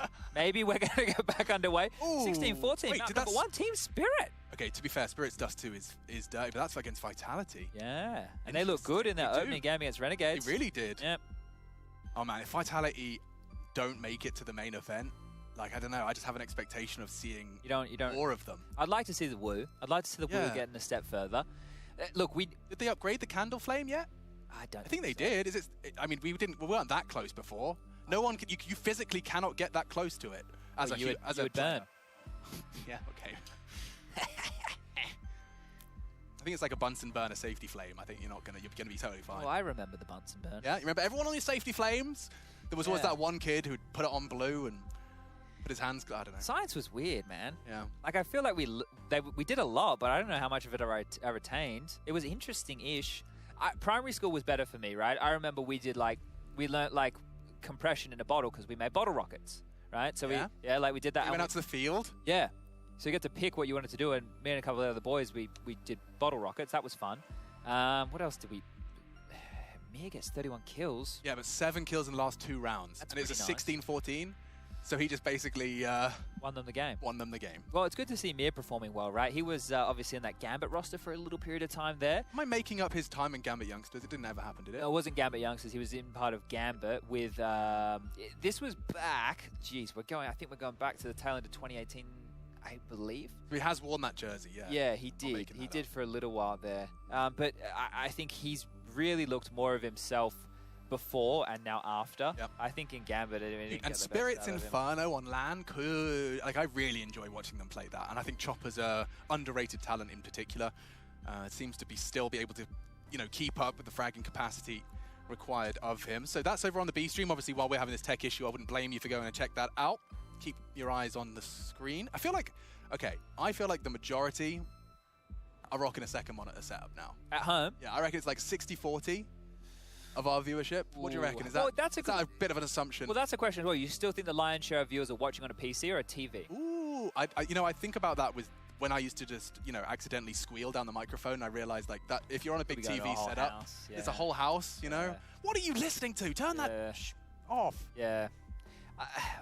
I think it's, you know, I reckon that with the whole Chromecast lifestyle we're living now, like the modern world where you can just beam 60 FPS, 1080p from your any device, your little square of light to your other square of light.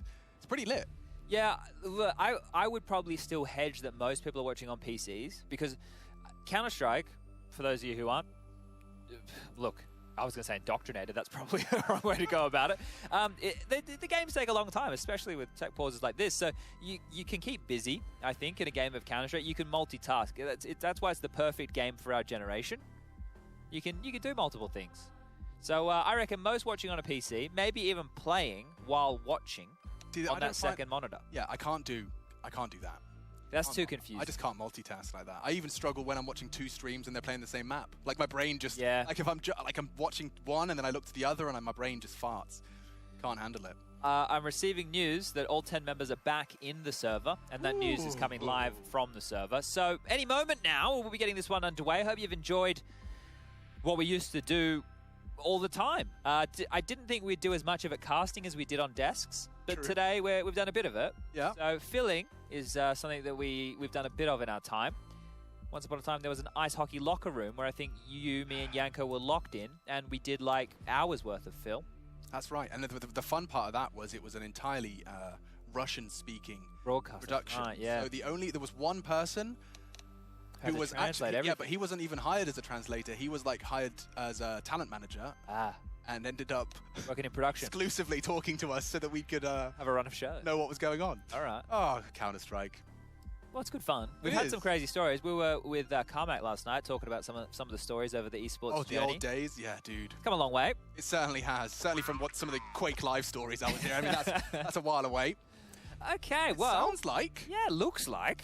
I see both sides typing R, which I believe, and I'm no expert, stands for ready. I hope so. And the match medic looks like it is done. So those click keys that you are hearing is just one away as freeze time is now ticking on down. Round number 2, getting ready to commence. And, well, we'd have to take a little bit of a look at the buy situation for NIP. What are they going to be opting for here? No surprises, it will be the force buy. I think that was the discussion we had just before we found ourselves in these technical woes. Were NIP going to take a save, get the AKs out the next, or were they going to try and jostle for control? And they'll be jostling.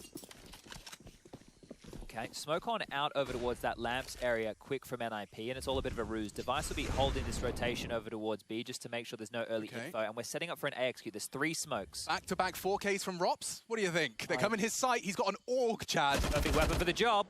First found. Do you really want to keep pressing the issue against Rops? With the biggest gun in the round. Another warning shot hit and another body dropped. Hampus and Plopsky meet their demise. That's 3. Device tested by Linus. There we go. My brain struggling. I felt like we teleported there for a second. They know where Device is and they know where Linus is. So at this point, all the info on Frozen's pushing middle right now. Getting a bit kinky with it.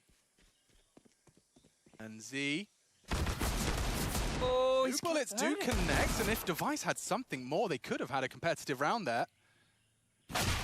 The end of that, Bemis makes short work of him. Okay, Mam Sports, they convert, they deal with the armored Deegs, and so they should be able to get the third a little less resistance. Did that feel to you like it was a little bit less wonky and worrisome than the ones on Mirage? Because remember, Mouse had similar problems. They converted the CT pistol and then they lost a couple. So I think this one, right now, where it is just Deagle and P250s in the mix, they need to keep it as clean as possible, right? Losing 2 just there.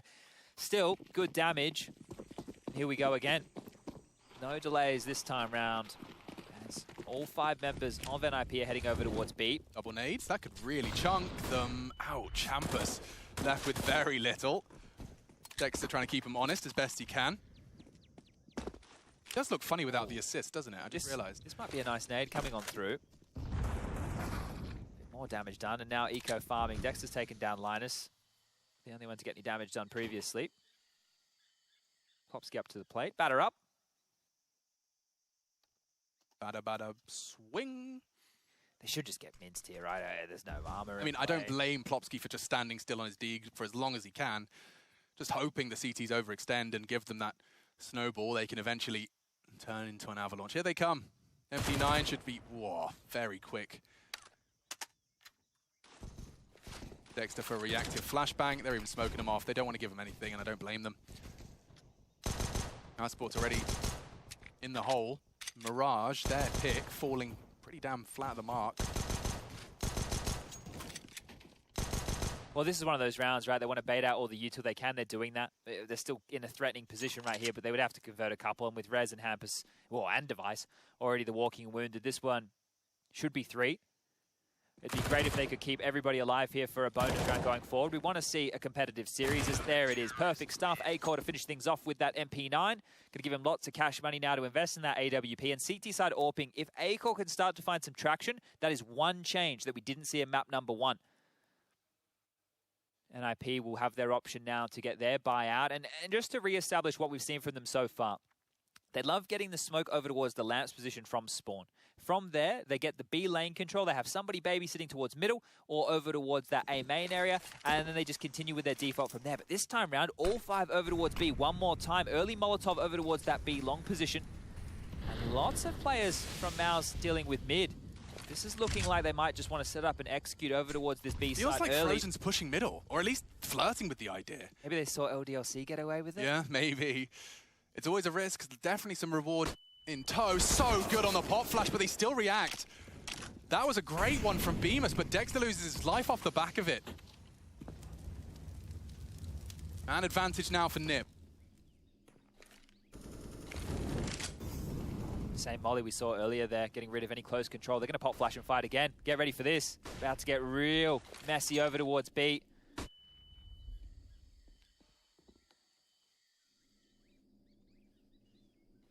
Flashing out, they have full control of bedroom, but the smoke's exchange, you have to go through it. A-Core's not looking, they could still punish. Bemis is there to house them, and a great chance through the smoke. It's Linus to find them both. And the defenders fall, so does the round. Frozen's still there to contest. Rob's a little late from Shelf. He could perhaps get his way towards Lights. He has a good weapon for this job. Clear out long, the angle's being held. It's Hampus just toying with him. Good precision. If he can find another, game on. Both tucked in on Cave. Frozen's got so much room to stretch his legs. Rez tucked in on that box. It's an easy clear. Oh, and he's found it as well. Got a kit. They can wallbang. Plopsky, patience, doesn't want to reveal his location just yet. He's doubled up on him. Oh, this is perfect from Plopsky. He has to time it right. And he's denied it. Plopsky 19 HP in the pre-fire on Robs' swing. NIP will make their first round known. And have a solid comeback as well. Robs almost did enough to pull that into contention, right? And it felt good from Frozen too. The fact he gets that dink off, I'm pretty sure it was Frozen getting that dink off from site. You thought maybe Robs can come in and convert. BMS was scrambling there. A-Core and BMS isolated. These 2 kills here puts us in that 2v2, and here it is. So, yeah, it was the dink of Frozen. Very quick on that. Well, that was a bit of a bonus, so Mouse will get another crack at things. Frozen with a deep smoke from spawn. That'll be landing over towards these B doors, and it's actually a bit deep. I'm not sure if that was the intention. Smoke's being dropped out from both teams here and creeping up. Rez is looking for a head early. He's just going. They're going through. Straight in. Dexter's still got smoke in his hand. He's being swung on. Quick react, though. Oh, and the leader steps up in a very big way. Double from Dexter. NIP falling 1 by 1. Collapsing. Hampus is next victim. He doesn't have the bullets. He does have the support. Rops is there, and Hampus just locked in.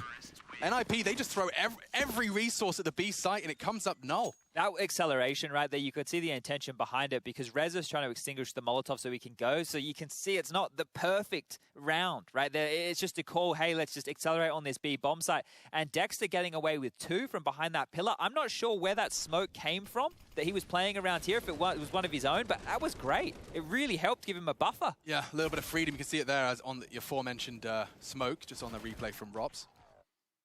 Oof, yeah, big one from Dexter there. Needed that. Well, we're back underway here. You were talking to Hampus, right? And his suggestion during the podcast was that Ancient at the moment is a very B-orientated map. But we're seeing evidence of that in his calling. See what he's talking about, but I think there's a few more nuances to it. This boost. Oh, Aiko ready for that one. Fuming it. That's what you want to see.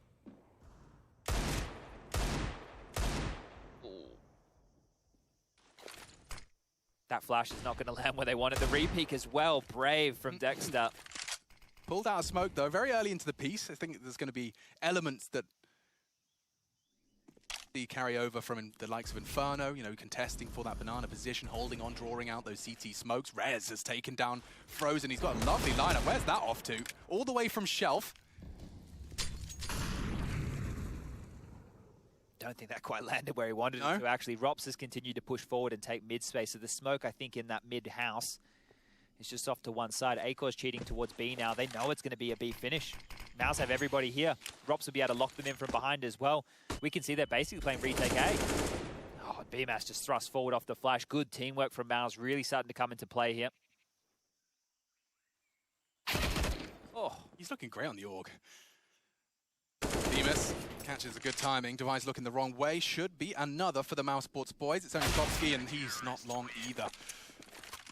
5 early for Mouse. They're running away with it at this point in time. Saved their schmeckles, though. We'll get to see NIP full invest off the back of a timeout threat. Given a chance to voice his concerns. Yeah, it doesn't feel like the 6 rounds of play, they played too many gun rounds, right? Yeah. So no warning signs just yet, but if they're unable to stay competitive and keep getting those plants, you got the max loss bonus. You want to make sure you can keep facilitating those buys time and time again. No T-side AWP necessary here. They will be operating with 5 AK-47s again. And yeah, look, if you are one of the A defenders, like Rops is, I think even at some point we might see a secondary AWP come out, but the AUG is the perfect weapon for the job, because if you think about some of the ranges of the fights, it depends on the CT setup for sure, but if they get donut control and you are on the side, the AUG is perfect to take fights down that long corridor. You can play retake in certain situations, and you can take those more longer range fights, but this was Rez. Lovely shot here onto Frozen. Been some, instant frags that are coming in, and this is good to see. So Akor, that 3 ping. Yeah. 3 MS, definitely do see it in some of the reaction times of these players. This is their default right now. Hampus mid, Linus worrying about the A push, the 3 players getting B lane control. Plopsky just swallowed that, didn't he? Down to 43. But they do have the map territory they're looking for. Oh, they might get a kill here. Device. Just around that smoke. Device actually spurred forwards. He wants to catch him on the retreat. Dexter's so lucky to be alive. One more bullet could have locked him in.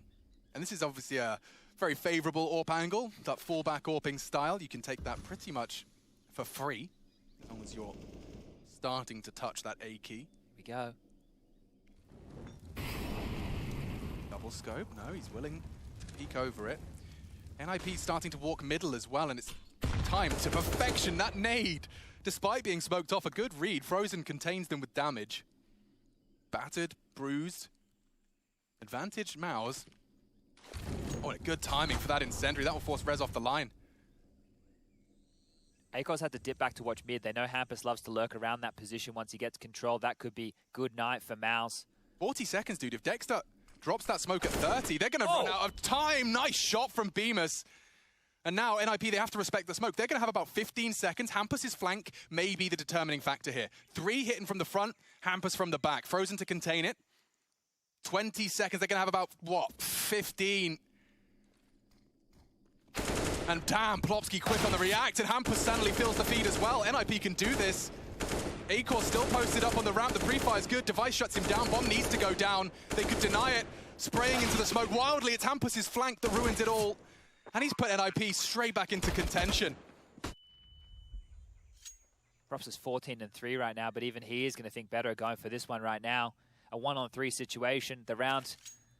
Mouse did a lot right there. Yeah, and that's the thing. Hampus is making a bit of a signature of that move. Like, we've seen it in the past where he gets through and he stops the rotation, but there he actually just barreled them out in a very, very big way.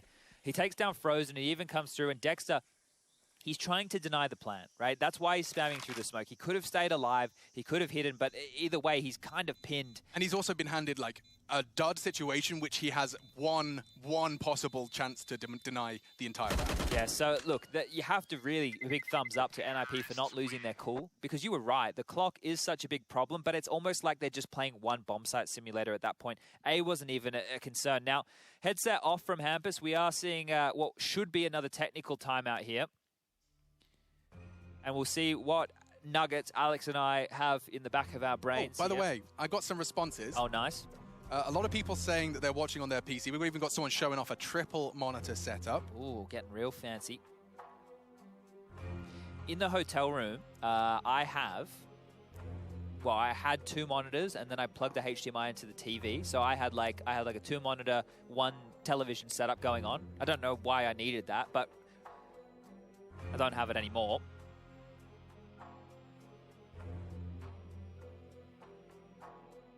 Any other juicy comments in there, or what's going on? Justice says, I usually watch on my TV and my neighbors can hear you squeal. Okay. Thanks. Well, actually, your neighbors don't hear us. They think it's you. Yeah, that's true. They think it's you losing your mind. So you can thank us for that at any time. This is Hampus on the flank. This was his 2nd contribution, his 3rd as well onto Dexter in the end. And Dexter low from that early device exchange where... Now, that actually is a good thing that we can talk about here is that deeper smoke... Oh, we're back underway. Never mind. Don't worry. We don't have to get into that conversation. Thank you. Default spread. Same deal from NIP here. 3 towards B, Hampus mid, Linus over towards A. This is the standard from Ninjas. It's very interesting. Acor only hangs around mid until Frozen's tucked in on towards Donut, right? Then he can start to back up B if there's any whispers of aggression from the Ninjas in Pajamas. Bemis pushed up a little. Linus, again, on his default, is responsible for the A-halls. He wants to make sure no one starts taking early info pushes if Rops was to go for something like that. They'd lose a lot of ground very, very quickly. We've seen NIP already today be diligent in the clears here of the Lamps area. Can't hold the line. That's a great Molotov. A smoke response does deny. Oh, but they have to back off. So territory's almost granted to NIP, but that smoke might slow them down going for that aggression. Dexter on the jiggles with the flash. So yeah, you bang on playing it very much like the top of Banana, just so you can't get executed on without info. There's the re-smoke. That smoke right there is the one I'm talking about. I think they're throwing it like that intentionally so they can creep down behind it and they can peek up more towards the back of the B lane. If they smoked off doors, they wouldn't be facilitated with a play like this. I'm with you. And you can peek above this box. He's chosen not to. What is he up to? Is he going to get flashed? Are they going to flash for him? Flash would be perfect. They're all looking.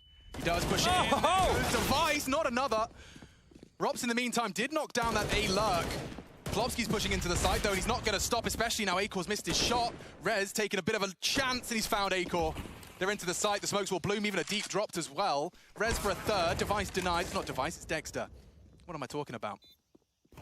Regardless, Klopski and Hampus make it just Hampus. A smoke shot from Rops. He's really farming now. I think his performance on Mirage bothered him. 17 and 3. And Hampus, that bomb's ticking in his favor, but how is he supposed to contain this? 1 on the defuse, 2 to defend, multiple angles. Frozen would need to die now. The swing comes in. Robs will make it 18. As Mousesports secure another. That's 6 now on the... I was going to say on the trot. It's only 1, of course, in response to NIP's 2nd being posted. 18? Wow. Yeah, it does. It did look like a lot before, but 18? Well, don't forget, 8 rounds. He got, what, 4 on the pistol? Yeah. Then he got 3 on the second round. Yeah. And the rest has just been a consistent double frag every time he's come to a retake. 18. All right, then.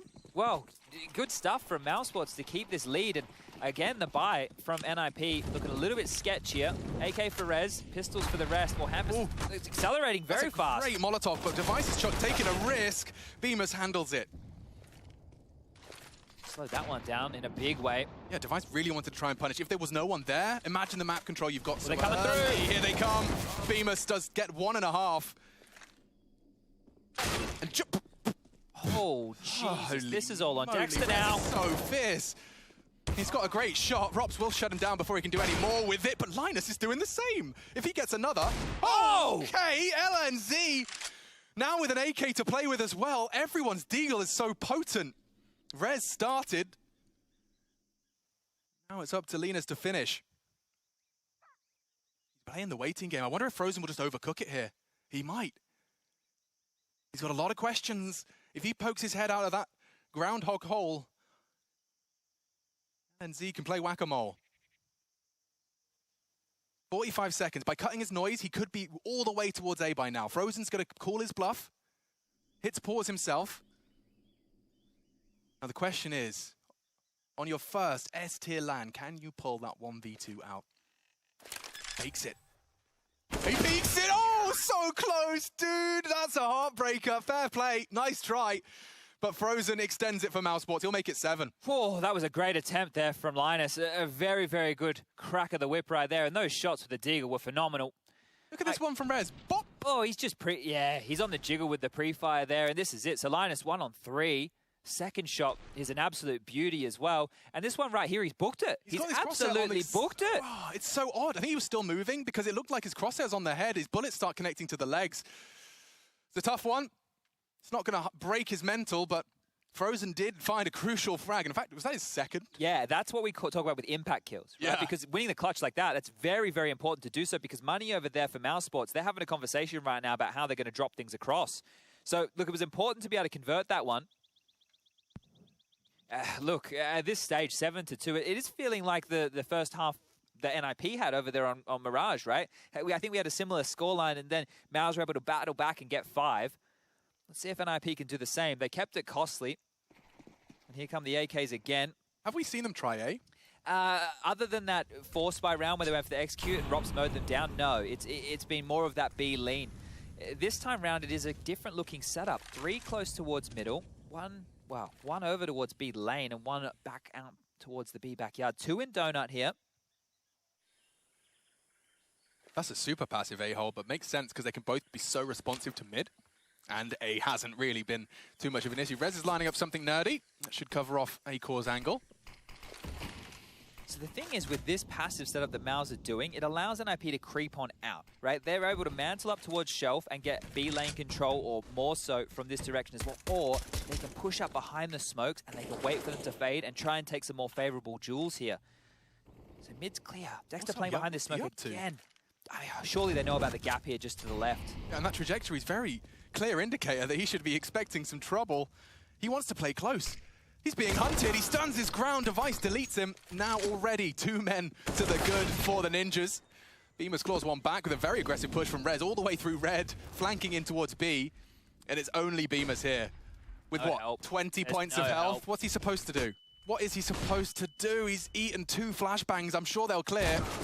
And that's the round. NIP looking to put this one into a 7-3 score. Oh, Frozen probably should want to save on this one here, unless they just want to hang around and see what they can find. Those bullets through the smoke, let them know they're close, and that's a big shot. That might open the door here. I say that, Rops is backing off. Rops is going the long way round. If he went up through Shelf and tried to help contest B that way, then maybe, but now the save call has definitely been made, and this is just for the longevity here within this first half. You've played more Ancient than me, Chad. You know those water steps everyone's kind of keeping their eyes on? Yeah. They're only audible if you're pushed up mid, right? Or can you hear them if you're pushed up like Hampus' position? I think what they're saying is that it's buggy in the sense that if you make water noise anywhere, that it can be heard. Whereas that's why you see them start. Bug. Yeah. But it's not like it's not going to happen every time. Look, I don't want to make a comment on that because for me, when we're playing it, we don't actually get players rotating back through there that we notice, right? When they leave spawn, they leave spawn. So, look, I think I saw Stiko was tweeting about it quite a lot. So if he's listening, I'm sure he could maybe give a bit more of a detailed explanation that we could get out there for all the people at home. I don't want to comment on it. No. That kind of thing to be happening, which it can, the fact that it could ruin a round. That's the part. That's the part that bothers us. Even with the spam, right? Like a lot of people, a Reddit thread gets made every week at this point, and I tweeted it out the other day. Valve have told me that they're going to fix the wallbangs in the next update. We just haven't had the next another update. So 2022. Okay. It might be sooner than that.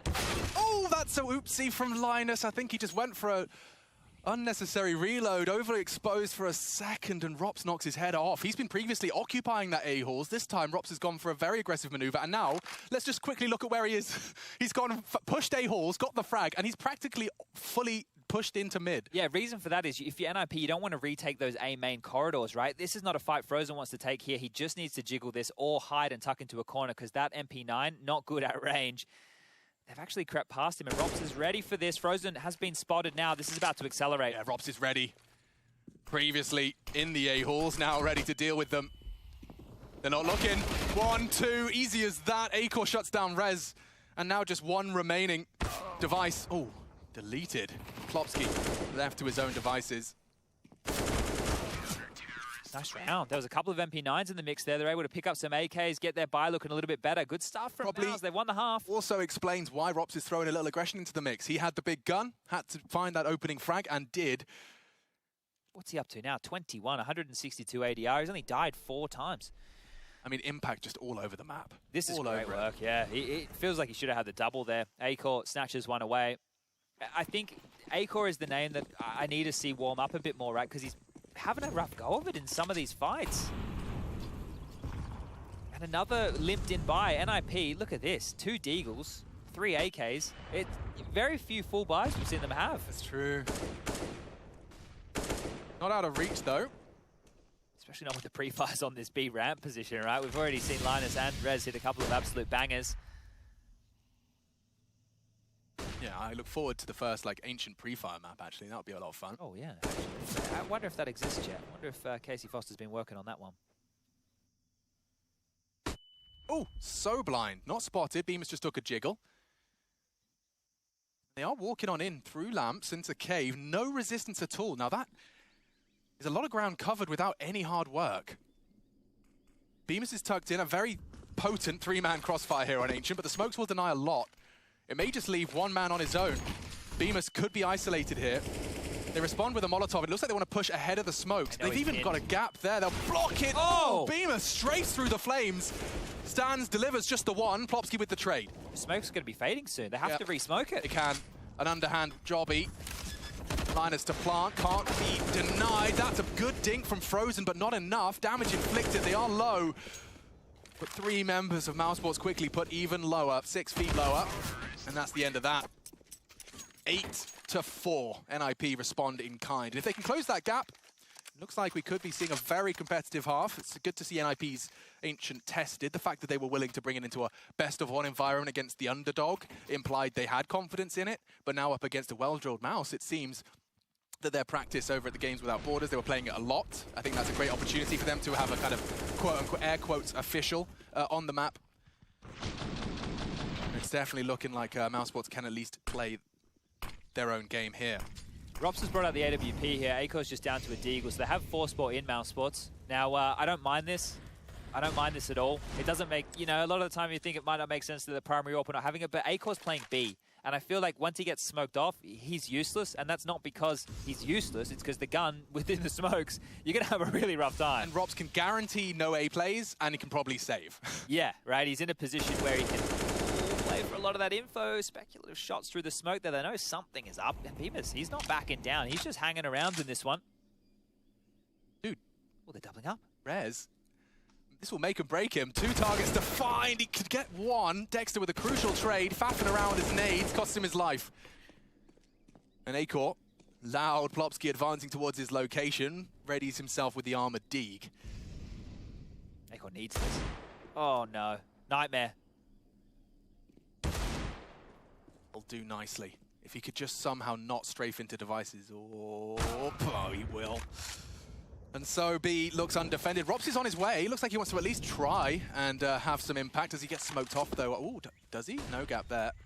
He's posted up in time, doesn't pull the trigger. He's been spotted. He will peek into device, and that's the end of that. Frozen, very disconnected from the pack. Bomb going down, courtesy of LNC. Frozen probably not going to want to save a Famis here, but he may as well. This is where the game goes from looking like a very, very strong first half from Mouse, as Device will finish off Frozen just there, to a very close scoreline, right? It will have to be the eco. Mousesports have no choice. They have to take the save, and then next round, the final round here within that first half, they'll buy back in. But it's just, look, now you've given them 6, and then you're staring down the barrel of 8-7. So what was a good half is quickly getting closed on down as far as the scoreline is concerned. Here's the problem with this for Dexter. Because he's gone to pull out a nade, he had the CZ. And as we all know, that gun takes a bloody long time to pull on back out. So as soon as he gets caught in that limbo, that's it. If he was granted an extra second, maybe he can smoke it off. Or if he kept his pistol up, maybe he gets a second kill. But either way, he found himself between decisions. It's a nice little boost angle for Frozen to have a pot shot.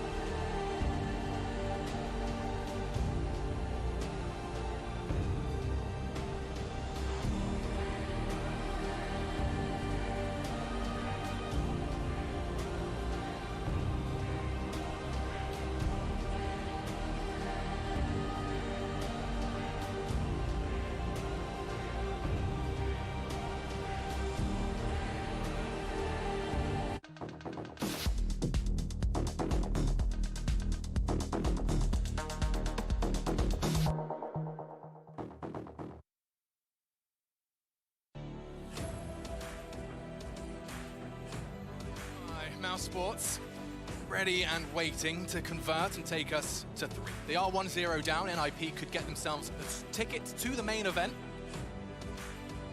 but they would require to overcome a 9-6 deficit. Solid half, we swapped sides. Get to see the boys from Mouse Sports now take to the attack. NIP 6 rounds posted on their attack. We're ready to get things started. Ancient.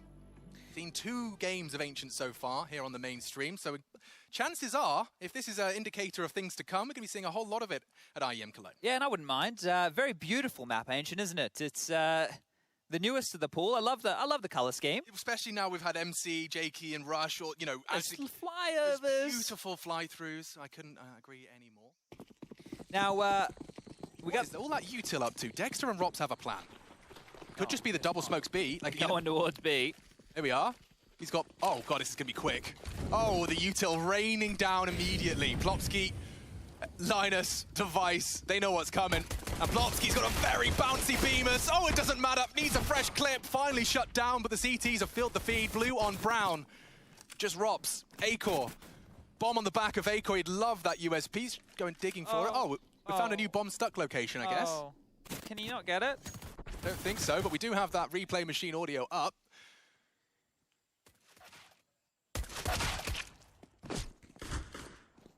Okay, they're making around to this. Yeah, that felt long range. Rez all the way down at the back of mid. And Rops is taking space. He's just beaten them to Temple, and that's a quick one from Rops. 2v2 now. Yeah, they've turned this around. It's getting competitive once again. 23. This is his map right now. He's got all the headshot angles. He's very comfortable with his angle management already on such a new map in the pool. Here we go.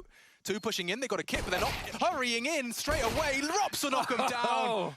Get out of his server. Ancient is his map, and Mouse Sports is his team. 10 to NIP 6. Having a bit of a game, old Ropsy boy here. If you missed the first pistol, we almost got an ace on that one. 4 massive kills when they were down in a 2-on. It was a 5-on-3 situation, and here able to, with Acor in tandem, get themselves back into another. So NIP, they're in a bit of trouble now. We'll be going for a 4 spy, and maybe if we do get an eco after this, I can just speak through what Stiko has been telling us about this water bug situation. Let's get through this round first. Straight out middle. Missmoke from the CTs. Nade on the feet of Frozen. Chunked on down to 48. And the frag for Hampus is quickly traded back. Acor to respond. Okay.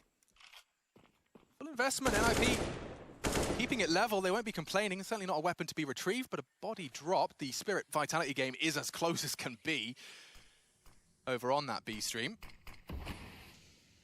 Looks like we're going to be seeing Mouse Sports just take a crawl towards the much less popular site. Now, Device is in Donut, so anybody makes a sound cue, he will be able to communicate presence. This is a good call with the weaponry that they have, right? Rifles are good at range. Reza Smoke might delay this. There's no way they push forward here. It would be such a risk. Oh, they're going. Here we go. Straight in. That's brave. Rez is holding a nice line. He can't finish the job. Does on the 3rd. Dexter down. This force bite looks like it's got some teeth, Chad. This is big problems. They need to get temple control here. They can't plant the bomb. This is the swing. Rez, if you could just find Rops, that's quick again on the Deagle. Double from the A defender. The bomb is down and ticking. Beamer's clawing one back, looking for the 2v3. 1v3. Acor steps up and knocked down. They are going to respond quickly. It seems the Swedes are not interested in letting Mouse run away with it. Oh, dearie me. Rez right there. You have to know when you're going into that A site that those long-range fights are a possibility. And I thought that that was going to work in their favor, knowing that they had the rifles. But it felt like they weren't aware of these angles, and Rez is able to profit. This onto Rops, though. Like, he's not there. He's not. His crosshair's in the wrong place, and that is hot. Yeah, great round here from Rez. Hot. Beautiful round there from Rez. And now, well, they got the bomb down Mouse, so they should be bouncing back with a force buy of their own here. It makes sense just to keep this CT economy under the pump. Yet to see them buy, and oh, actually, it looks like they're going to be going for an eco. So I can let you know what Stiko said. He's responded. It's crazy that he was actually watching and listening. Well, actually, it's not crazy he was watching. It's crazy he was listening, right? We know that most of them put us on mute. So Stiko has said, bug is random. It happens very often, though. If you are running, jumping, okay, there you go, perfect example, in the water, there is a much higher chance of triggering it compared to walking. Worst is you never hear it yourself if you trigger water bug, but teammates' opponents can. It's heard across the map. Yeah, so something similar to that overpass nonsense we when you drop in the water, yeah. You know, where like the whole camera sounds like it's underwater, but another one. Yeah, well, that's interesting. So, because that's the thing. We have played an awful lot of Ancient, whereas for us, we Well, you don't hear maybe it yourself, it's not, right? Yeah. So I don't know. Maybe it's not something that even came across our mind here, but that's good. We get the pros on the goes and get the official statements coming through. I definitely don't argue that the until it's resolved, why not just remove it, you know? If that's something that's going to be happening here at IEM Cologne. A real shame. Bombs loose in mid. Bemis and Acor just left to go ahead and just see what they can do. The double Glock party. If we're really quiet, we can hear the players communicating. Hey, really? If you put your ear up to the television.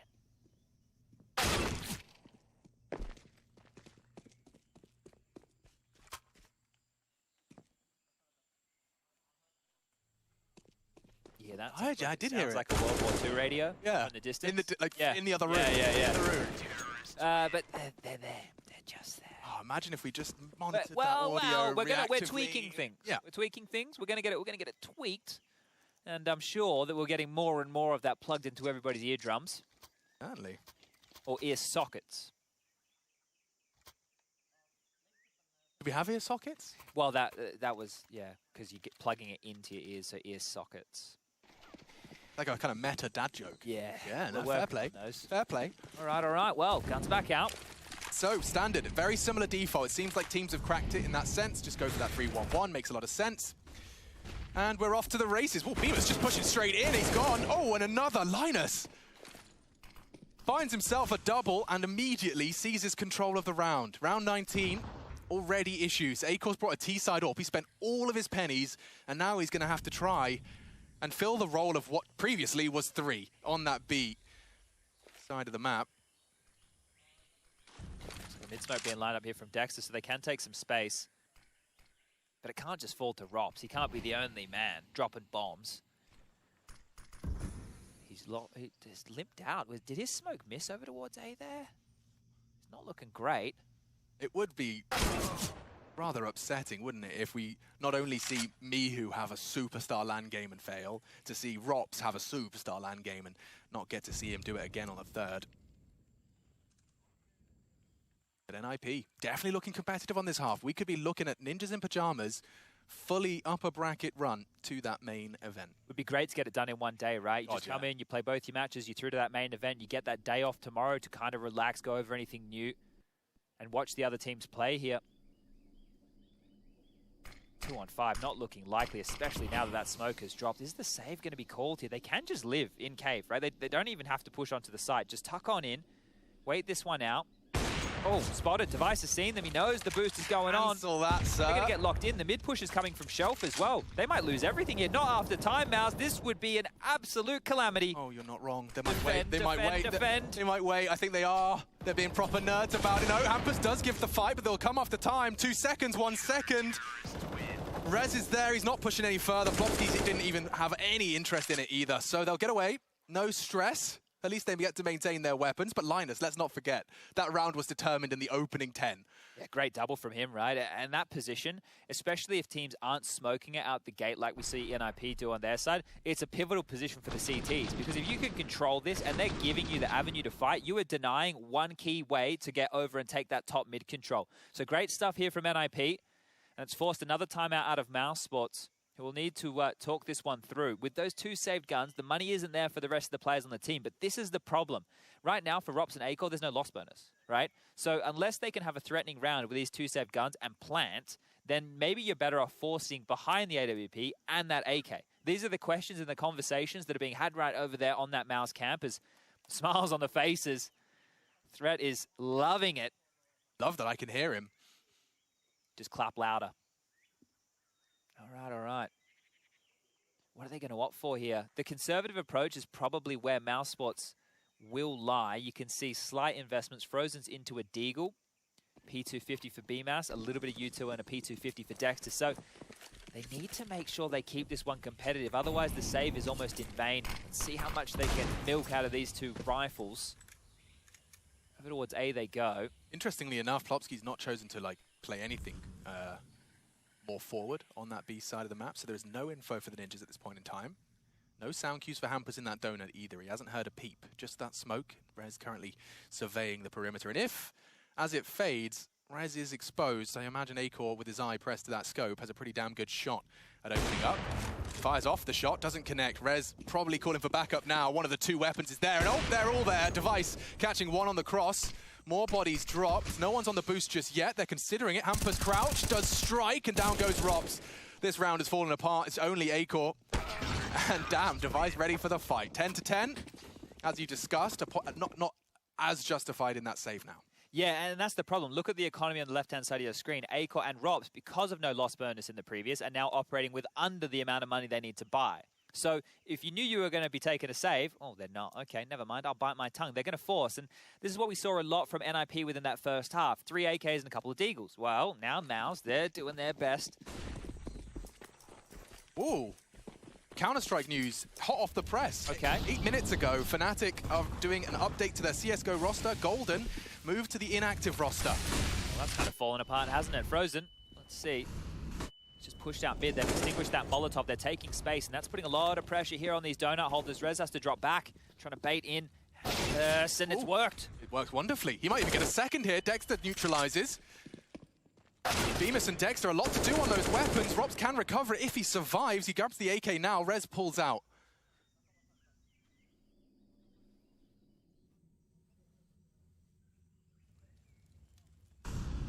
Man advantage for these CTs here, and this is it, the breaking point.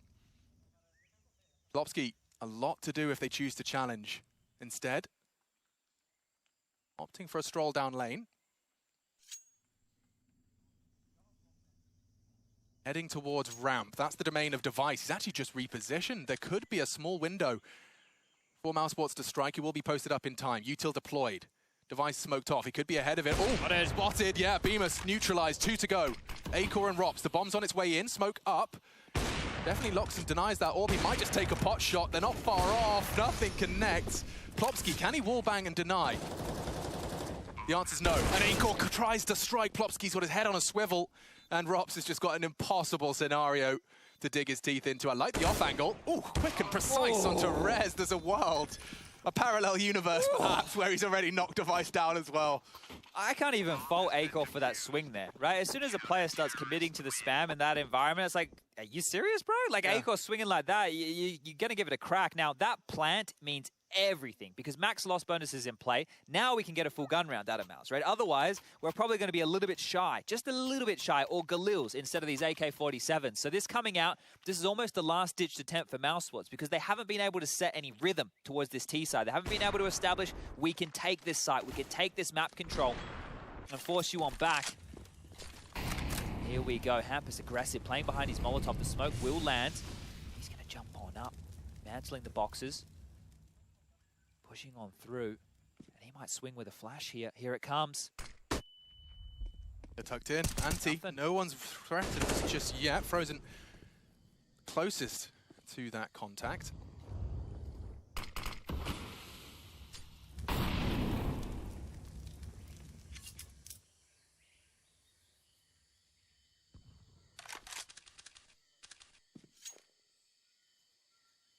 little bit of pace taken off this one.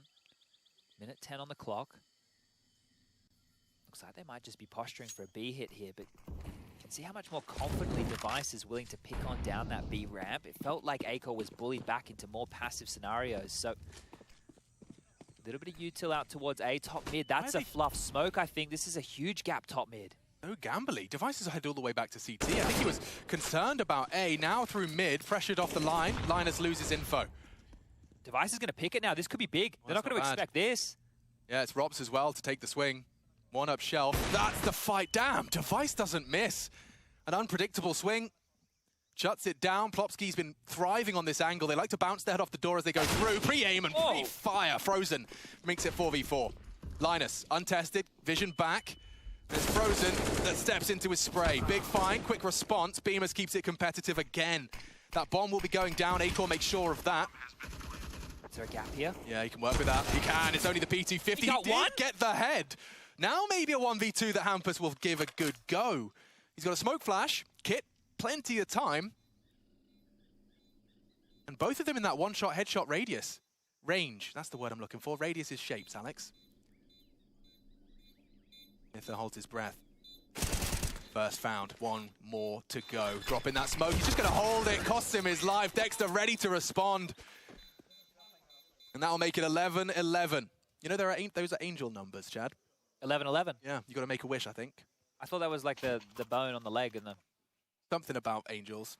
Angels, all right. Well, this was a phenomenal shot from Frozen. That was fabulous. This one here, I can't believe Device got anything. I don't even think it was aiming at BMAS.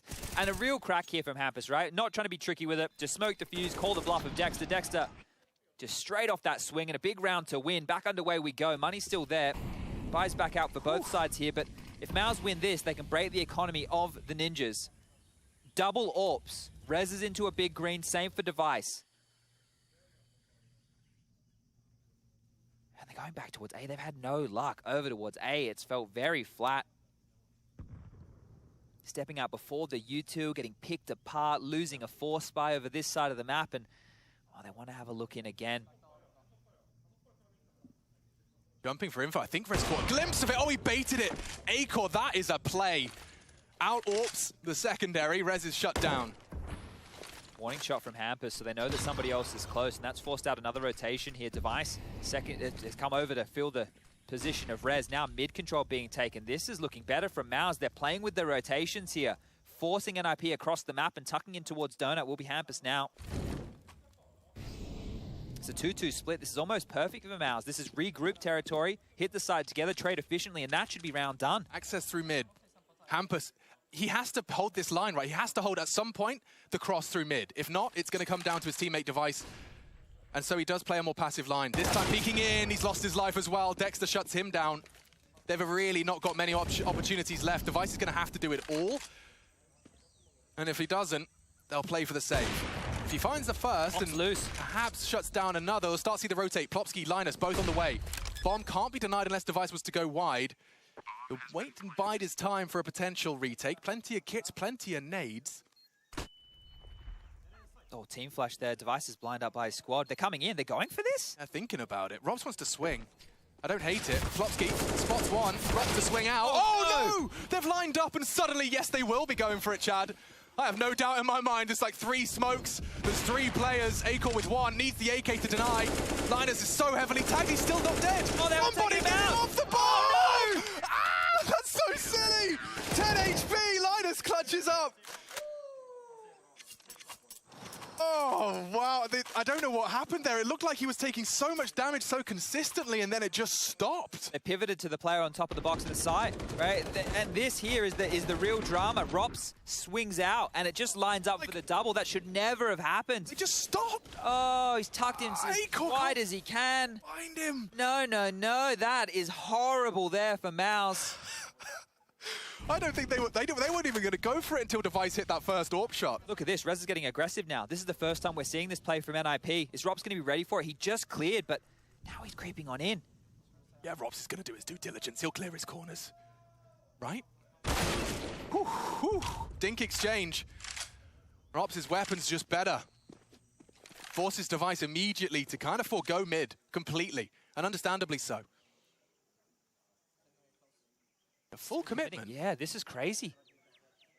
This is insane. Hampus is tucked in, and now he's playing passive behind the box. So they're opting to allow Maus to execute onto the bomb site. The swing from Hampus will come late. Device can swing from Donut and be a distraction here, and they can set up a bit of a crossfire. Smokes are being lined up. A minute on the clock. They rain on out. It's going to be the A hit. He has to just wait, right? Hampus is just going to have to bide his time. The rotation's coming. Everyone's going to be here. Off. He'll play in front of it, I imagine. They are boosted up. They're mollying. Does he burn? Not going to spread. Oh, that's perfect. And now he strikes. Perfect chance. He's, in unison with Device. Acor spotted out as well. Rops just the late prong in mid. He's tagged him with the leg shot, bailed out by the flashes and smokes of his teammate. A good find from Acor, just as his vision was denied by the flash. If he could find Device, he's actually pre-aimed it. He's got some serious awareness, this Dane. And Device. Oh, no. It's to perfection. Pin pull just as he takes that fight. And now from behind, Rops with the first of 3. I think he's saving this one. 15 seconds left. If he had a little bit more time, maybe he has a look in, but that's great from Device, just pivoting like that in all of the chaos. That sound cue, less likely to be heard, and a fantastic position. So great stuff here from NIP to get 13. And seeing the timing of as soon as he sees Device's name in the kill feed, Hampus is just going. As many as he can find. unchecked as well, and with the silencer. That's what you were screaming about, right? Like, they can't make the call. Especially with that molly, right? Because to play the box, what like Hampus is right here, it's super risky. It's a risk and a half, right? So the fact that that molly's there, he's played behind that box. They're not going to be expecting that angle. The silencer makes it harder to identify. They're already worried about so many different positions. And NIP, they've snatched away the lead, and the round timeline says it all. These T-halves have been kept very honest. Only 2 rounds so far for Mouse, and yeah, look, it's starting to get dire out here. This A bomb site has just been the devil. 2 smokes used as well right there. Flustered Mouse. They've just dropped 2 smokes to deal with 1 Molotov. That's a lot of resources to be dipping on in. Honestly, I think that ninja... It's rattled them big time. It's rattled them completely. Oh, he's going to be having nightmares of that one. He's just going to go into the offline server and... Oh, it looks like we have waved goodbye to our first team of IEM Cologne. Bad news bears a short-lived trip across the pond. LDLC throwing the knockout blow.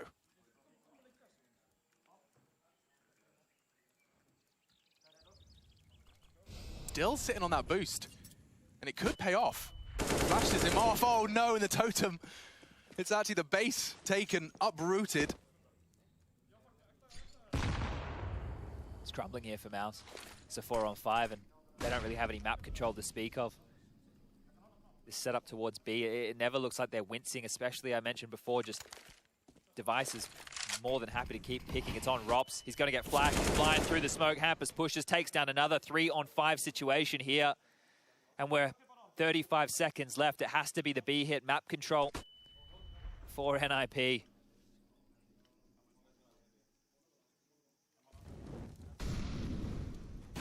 Device. Sharp.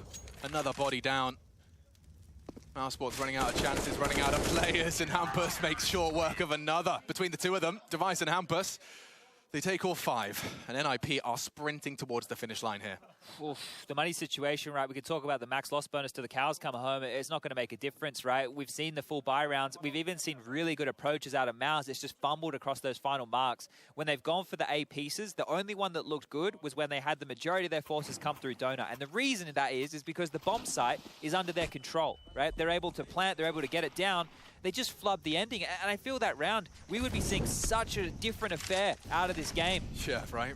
NIP would have been strapped for cash. They weren't even going to go for it, I promise. Device gets 1, the rest falls into place. Linus shows up in a big way, as well as that Plopsky double. Here we go. It's just going to be armored pistols, keeping it responsible to ensure they can at least put up a best fight possible from that 15, should they concede. A full 5-man gather of Mousesports. What are they working with here? 1 smoke, 2 flashes. They have to hope that they're just able to run over NIP here, who have 3 players towards the site, and they've just re-smoked the top of this B ramp. So contained indeed, and here we go, creeping up. Acor, he's got 20 kills to his name. He's going to need a few more. Good chance for Plopsky to do a lot of damage. The nade does too. Device to finish things off. He's got his USP should he require. Deagle shuts him down. Acor so low. Dexter's gone as well. There's nothing left for him there. 15 NIP, they're starting to feel it. And so are we. Great work from audio. You can hear starting to feel like I'm there. Yeah, we're almost there with the players right now, and this is it. You're here in that LAN environment. The hype is there. The hype is real. And that nuke that landed as they ran into Plopsky, right? They were shut out at that point. Short Device goes on down, but mopping it up. Linus, he's here. There's no fear with that kid. He's happy to take the fights. He doesn't look like a fish out of water. He doesn't seem to shy away from any of these moments, which is great to see. But here it is, the last-ditch attempt. I mean, he was the one that somehow, some way broke Mousesports. At least they're mental. Myth has done everything he can now. You've called the timeout. You've got the full buy. As a coach, now all you can do is just bite your nails and hold your breath, because here we go, 10-second countdown before we do get into round 27. NIP series point. 4 opportunities to lock yourselves in for the main event. Threat, probably in a similar boat to Mytha now. Just wants to see it over the line. All right, what's the approach? Early smokes out mid here. 1 towards top mid, 1 over towards Lamps. Just aiming for this control once more. Very quick on this. A little bit of damage done. Plopsky's hearing the footsteps. They know the attack's coming, and Hampus, he takes the peek. He missed the shot. Acor whiffs the first, thankfully shuts him down. It's cost him a great deal of health. And no, he's not just going to walk through. He is, and Device is just ready for it. Deagle equipped. treated himself to a sidearm, and it's come into fruition here. 4 frags separating them from the main event. Mousesports to be sent spiraling into the lower bracket. And Rez finding another. A-Corp will not live on. Back to B for the regroup. Linus late to the party. He's going to be the only man from the Ninjas there. That's interesting. Suppose Plopsky tucked in actually on the lights.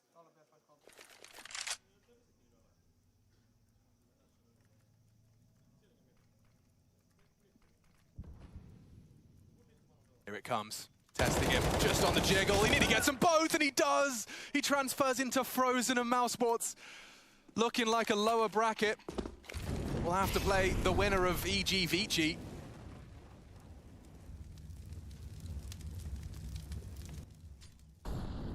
Bemis up against the wall. It's Plopsky to lock it in.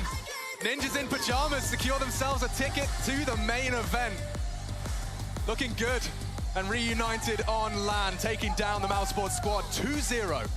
Convincing fashion.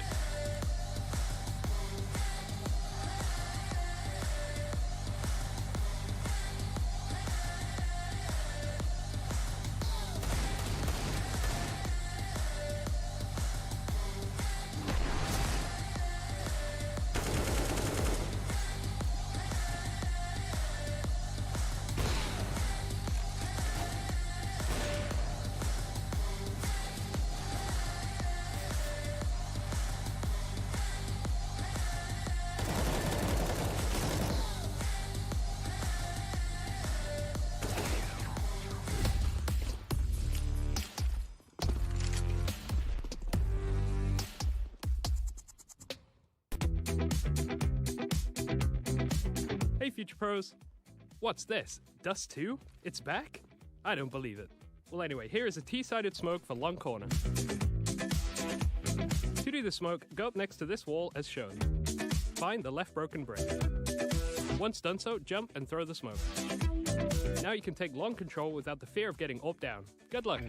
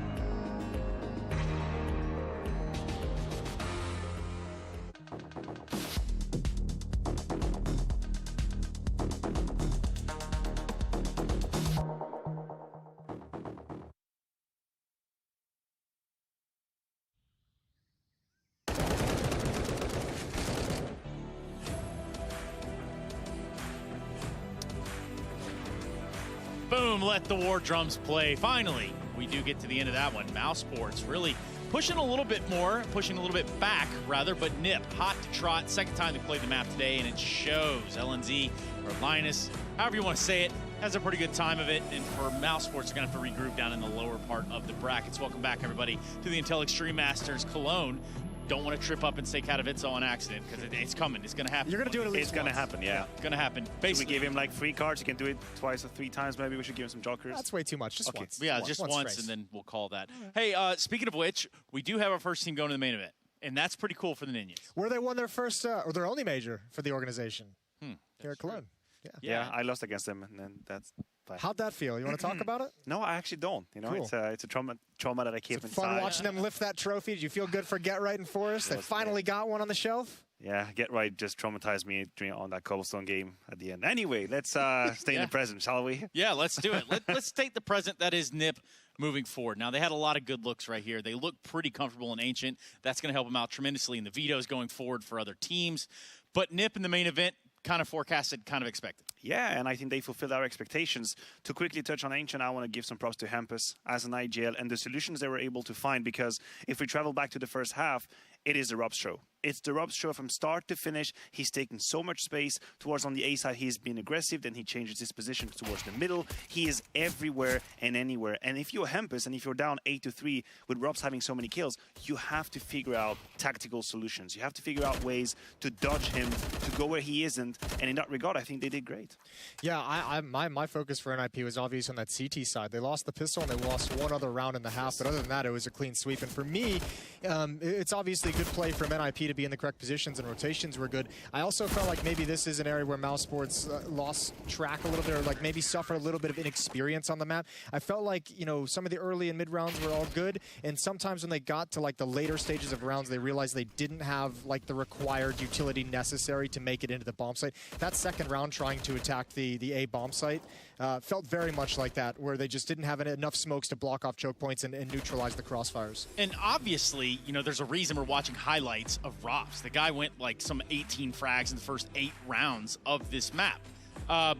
All in vain, of course, but had a really good showing here in comparison to what he had in Mirage.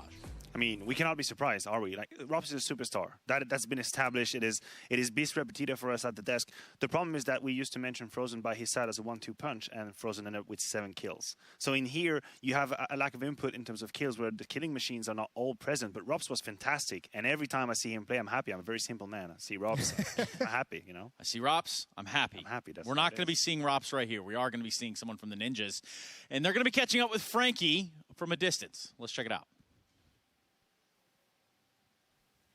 Linus, congratulations on a double victory today at IEM Cologne. Mouse Sports obviously thought you might have some issues on Mirage today. How did you get that map land ready? I think we had some changes ready since the last tournament we played. We had a whole new game plan of how we approach especially the CT side. And I think they might not have been ready for it if they watched our demos. And I think we just focus on playing our own game and doing what we know what we can do the best. Are you slightly worried about playing your own game on Ancient going forward? Because we know Hampus loves going B on your T side. So maybe teams are going to be ready for you next time you play it. I think we're really confident on the map. I think you can see that when we play as well. And every time we play it, we're just laughing because we just love that map. It's our main map, I guess. Let's talk about one round in particular. The Ninja Defuse in that second half. Talk me through what was going through your mind. I think it was the one when we Ninja defused on A, right? It was indeed. Yeah, I think we had the info that 2 people were at Donut, and then we just said that we had a lot of nades, and I just said I was smoking Donut and defusing, and then we won the round. I'm really happy that I didn't die of the spam. How does it feel knowing that that is the round that turned the half around for you and essentially booked your spot in the main stage of IEM Cologne? It feels really good. Like, it wasn't really any skill. I think it was just luck that they spammed the wrong side of the smoke. But I guess I'm not complaining. We're really happy that we made it in the play-ins. Well, some might call it NIP magic. Thank you so much, Linus. Congratulations on a fantastic first day. Thank you. Yeah. Well, it certainly is that. Yes, it certainly is that. Hello? You are here. Okay, yeah. And we are here. Okay, And we are looking at the very clip that they were mentioning right there. Round number 23. That was a 5v3 for Mousesports where they had the A side, and this is where the Ninja diffuses come through from LNZ. Sure, we can all clap about that Ninja diffuse, but let's not forget the fact that Mousesports had complete control of that side, and this is where you were talking about utilities and being able to close these situations. To me, that was a turnaround. This is the moment when IP took full control of the game, when Mousesports had everything they needed to set up a good pace on that second half. Yeah, I don't disagree. This was an important round. I actually didn't feel like NIP was ever in danger in that second half of losing any kind of control. Like, there were a couple close rounds. That one was obviously extremely close. But I noticed when they went to the B-bomb site a few times early on in those gun rounds, NIP handled that without, like, I didn't feel like Mousesports actually had, like, an opportunity to win too many rounds early on in that second half. I thought NIP just dominated them. That's a pretty big statement as well to say Ancient's a map they feel supremely comfortable. They're just laughing on that's like one of their main maps. That's kind of a pretty early point in this tournament to just call out and say that this is our map. And let's go a little further there, too. We looked at LNZ, or Linus, however you want to say it.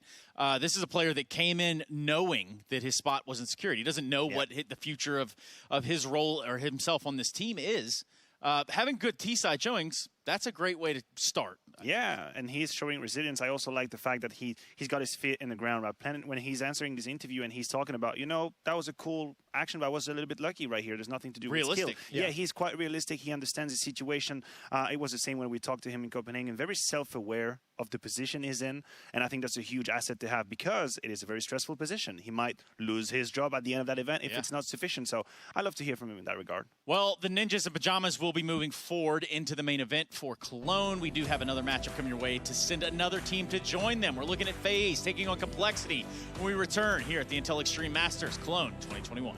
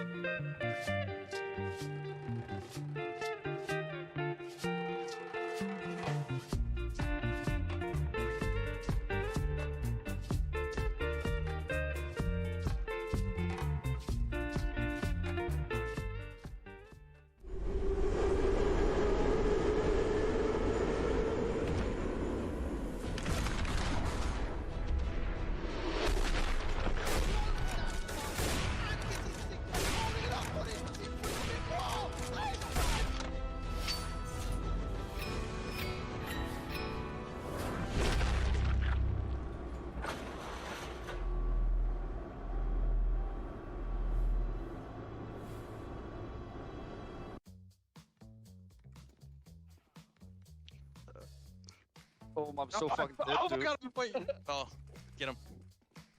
Oh, Yo! Yeah, baby! all again, dude. I'm not going for anymore. Oh, you're next.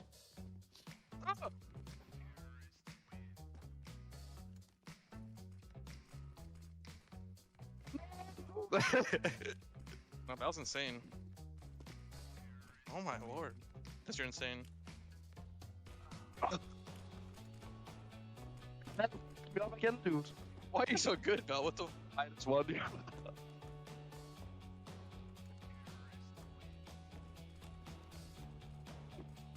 No, Will! Bell! Like you're bloodthirsty. No, Will, why? Let's go, Justin. Damn, you gotta fucking go. Oh, they want to kill me, man. Yeah. Ah, man, I'm gonna win it. No! Oh my god, he fucking took my ankles out. Oh! I've done 4 times going for the gun, dude.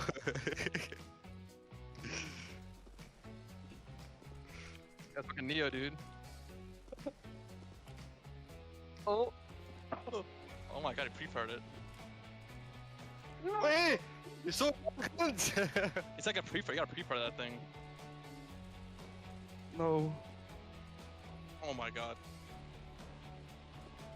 Oh my, oh my! They're covering it, dude. Oh. Yes!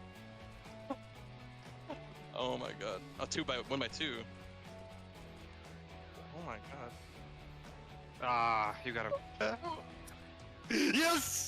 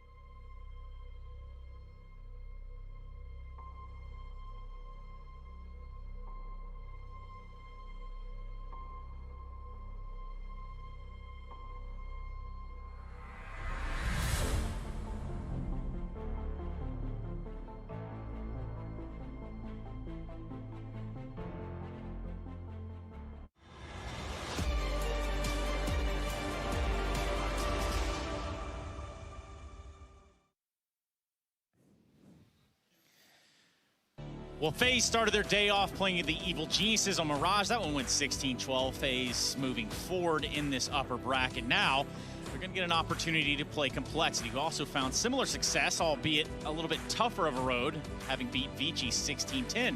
Also on Mirage, who would have known? People like playing Mirage a whole hell of a lot. For us, though, we get the opportunity to talk a little bit about Faze and Complexity, and in this notion, it's Complexity that I want to start with. I think our chances at our event are pretty good to make a top 8 run in the playoffs. We don't have a set goal. Obviously, we are expected to make it out of the play-ins. That's like the number one thing. Like obviously, make it to play-in or make it out of the play-ins. And then group stage remains to be seen for us. But I think a personal goal of mine would be top 8, even quarterfinals, semifinals, if we can. That's definitely like a realistic goal, I think, for us, because we kind of play all the tier 1 teams close. Even like the top teams like Gambit, we played them twice in the last month, and both times it was like really close. Like we could have won, but we were lost by 1 round one time. So I think we're amply prepared to play anyone. We just got to close out these games that are close for us. Thank you very much for that, Mr. Rush. For us, we do take a look at some of the placements here for Complexity, a team that was hailed as the juggernaut at one point, and they might still have a little bit of that left in their tank, or maybe a lot, depending how this goes for them, Jason. Yeah, they looked like it as well. They looked like a team that should be called the juggernaut for a little moment there. Those results, I feel like, aren't exactly what I would expect out of them. I feel like they're a way stronger team than those results I just saw. Jason, I think I just had like a brainstorming moment here. Yanko, perhaps you can tell me if I've lost the plot. Yes, you have. Okay, well, in that case, forget it. I won't even bring it up. No, what'd you call it? Little moment? Little moments with Momo or something like that? Or I don't know what you're talking about, Trace. Forget it then. Never mind. Yanko, when was the last time you did a desk with little Jason over here? Well, it's been a hot minute. I think that's fair to say. Even when, we were full-time, he kind of went over to cast. It seems like a lot of people are doing that. First Jason, then Chad. Maybe there's something in there. But yeah, definitely miss Jason as part of the broadcast team. Of course, I can't be there in person, to give him a proper welcome. But it's great to have him back. Yeah, hopefully. Yeah. Hopefully. Let's take a look at the world ranking here for Complexity. Where do they stack up on our tree? You can take a look at the chart, rather. Jason, you're pretty good with charts. You passed, Michigan education. So what are we looking at? Yeah, I got somewhere. Yeah, you can see there was a big dip down in March, but obviously climbed right back up. And I mean, they've been kind of really dangerous, and I feel even more dangerous than what the ranking kind of implies here. But I think, kind of establishing them. I think you called them the gatekeepers of the top 12 or top 10. Somebody did. That's That's probably a fair assessment. Listen, Jason, I know how it is. Like, while you're coaching, you don't care about other teams. You're just Correct. worried about your own team. So I'll tell you what's happened Thank with you. Complexity, right? They've become this team that plays very good up until the moment where they have to beat someone really good to make it like into the top 4 or the finals or something like that, right? And then they just lose. And this has happened like time and time again. They look really good in a tournament, but whenever it's, crunch time, whenever like they need to beat someone really good to progress further, that's just where they stop. So hence the gatekeeper tag to an extent. And to be honest, it's been a while now. It's been a lot of tournaments. I remember saying the same thing at Pro League, right? Like they had time to practice, they had everything, show us something now, beat someone, and it still hasn't happened to this date. So the expectations for Complexity are kind of here and there, right, Yenko? Well, I mean, it's difficult, right? Like, this is the end of the season. Have to do with the players to watch. Brought to you by Epix. Now we can take a look at these two players that have been identified.